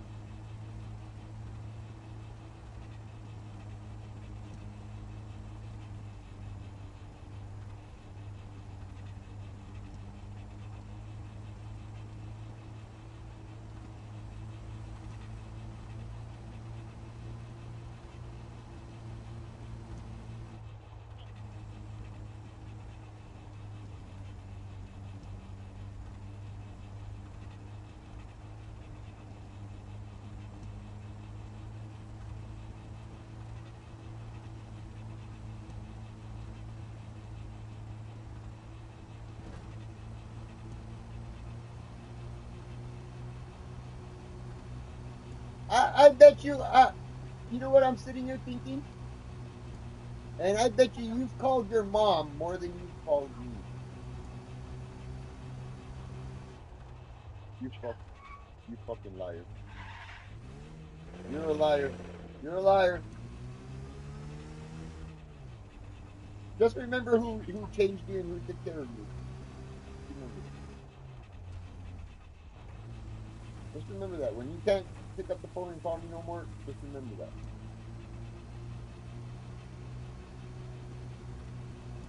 Just remember you'll be sitting there and you'll be going, damn, I should have called my dad that day.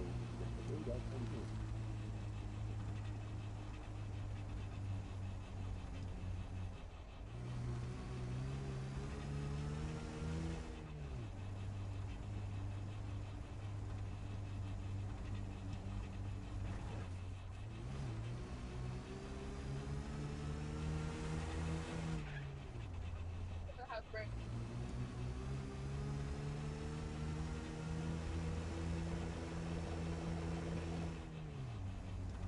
You were even playing fucking your game the other night, and I kept sending you invites to party and this.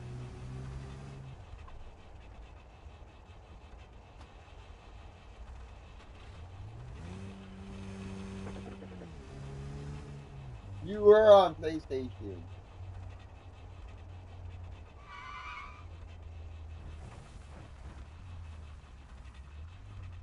I don't give a shit, but I'm there. I sent you a party invite. I sent you an invite to talk to you, and nope. I play on.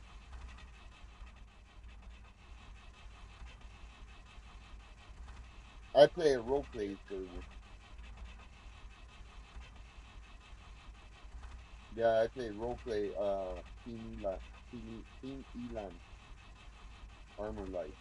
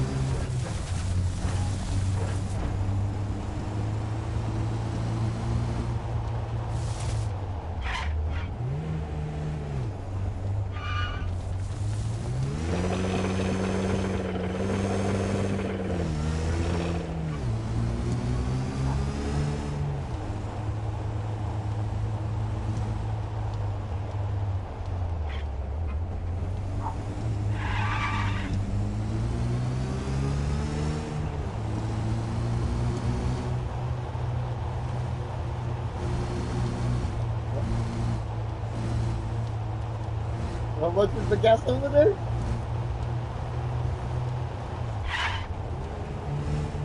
Yeah, look at the diesel, bro. The diesel's $5.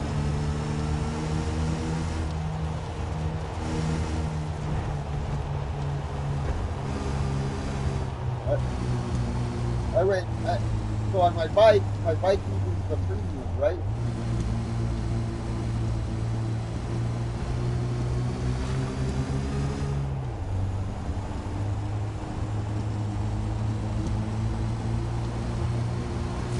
My bike uses the 91, right? I went to go put gas. It was fucking $4 a gallon. I spent fucking $10 on my phone to fill it up for the week. I spent $10 fucking on my fucking Sportster, eh? It built up, yeah, it built up, but that's only gonna last me like 4 or 5 days to work. But I filled it up, and then Lorita, I went and put gas in the car. That one I put 25, and it only gave me 200 and some miles. Because here it's 3.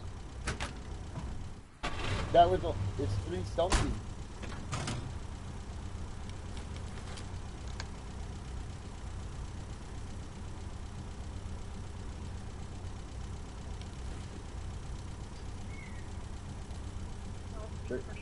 But it's gonna go up to $4 by the end of the week. Because it's going up $10 a day. I mean 10 cents a day.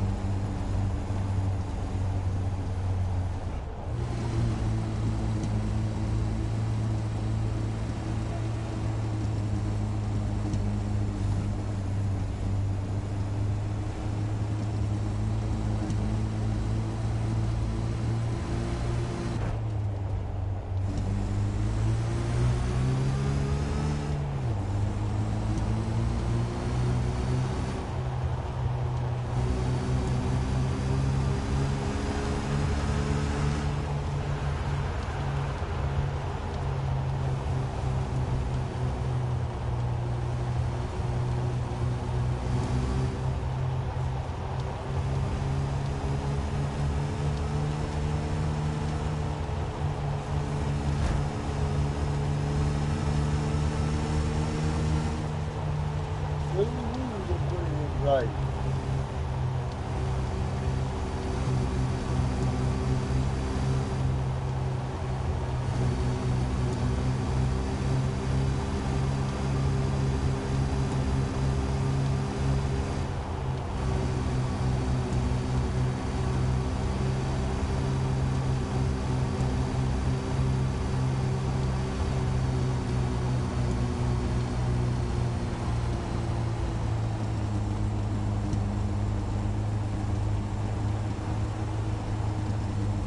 So you didn't put it back in, you put it in reverse instead of right.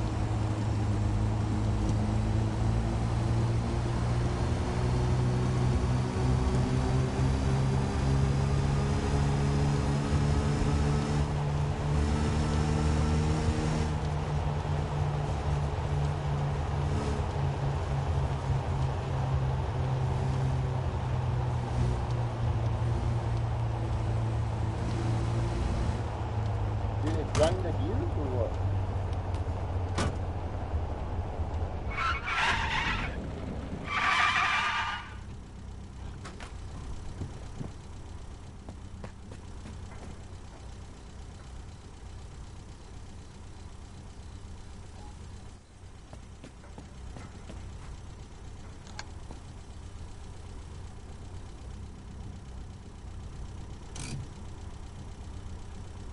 When she did, when you were in reverse and then she went into drive, right?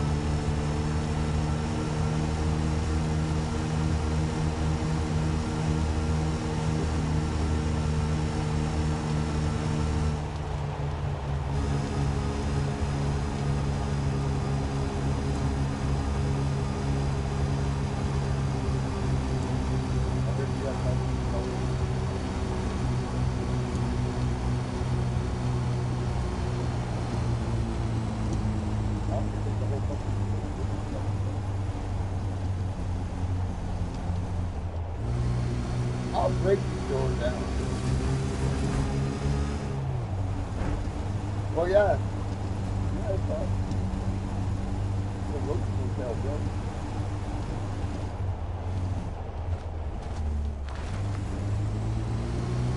Next time you come, I'm gonna fucking go outside and look for you.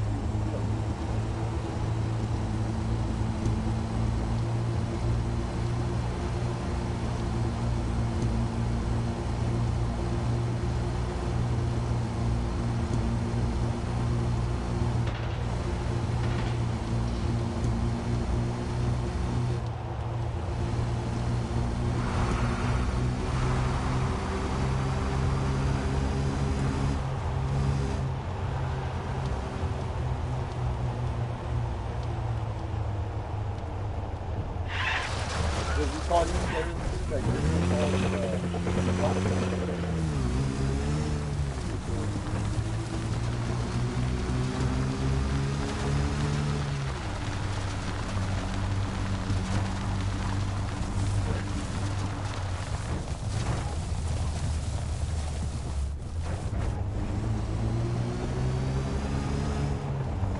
hey, what's this on 16?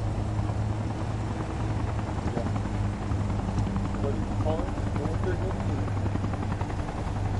Yeah, you did. Oh, wow, fuck off. You got 7%.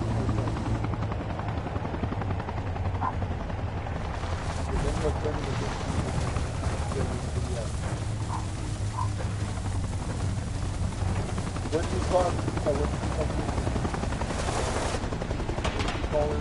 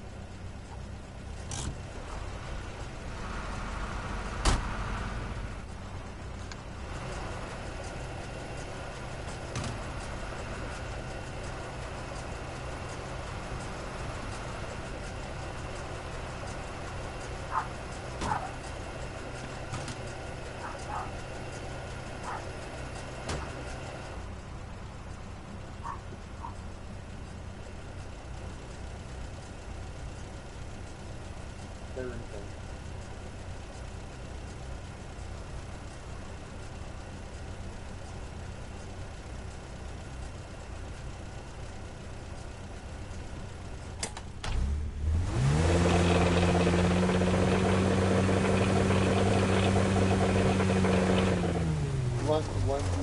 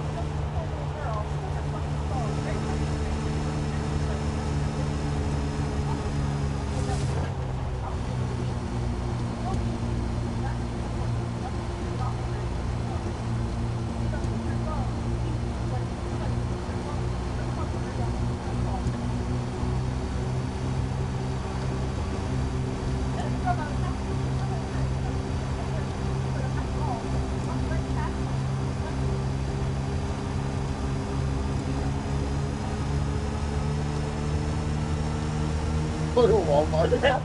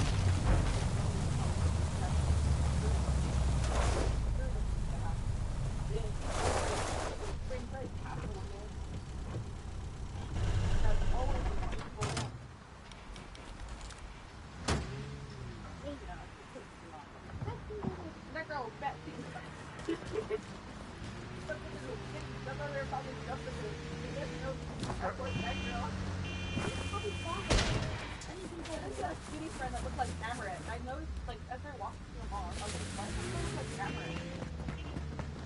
I was looking at it. And then I guess she was that fat girlfriend that got me. What did you think? I don't know where she was. I just told myself, I'm like, oh, look, she's fat.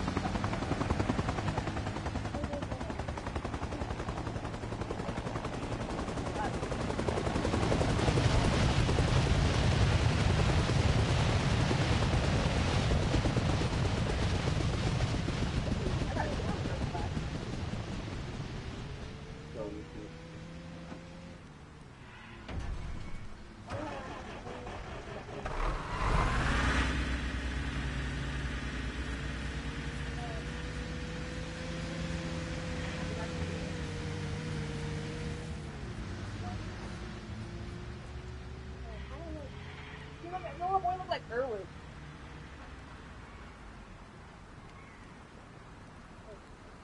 Yeah, looked like Darren. Oh my god, I was laughing so hard. Those are the five girls that jumped that girl.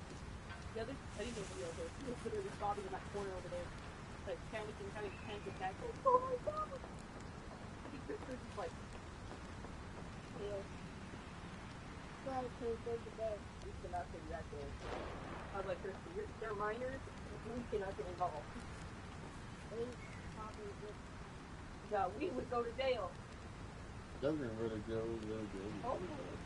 I think the mom posted on Facebook saying that whoever's mom or whoever's kid is on chaos being in a second. I don't know, something like that. So, yeah. The mom that was at the mall today, she caused chaos, hit me up, you know, something else, your big ass kid.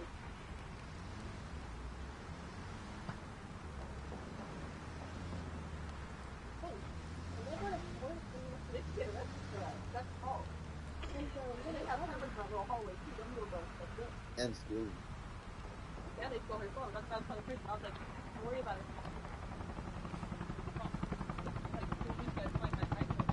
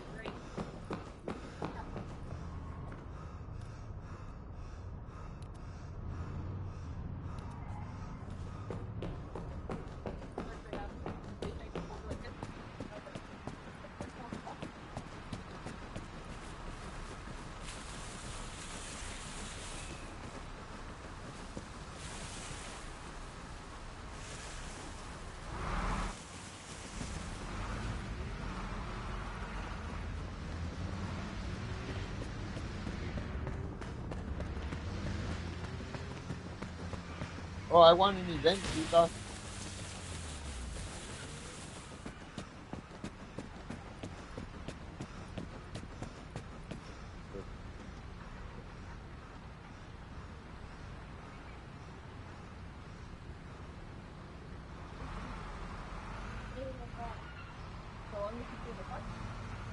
And then last night he fell asleep, and you and him fell asleep. This happened to me. This guy, okay, so let me tell you a story. So before that, I was mining iron. I did 2 iron runs, right? Processed them, got the iron, processed it, took it to the safe. Got iron, processed it, took it to the safe. I was like, if I could do one more, oh, bet for the rest of the fucking night. Right? So I went to go do that last one. I got halfway through it, and the dude comes in, and they start fucking with me. They took my truck off the fucking mountain. All the way down the fucking mountain. So, fucked up, right? So I got in my truck and I started driving out over the highway, up the mountain behind me. And then they followed me. And he shot at me. And then I took out my gun.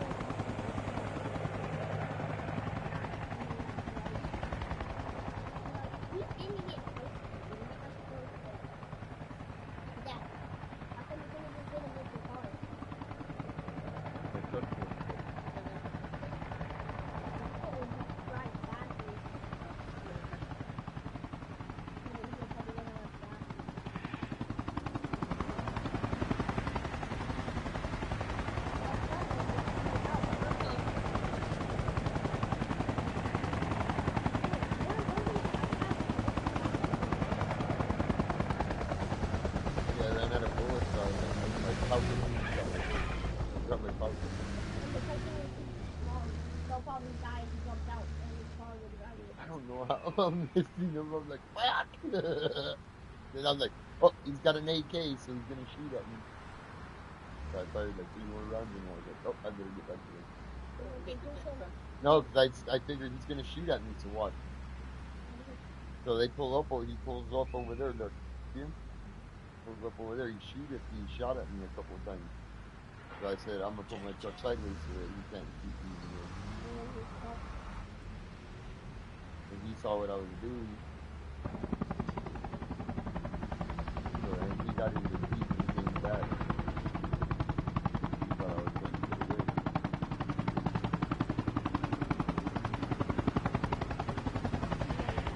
So my truck, I just put it in park.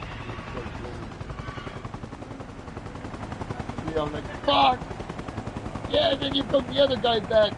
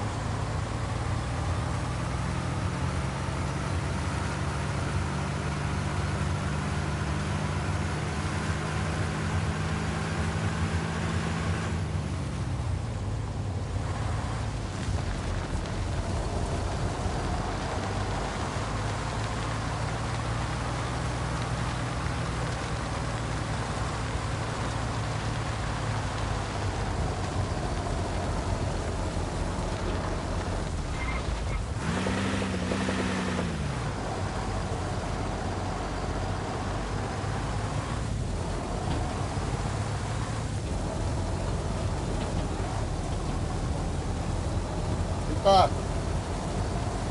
What time do you go to work tomorrow?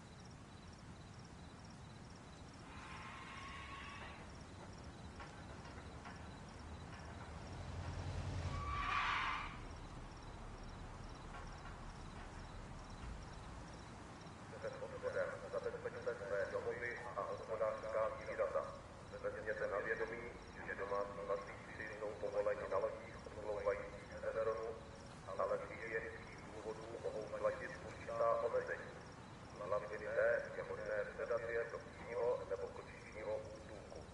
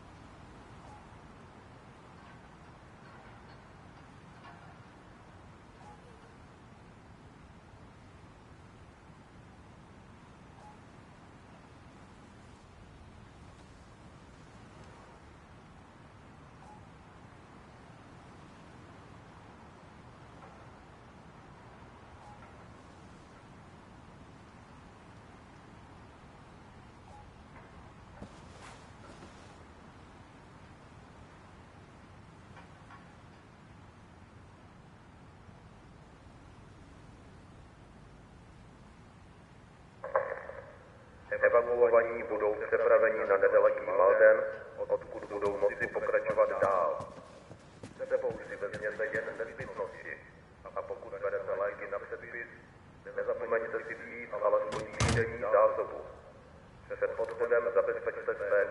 a dobytek.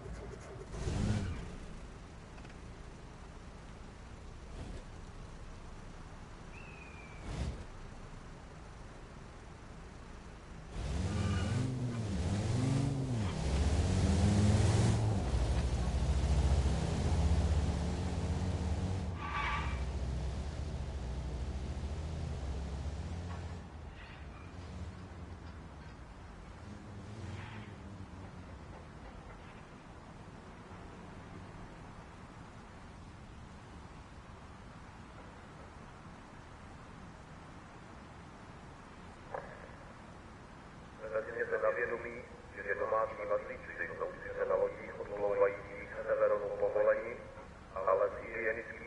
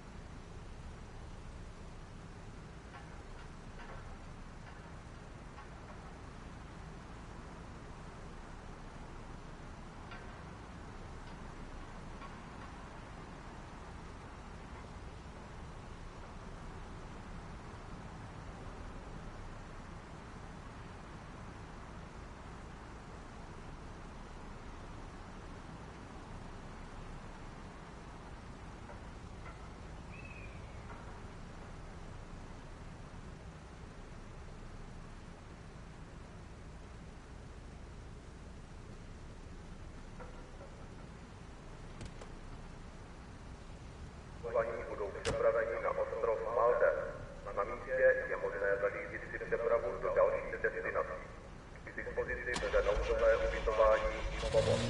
Pokud berete léky na předpis, nezapomeňte si vzít alespoň týdenní zásobu. Vybalte si také cestovní pas a občanský průkaz.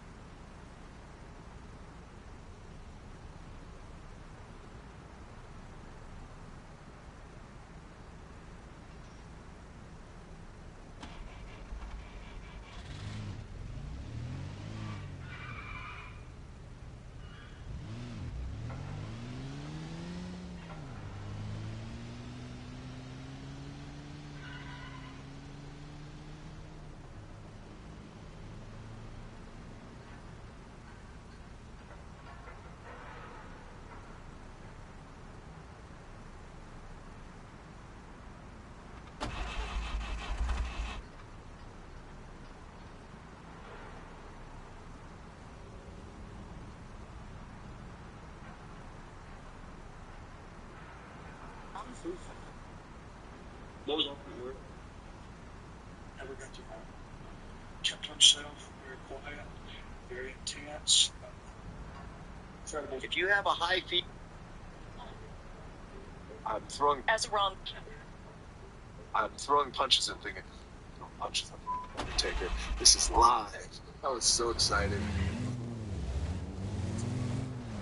One of the important things that I want to say about The Undertaker is, this is stuff I've never shared, but I do want to share it because it's important, is that when I started to make the move and word started to get around that The Office was priming me for a WWE Championship run.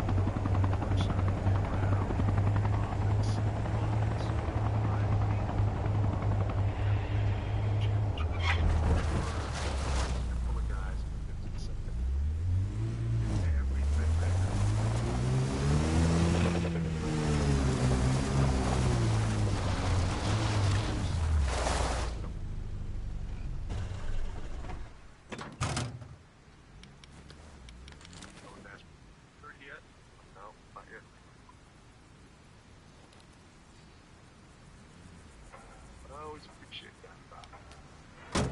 Mark, volumes about this connection. Love you. I'll always pray for that. My every thought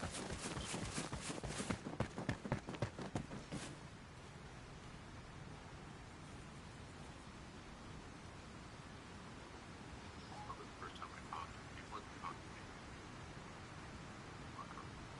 My nerves.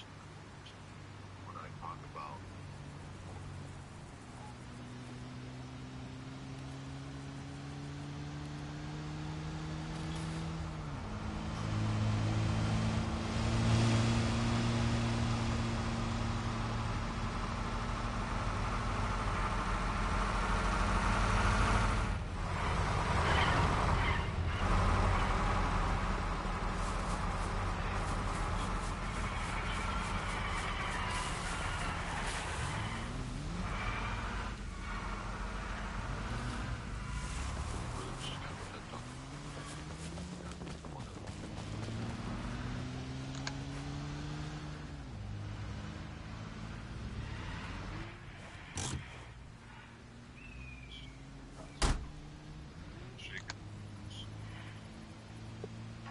how big it is, how large the life is. When I met him, Threatens Ukraine. Stars are no longer the oh, they are right, but people clear about the sediment part of the ocean that has never been explored. They said they're going to live stream them exploring mud volcanoes, deep trenches, but also habitats that have literally never been seen by human eyes, which means brand new species that are way scarier than sharks could be discovered live. You don't want to miss it. Like this video so you remember. What do you think is down? In our craters, there's been a lot of cheating. So if you get killed by a cheater, they'll send you your gear back. If you don't take your gear, you can take it on the next expedition. So this guy has like 20 full sets of gear that he's going to redeem after the expedition. That's so good. It's a little bit cheating, but I mean, if you get killed by a cheater, then I mean you're kind of cheesing him back, right? There is a lot about rain only lasted for minutes. The impact of that night lasted forever. Night proved that wrestling didn't need realism, it needed emotion, controversy. One night in 1988, the impossible happened. Andre the Giant stood on top of the wrestling world. That where he deserved. Ladies and gentlemen, February 5th, 1988, Andre the Giant got what he deserved. How he got it, I thought it was dirty. It's done exactly how it needed to be done.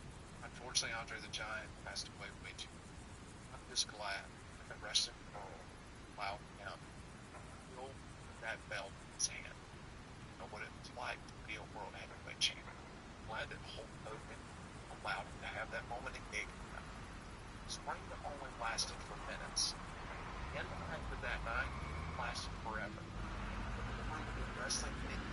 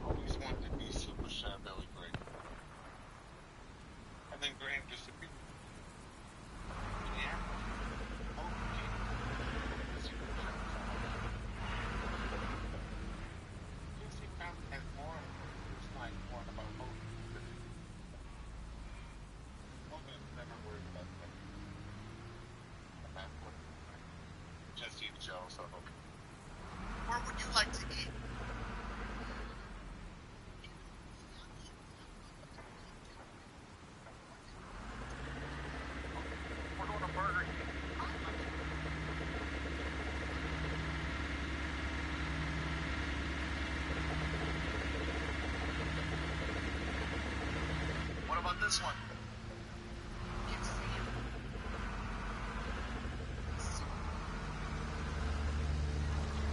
Yeah, how I feel, you know, if you were to just take the time to listen and pay attention, you might actually know how I feel. But I'm not.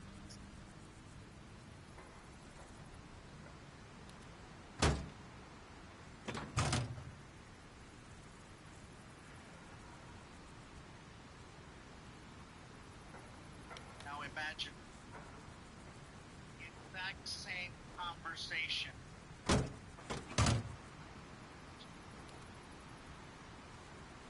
Quick and efficient.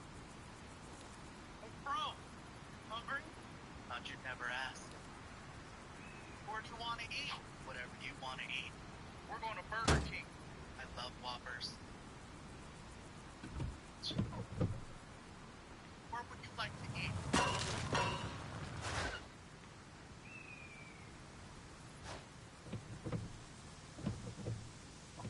We're going to Burger King.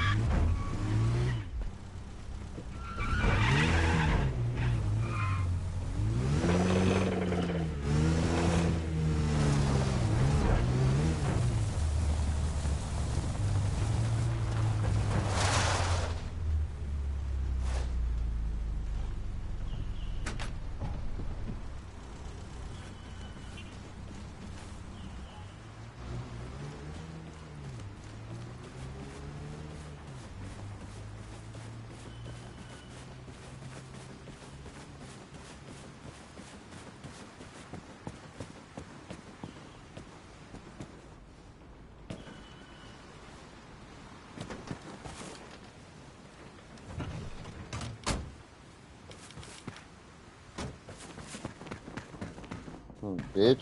Try that bullshit with me, you cunt. You don't like it, huh?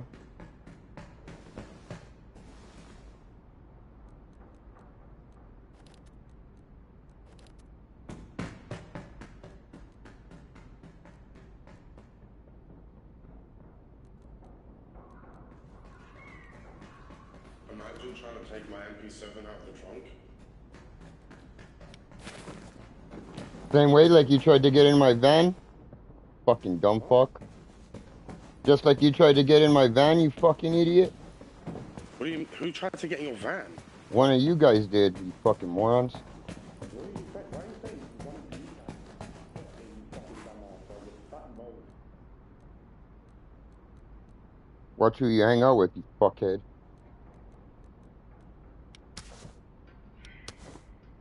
By the way, why the fuck is your English ass even in an American server? Go to your English server, you cunt.